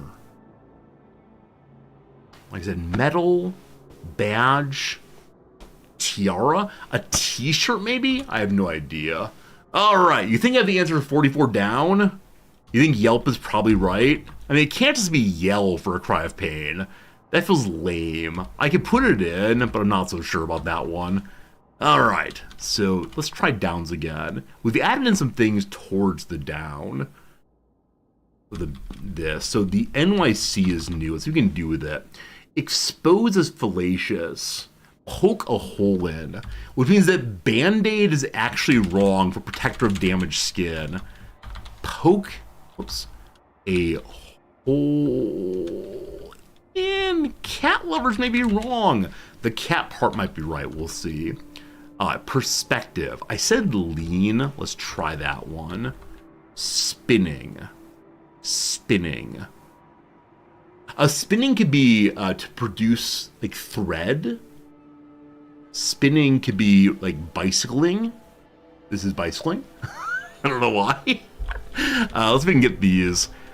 Stories That Matter award. It's the Peabodys. I thought it was the Pulitzers. Couples sitting across from each other at a table. Like lab partners. Lady and the Tramp. Lady and the Tramp could be. Nickname for an early Hollywood idol, Clara Bow. It could be the something. HIV AIDS activist, Hidea. KT looks pretty bad, but we'll see. Excellent. Excellent. No idea. Okay. Fans of Tom Cruise. Oh man, if cats around, I'd be so sad. Mouse is home, no idea. God, no. Fate is against it. I'm going to just last one then back to the game. Bring back is to renew. Hey, we got some. Hey, we got some. I think Caleb Williams is a plausible name. That's good. Okavango Delta's country. Zaire. No, but that's not right. What's a word, country that ends in W-A-R? W-A-R. I think Rebel's wrong. I think. Clar was an earlier crossword. Clotrick, how on earth do you remember that? The moment I finish a crossword, I immediately forget what happened there. W-A in a country name. W's in a country name. I have no idea. No idea. All right. It could be like a fictional country also. W's in countries' names. None comes to mind. Okay, progress, good time. Thanks for hanging out during crossword as always. It's in some measure my favorite part of the day. I apologize for saying that. I know we're a real video game stream.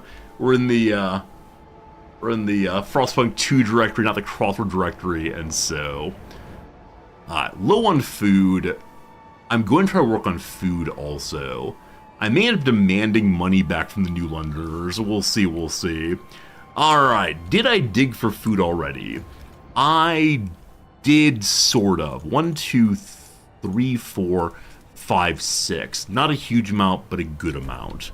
I wonder if as we build that, yeah, we get another one of the roads right away. I'm still curious how they choose where the roads go. That's pretty cool. We'll have to again dig out this way. Hey, we're low on coal. Need to upgrade the coal mines also. And what's the cost on doing so? We can do one right now. So let's give it to you next. And they'll put one here in a little bit, I think. Their building slots open. Cool. Hopefully that helps. It's going to get warmer again in a little bit, so we're getting colder first. Well, if it's getting colder first, it's going to happen in just a moment here. We'll see. Hey, a message from the generator. What's up, my dudes? Infectious agents. The first crack. Steward. During a routine medical examination performed by the stalwarts, my guards are also the doctors, a small group of Frostlanders refused to be assessed. These checkups are relics of years past, when a cough could endanger the city.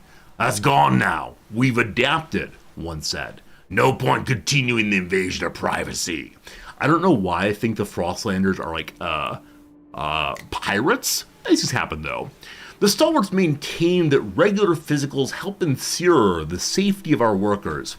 It is vital we monitor the citizens' health, one foreman pushed back. We've had epidemics in the past. We mustn't allow another one. All right, so we could allow mandatory health checkups. For the sake of safety, no one can be bashful. Show me your parts. Makes the New Londoners and stalwarts happier. The Frostlanders dislike this one. We're already on the edge of the Frostlanders being fairly upset with us. Like, they're on the very bottom edge of neutral. Because there's so many of them, 43% or so, if they revolt, we got real problems. So maybe ban the checkups. Workers can determine their own health. Frostlanders like it, the technocrats do not. Or non-interference. We have more pressing matters to deal with. Everybody hates that. Everybody hates that.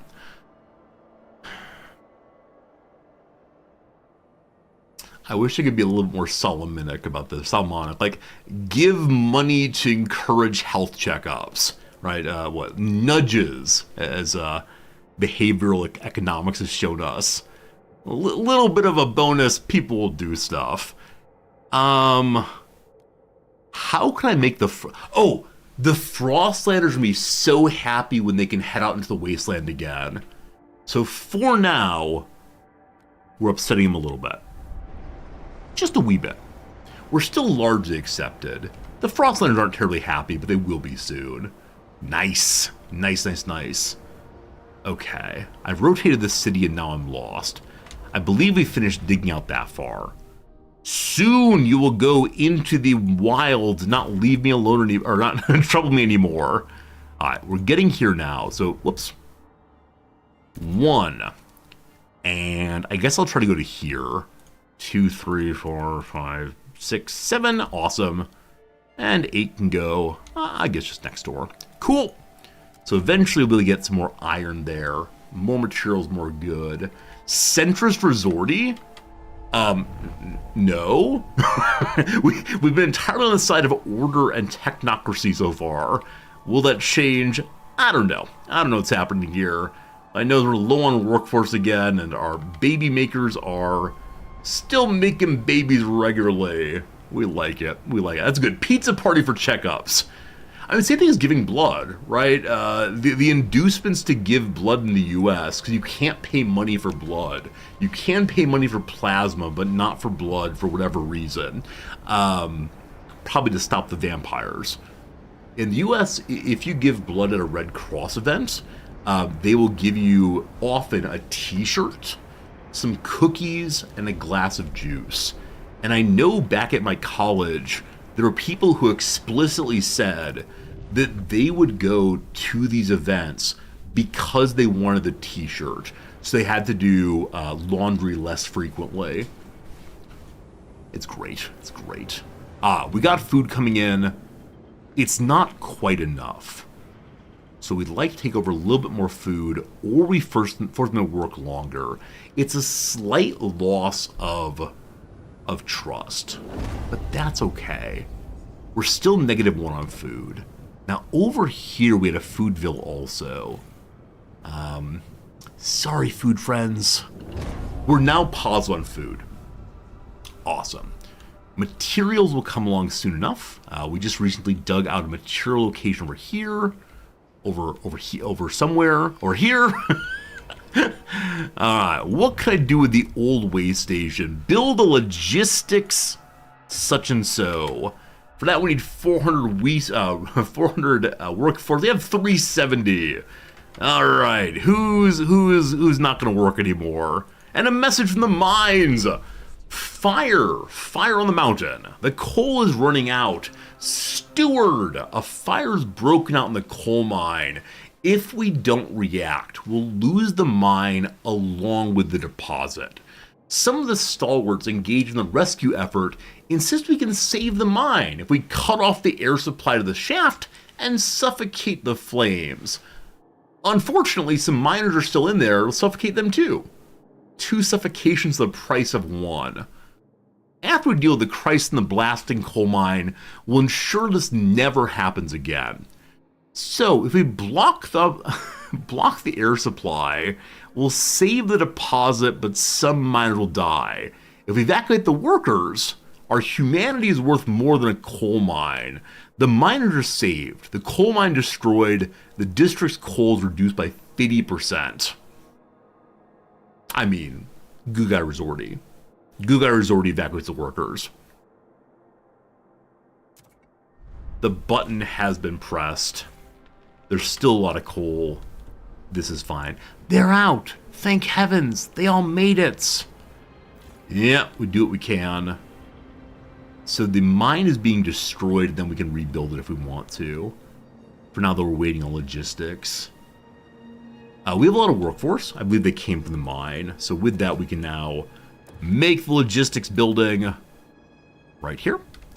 So 1, 2, 3, 4, 5, 6. And then we can go explore the rest of the world. But the mine, the coal will all freeze. Yeah, terribly sorry, team. Terribly sorry. Okay, new people soon. We're positive on everything except for goods.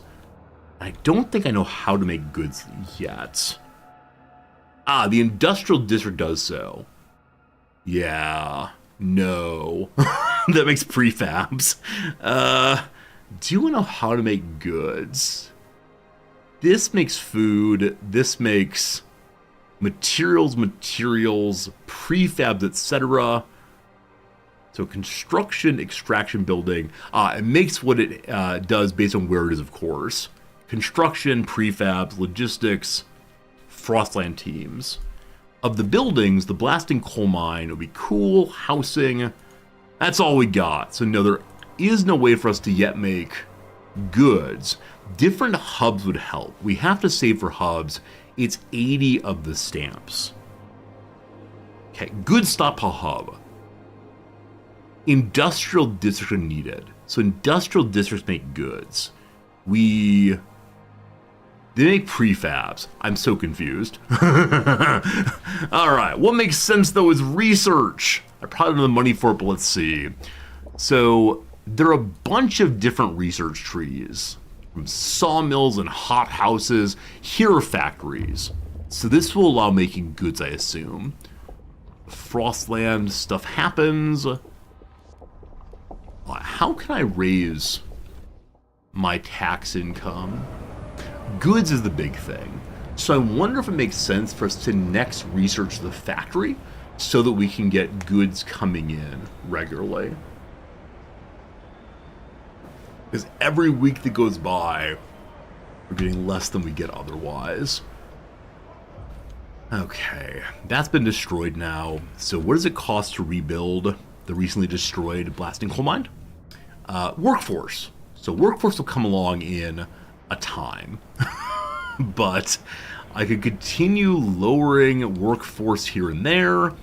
We're making more than enough materials. So where's the material district? It's here. We lower you. We're still getting plenty. Good. Hello! The stalwarts have an action suggestion. Steward, we're struggling with heat stamps. A group of stalwarts have come forward with an idea of how to solve it. So one thing is I could just ask people to give me some. But they say we should pass mass-produced goods. Let us pursue it, and the city will benefit. The scholars look with distrust what other communities pose, ellipses. They would surely appreciate you getting behind their idea. Alright. What it does... It's not clear what it does. It just says it passes mass-produced goods within 60 weeks. Sure, I promise I'll do that. Let's go to the Grand Temple and see what's what. I wish to propose... Oh, food additives. Oh boy. This time it's chemical additives. I thought that it was sawdust in the first game. Apparently we're out of wood. Here's what I promised. So the poor folk want durable goods. In order to make best use of scarce resources, we'll focus on producing sturdy and easily repairable goods. Oh good God, we're going in the direction of planned obsolescence, I believe. In order to overcome scarcity, we'll organize our production lines to increase good production. The fancy fancies want it. So either we make whatever that thing is, or we make typewriters and other nice stuff. Hello to you, Brock Harling. Don't you look smart to become straight from work? I dress this way just for stream. Can you believe it? Many people on the Twitch side say that I probably dress this way while sleeping. But no, this is just for stream. The majority of people prefer to have mass-produced goods. Let's propose it and see what's what. So if we try to pass it right now, the people will say, yes, indeed. It's a small step towards progress into once again upsetting the Frostlanders. Guarantee, friends, guarantee that we're going to have a Frostlander revolt at some point. So here we go. Let's vote. Bum-ba-dum-bum. Need 51 votes. We're stuck at 46. We have 50, 60, 62 in favor. I bet there's an achievement for getting 100% of people behind you on some vote. There must be something that everyone likes. We hereby propose the bill that everyone gets free apple pie. We enslave the grandmothers to make us more apple pies. I see, fascinating. The stalwarts are demanded, nope, that's not it, delighted that I kept my word. They now look upon the rule more positively and consider me a leader with integrity. The trust rises, the stalwarts like us. So the new Londoners see us favorably now. The stalwarts see us favorably also. Actually, not favorable, but supporting instead. So the police and the technocrats are with us. The poor folks are still neutral. And the overall trust is now accepted. They don't like the emergency shifts, but I need the food, unfortunately. Pump out those goods, we need more of them! Unfortunately, to pump out the goods, we're gonna have to... It's colder again, we have no coal. Well, we're eating into the... we're eating into our stockpile, but we have a stockpile for a reason. This will last for 4 weeks. It's gonna get warm again in... yeah, about 20 days. So we're good on that. But I need to build another coal machine to increase extraction. Okay, also, I believe we're building the logistics building. Is that here? Nope. Is that here? Yes, logistics being made. We'll then look for fuel somewhere outside of where we are. Okay.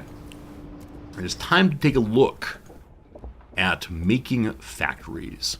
There's so much you can make, but factories for goods seems great. Now, what on earth the factories use to make stuff? I'm not sure.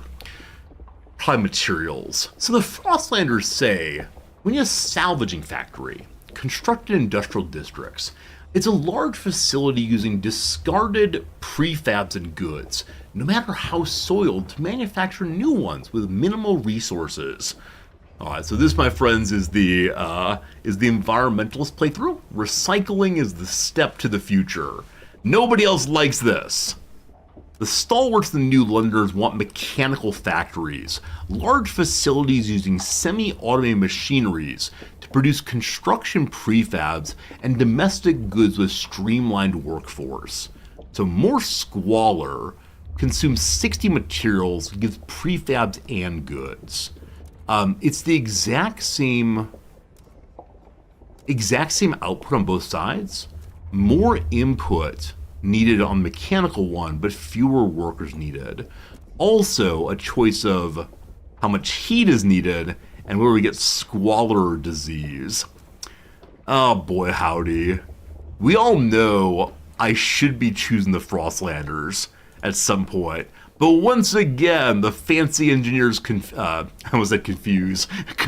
me with their ideas, and I'm all seduced by it.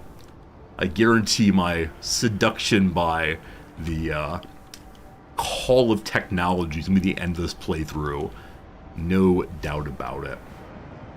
With 400 workers available, may I go ahead and build a new blasting coal mine? We need to have 80 heat stamps. I could ask our friends to raise money for us. I wish I knew how much they'll get angry if I do that.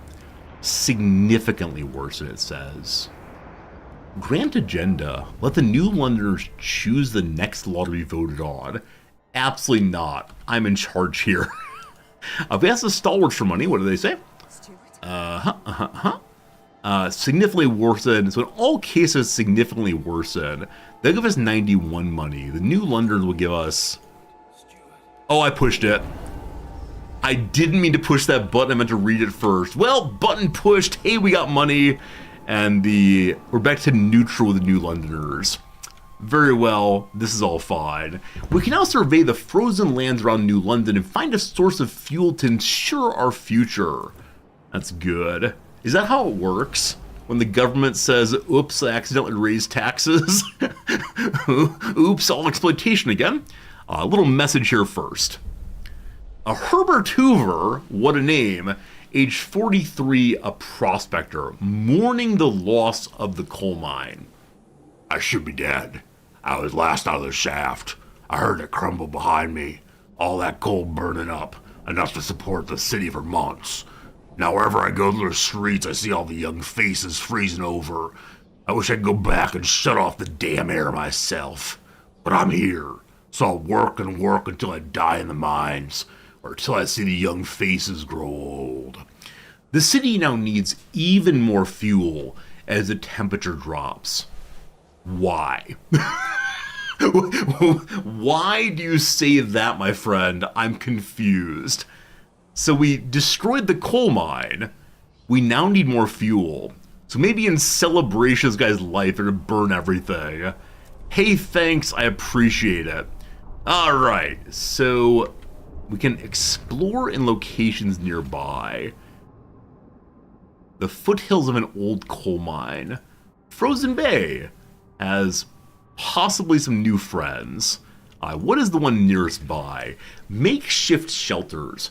Overpopulation and dwindling fuel reserve forced many residents of New London to take refuge in temporary shelters built around a small hot spring. Its inhabitants wait for conditions to improve enough for them to return home. If we take them back in, we lose 5 Frostland teams and gain 2,500 people. I don't know if I can support that many quite yet. Or we just explore other stuff. I feel like I'm being baited here. I feel like it might be foolish to go to the old coal mine, because maybe there's no coal left. That said, we could find prefabs or cores or people. It's safe to go here. Alright, I wish you the best of luck. They are now exploring. The wind-swept foothills were thoroughly explored, but we're looking again. Foothill Expedition under Nancy Porter is approaching the area. Over here, we can still let the New Londoners in if we want to, but I want to check our housing first, and then get back to it. Back to my city. This is the Frostland button up here. Man, there's so much going on. I gotta say, I'm really enjoying this game. I said it earlier, but I still believe it's true. It's just a lot of fun to see everything working, kinda, sorta. Okay, so we know what we want to build is a blasting coal mine. We can rebuild the one we lost before. Let's start with that, and let's name it after Herbert Hoover. I think it was his name.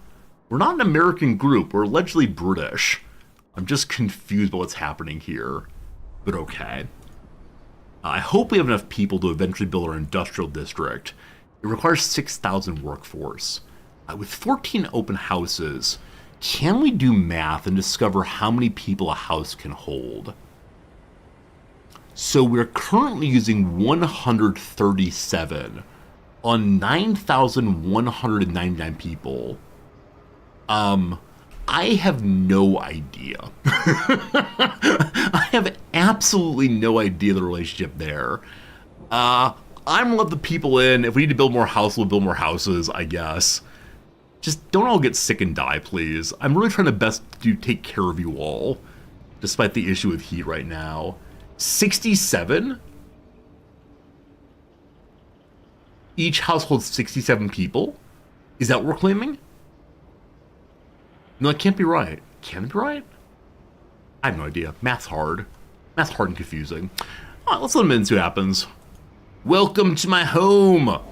Get to work. All right. Ton of workers should be showing up. Yes, they're coming in right now. We got some time. I can't build any new housing because we have no free people. That's fine. Herbert Hoover was born in 1874. Current year is 1917. Is it actual Herbert Hoover? I didn't see the man's face terribly well, but that's delightful if so. I'm all about that. We need more farms. We need more houses also. We have 1,800 workers. So can I get more houses right now? I believe we built this direction. Big household of 67 people. I mean, what? Thomas More's Utopia talks about a household should be understood as, what, like 100 people maybe? With a grandfather in the control, and the children and the grandchildren, and all the slaves, of course. Thomas More imagines the perfect place and forces slavery into it. It's very sad. Very, very sad. All right, so can houses fit here? Those are already full. We have one dug out. We could keep going this way, but there's some heat locations nearby, I believe. So let's dig for a moment. I need to dig in the area of, what is it? In the area of the farms also. Are there other crevices that might be worth digging into? Yes, there's blue area here. Now, there's farm in this direction, but, any other blue areas? Down this way? I thought we were taking that one, but no, there's another nicely shaded area.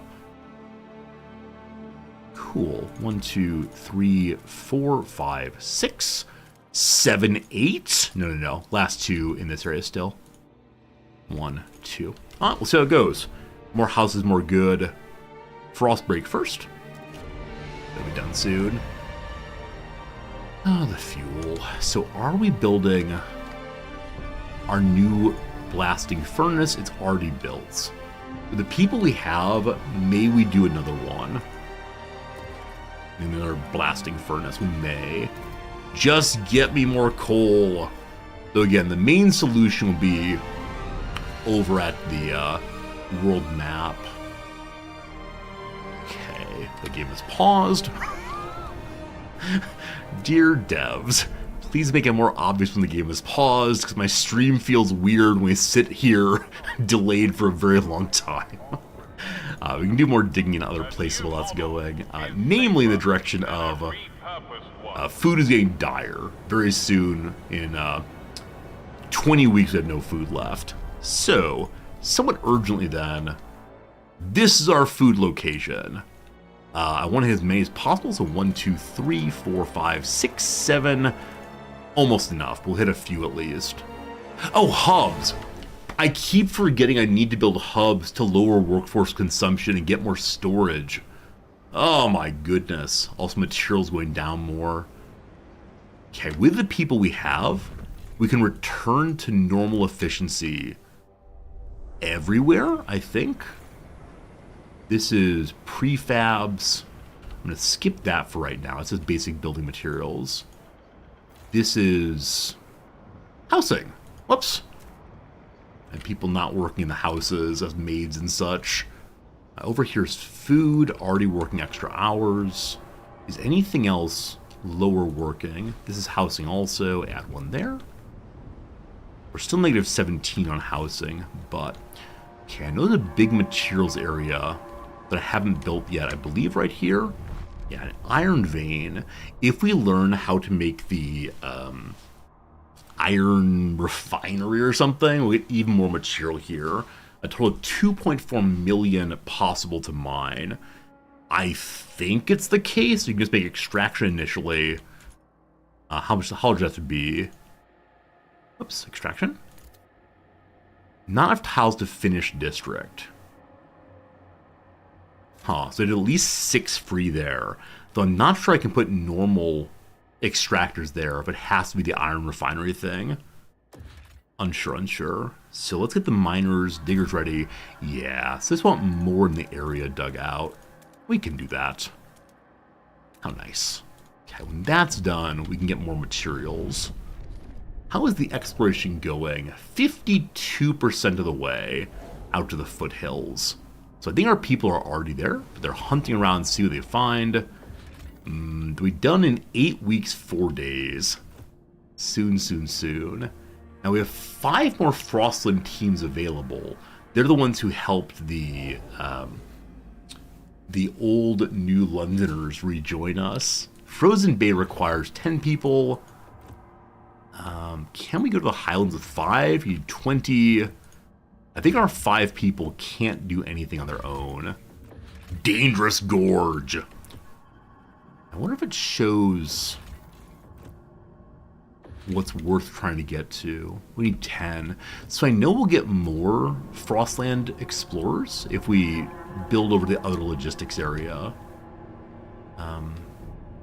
Maybe in a moment. Speaking of moments, we can get warm fairly soon, which will fix our coal problem almost certainly. But we're out of a stockpile. People are getting cold now, which means disease is getting worse. No one's actually sick, but there's a possibility of sickness ahead. The starving times are soon with us. Oh, comma no. Okay, have we finished digging here? Just started? We're paused again. Good.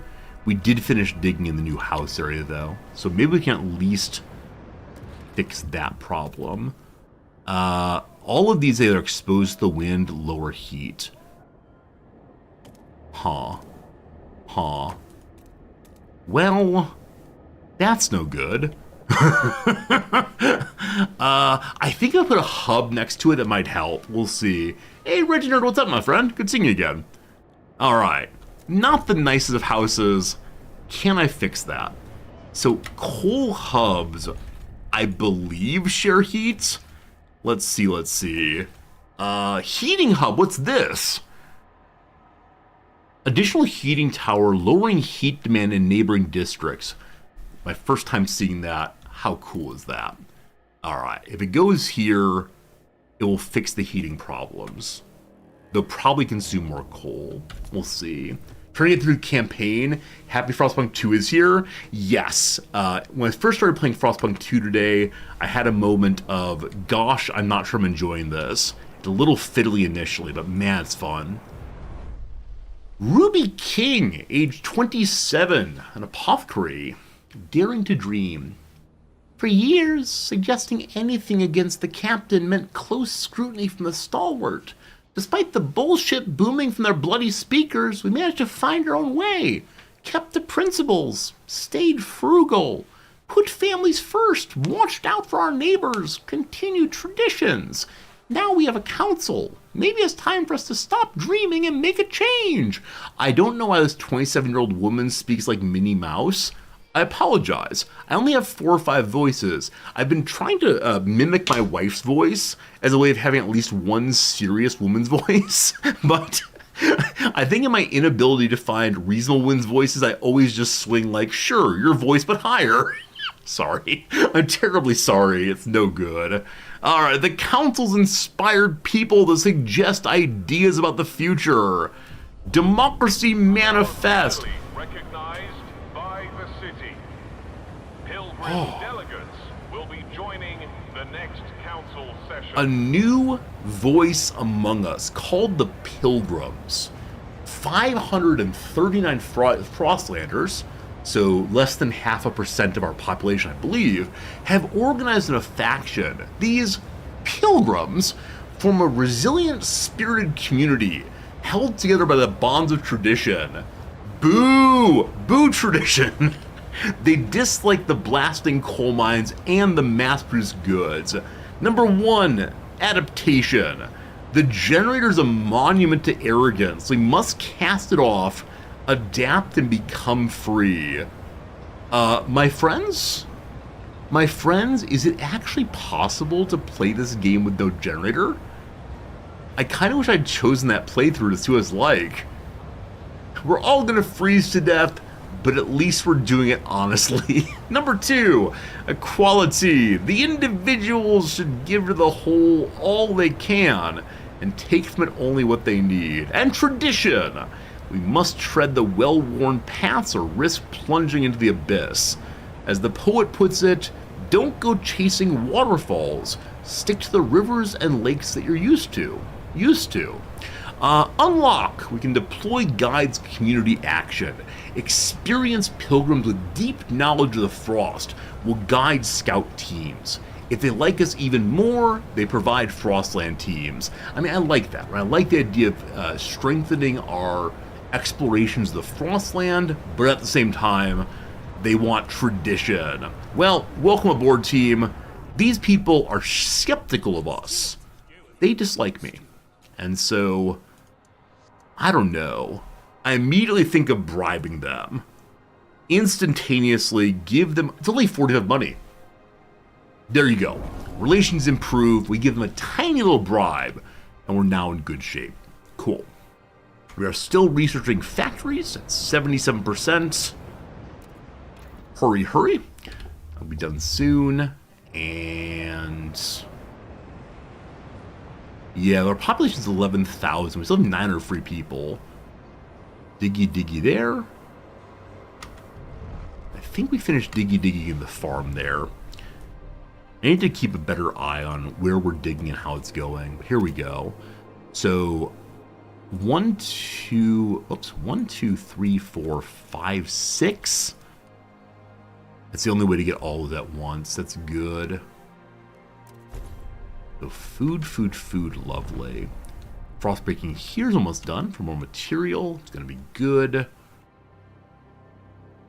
Okay. Soon with the goods. I wonder where goods are gonna go. Oh, we can also expand our housing district. Huh. Oh, there's an expand button. Apparently not. Maybe just on the starting ones. I'm not sure. That's okay, though. Also, what the heck is this? The old way station. We're so close.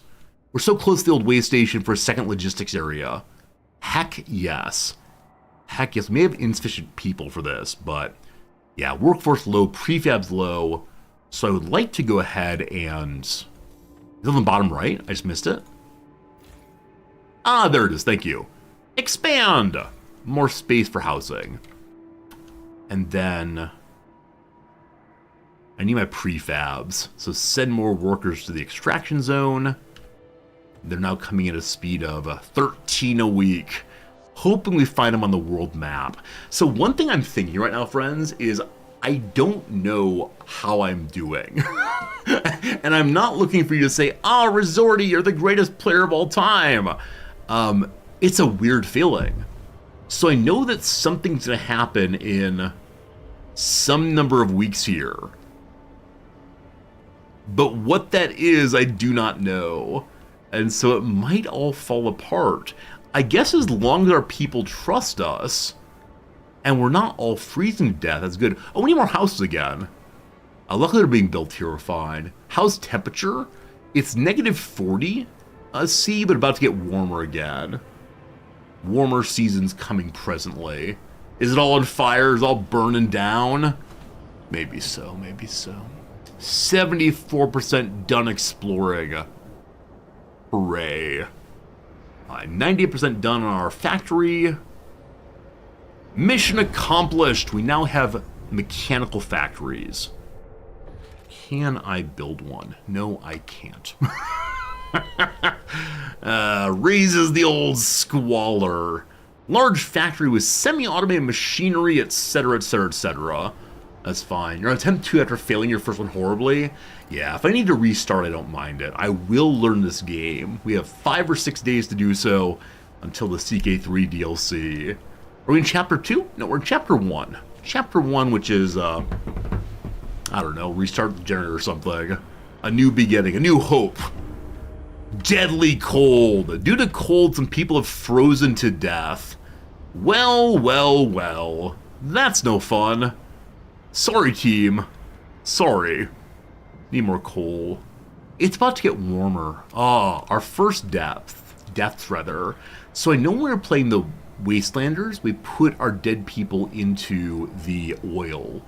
Do we put them into the coal mine here? Do we put them into the generator? There's no clear statement of what one does with the dead this time. A message from the generator. Here we go. Steward! A cold wave has taken lives in the city. People were found frozen not only in open streets, but in houses and workplaces too. Oh, I should have overrun the generator. Maybe. I think it requires coal though, and I believe we have no coal right now. The air is thick with grief and anger. People fear the horror of years past will return under leadership. They want the council to ensure new laws will make it all better.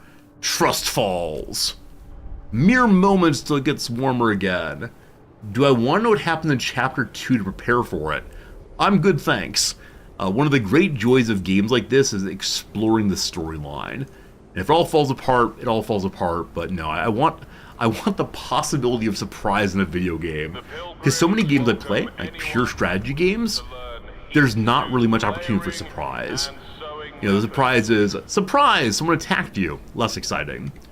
99%, 100, truly 100. There we go. What happened out here? The jettisoned secondary engine of a dreadnought. Under its hull, we found a core, an irreproducible component from before the frost. We can use to power advanced technology. Fissures in the ice suggest the dreadnought traveled to Frozen Bay a long time ago. Or an old observatory. The towering structure often attracts outcasts and scavengers who'd rather live together in cold isolation than follow the laws of New London. The settlement's been in decline since the collapse of their observation tower. Some may be willing to reconsider the situation and join us in the city. So we can invite the willing, or if we have a stable source of heat in New London with no cold problem, we can ask them all to come. Maybe later. Over here, abandoned coal mine. Just prefabs, not coal. So we've not found the coal source yet. A mining complex inhabited by children a long time ago. The children in the mine thing has become a little overplayed now. One reference fine, two, eh. Over the years, they grew older and became citizens of New London. The last miners were ordered home by the captain, but we know some coal remains in the shafts. The approach trail's in poor condition. We found a warehouse with prefabs the captain intends to use to improve it. We could take them or leave them in place to use the mine again. So take the prefabs home, using the mine uses more Frostland teams, or keep the prefabs here. The mine will take fewer Frostland teams. Friends, we have a mine soon to go. A mining complex, blah, blah, blah. An outpost here would increase our supply by 250 coal till it's all gone. Build a trail or a skyway. Oh, wow. Oh, wow. Okay. So trail to home.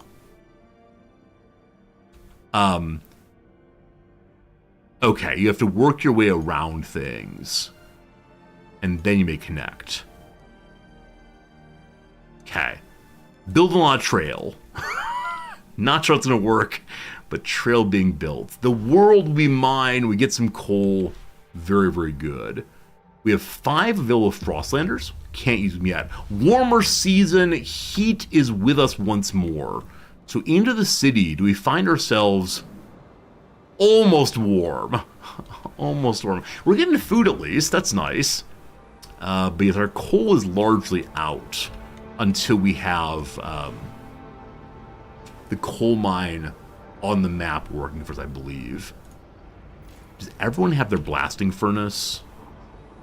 Tension is notable. We have an issue with disease. Is disease going down? Diminishing because the coal is gone. Squalor continues because I don't have enough materials. So materials is the next move here, I believe. And they're right here. Time to just dig out a bunch more. Fine, fine, fine. So get our digger friends. Must wait for workforce. We have more baboos coming in quite a long time. So this thing is almost empty. How long? 36 weeks. Alright. We're over by food by 10. If I take some people away, but keep them working, we're exactly at parity. Now, is that enough? Hey, mainly for, the game was actually really fun. I agree. I'm definitely enjoying it. I'm delighted about what the game is. I look forward to seeing how it develops as time goes by. But yes, I am enjoying myself quite a bit, and I'm glad that you are also, I suppose. Alright, there's 2 more here. Feels a little silly. Nope, that's the Frozen Forest. Huh. The Frozen Forest is a base for exploration. Alright, so these are both logistics districts, as opposed to being what I'm looking for, I think. I need more materials instead. Huh. The Frozen Forest is materials, but also is logistics we want it to be. Interesting. Can you only expand once? So far, I've only seen expanding once. This does not mean that you can only expand once. It just means that's what I've seen so far. As we got for now, more materials very soon. What's this? Currently, the abandoned mine is coming online. We zoom on out. The road is done. Hey! Does that mean the coal is coming in now? It does. Friends, we have a permanent source of coal. It's filling up as best we can. We did not get to find a permanent source of fuel outside of this city. I don't know why that is. Now, it's not permanent. It does have a limited amount ultimately. But we need to construct more people to explore if we can. So as we dig here, I believe I marked logistics areas. Is that true? I meant to do so. Let's see if we actually did. Oh no! Need more people. I could go invite the people who want to come with us to the city. I wonder now the cold level is stable if everyone will come with us. Let's see. Hello, friends. We need a new and stable source of heat to be convincing all of them. I wonder if we have the core, if we can build a second source of heat to help them. Let's take it apart, getting 2 cores. The parts are too rare to leave behind. I wonder if this is the locomotive we saw in the prologue. Whichever way, 5 teams being used. Those are all of my possible teams right now. We find there's mountains beyond, high passes. Oh, there's a lot to explore. Oh, there's a lot to explore, team. I need a bunch more Frostland explorers, but just zooming out, you can see there's so much else. Wow. Population's at 11,000. With 14 free houses, I assume it's the case that once population goes through, we'll need more housing again. I'll have to find a nice place for them to live. 256 and up something. It's a good feeling to see how much there is to explore. Oh, absolutely. Absolutely. You can immediately see the game open up. Right in that first moment, you say, okay, well, I just got my little team here, my little wastelanders. They're barely surviving, but I'm going to work on them. And suddenly it opens up then to, this is the city. Explore the city. And then it becomes, no, explore the Frostland too. I don't know how long a playthrough of this game is going to take, but it really is growing in a way I find absolutely delightful. So that's pretty cool. A message from the houses. This is Sue Miller, age 12, a street urchin. What's Gavroche sound like in Les Mis? Never fight a pup, 'cause he's really young. They fight like 40 armies and they won't give up. Cindy's pa went in and got her governess like she's gonna be a duchess or something. Not on our watch. We roughed up the little bitch all right. Ferguson's boys learned this too. If they try and wife us again tonight, we'll pull razors and see we'll cut out their eyes. It'll be good fun. Who always wants a proper rumble? Short blades only. Come on, who wants to play? The lack of a law regulating childhood is causing tension to rise throughout the city. Okay, so because the children aren't going to school, they're engaging in knife fights instead. I mean, my sense is there's something in between those two. Like, maybe it's the case that we could just, I don't know, have them learn statistics via gambling. That would be better. If any of you have 12-year-old children, I do understand anything like that. Like, 12-year-olds, what, prepubescent? So the higher voice makes some sense. I don't know. Anyway, they want more laws. So I've been kind of hesitant on passing too many laws. I assume there's a cooldown, but I guess not. Alright. Alright. So criminality seems important. I don't know. The rules law require 2/3 majority. We need simple majority right now. Oh gosh. Dark mode. Not so much. Not so much. For the children, if there's no rules, crime increases. Instead, we can have family apprenticeship. The Frostlanders want this. They want to keep the kids in the family. All children must work alongside a relative so they can learn their trade and continue the family tradition. Well, that's nice. Got the people working at carpentry exclusively.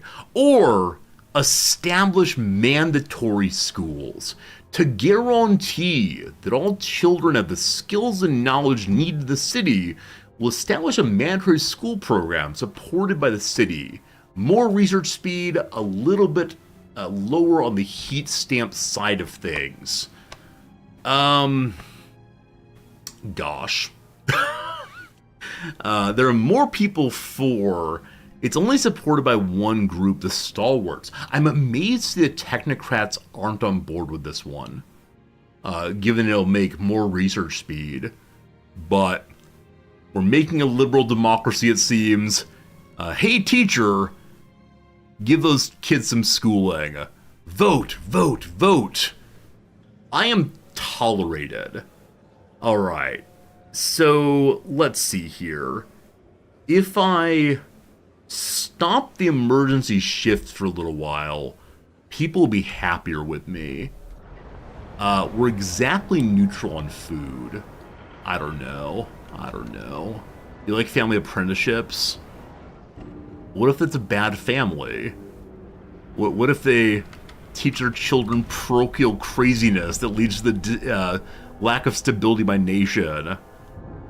I saw a pop-up about some people dying in the mines, I think. I had no idea. Anyway, the Pilgrims, how much money do you want to like me a little bit? 64 money. Oh, they have to be neutral. Oh, wrong button. Give them money. Give them money. You can't do it too often. Alright. New Londoners. What kind of money you need? They need a lot, right? Oh, 390. Too much, too much. Well, if it's a bad school, there's no such thing. We're only going to hire the brightest of teachers. And the brightest of teachers will have regular review by their peers. You're not wrong. We might have some problems here, but we're going to act like they're good teachers. And we had a pop-up saying, professors are stealing all the money and researching, I don't know, the nature of being instead of how to make better shoemaking machines. Then we got problems. Okay, I can't afford to bribe anybody right now, unfortunately. So I think we're going to press our luck. We're going to press our luck, push that button, and see what happens. Oh, the law's not proposed. So if you leave that page, you can re-propose. I know the Frostlanders want some kind of modification to this, and I'm happy to give it to them. Unfortunately, to research it first. In the city, welfare is possible. Make sure we don't all get sick. Community service. There are 3 possibilities. This is one that they want. Voluntary and unfocused communal effort yields no significant gains. Expedition support. Everyone must aid expeditions by helping them prepare for the journeys. The Frostlanders and Pilgrims want that. The majority of people are against it, though. They want city development, more prefabs. Alright, so city development will go through very, very quickly. Though again, the Frostlanders will be big cranky. They just want help for expeditions. But no, I need to stop the criminal children. So here we go. Everybody goes to school. Alright. I am tolerated still. We'll see how much longer that continues. Vote. I need 51. We got 27. People debate some more, and they're with me. 64. As say 60 people in favor of, not 64 people. It's very confusing. Numbers are weird. Numbers and prepositions sharing the same things. The children will no longer knife fight except in knife fight class. Hooray, hooray, hooray. The majority of our people have now become new Londoners and stalwarts, and they're largely happy. The groups that are against are relatively small. That said, friends, unfortunately, it's 2 p.m. my time. Been live now for 5.5 hours. This tends to be the part of the stream where we unfortunately say goodbye. I would love to stream long today, but there's a slight issue, and that is tomorrow morning at my 6:30 a.m. I gotta stream again. I got a sponsored stream tomorrow morning. Tomorrow you're gonna see me play a game that's not this one for 2 hours, and then more Frostpunk, starting about my 8:30 a.m. Now, if you want to know when that is, it's 8:30 Japan Standard Time, so good luck to you. For now, though, it is 2 p.m. my time, because I'm in Tokyo. It's very confusing, isn't it? Like, 2 p.m.? Wait, it's the middle of the night. You're in a black void. It's the night sky. Friends, we'll be ending the stream today with a quick little ad break. It will run through next 3 minutes. I will be here playing the crossword while it runs down, and then when that's over, I'll say goodbye for sure. So thanks for being here. I hope you want to see more Frostpunk tomorrow. It'll be a lovely, lovely time. And between now and then, let's go ahead and do a quick little ad break and end the stream. And tomorrow we'll start up again, and it'll be a lovely, lovely thing. So thank you all for your kindness, your follows, your subscriptions. It's been a fun time. Thank you. Feels good, man. Feels good. Okay. So, you're in GMT -8. Is that, New York? I don't know. I don't remember where's where, but here we go. Working on the fun here. Sending money. Still stuck on that one. Island whose name means old, with California. Yeah, we're working on getting more viewers from the west coast of the US. The majority of our viewers are East Coast and Europeans, and so they go to sleep early. Trying to work on building up the West Coast community. It ends at a low point. A tragedy. Alright. Chilaquiles or chilaquiles topping. I think hone might just be wrong. For sharpen. I really want to be hone. The word keen means sharp. I don't know. West Coast, best coast, not half bad. Not sure. Fundamental nature, so to speak. Fundamental nature. I really should get this one pretty quickly, but it's quiddity. I have no idea. Molly's best friend on Insecure, no idea. Major Lola. On in a way. On in a way. I mean, you can be on medicine, on drugs.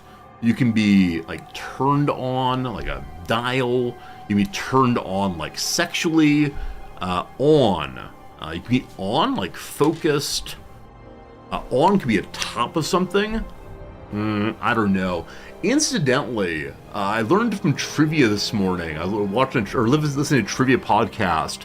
The word in English with the most senses, so different sub-definitions in the Oxford English Dictionary, is the word run. You can start listing things like run, and yeah, run has over 600 different senses. Isn't that insane? Run through a text, a run in one's clothing, like pantyhose, run one's mouth, to run with a physical body, 600 senses. It's insane. You're probably right about wet. That one didn't come to mind. Anyway, we still don't know what this one is. The opposite of 28 and the opposite of 1 with no help. Bound for the top. Bound for the top. Again, to jump, to connect, to lock together, top. Not sure. Sample text. Well, I mean, there's the lorem ipsum as a sample text, but the question mark... The ending. Oaf. No idea. A protector of damaged skin. How about like scar tissue? Scar tissue, possibly? I don't remember. Wasn't there a New York Times crossword the same word a dozen times, all with different meanings? Malrock, it is the case. It is the case there are a tremendous number of puzzles where cute things like that happen. Often the New York Times one is, like one across is merry in a way. Two across is merry in a way. One across will be say I do. Two across will then be weld. Right, to marry metaphorically and to marry literally. I really want scar tissue to work here for protective damaged skin. You know this one? Ugh. It was Band-Aid. How about bandage? I was stuck on the brand name of Band-Aid. Thank you for saying you knew that one, because in that moment I said, I know that one too. Very good. Spare me. Spare me, spare me, spare me. No more, no near, no idea. Layered haircut. It was a shag haircut? Like shaggy? Not sure on that, we'll see. Q is definitely the wrong letter. Okay, sample text or take maybe, or make? Unsure. The ad break's over, so I'm gonna go ahead and do, let's say, 3 more across and then back to the game. Do your makeup, no idea. Opposite of 1 across, no idea. Here we go. Yeah. Nickname for Clara Bow, no idea. Last one for now. All these proper names. Excellent. Oh, good God, here we go. Excellent is cool beans. My friends, when did you last say cool beans? I don't think I've ever actually said it. I believe it was used back in the 1990s, but no idea. Fan of Tom Cruise. I want to be Cat again. Cat fancier. Cat adorer. No idea. Mouse is home. No idea. Last one for now. God no.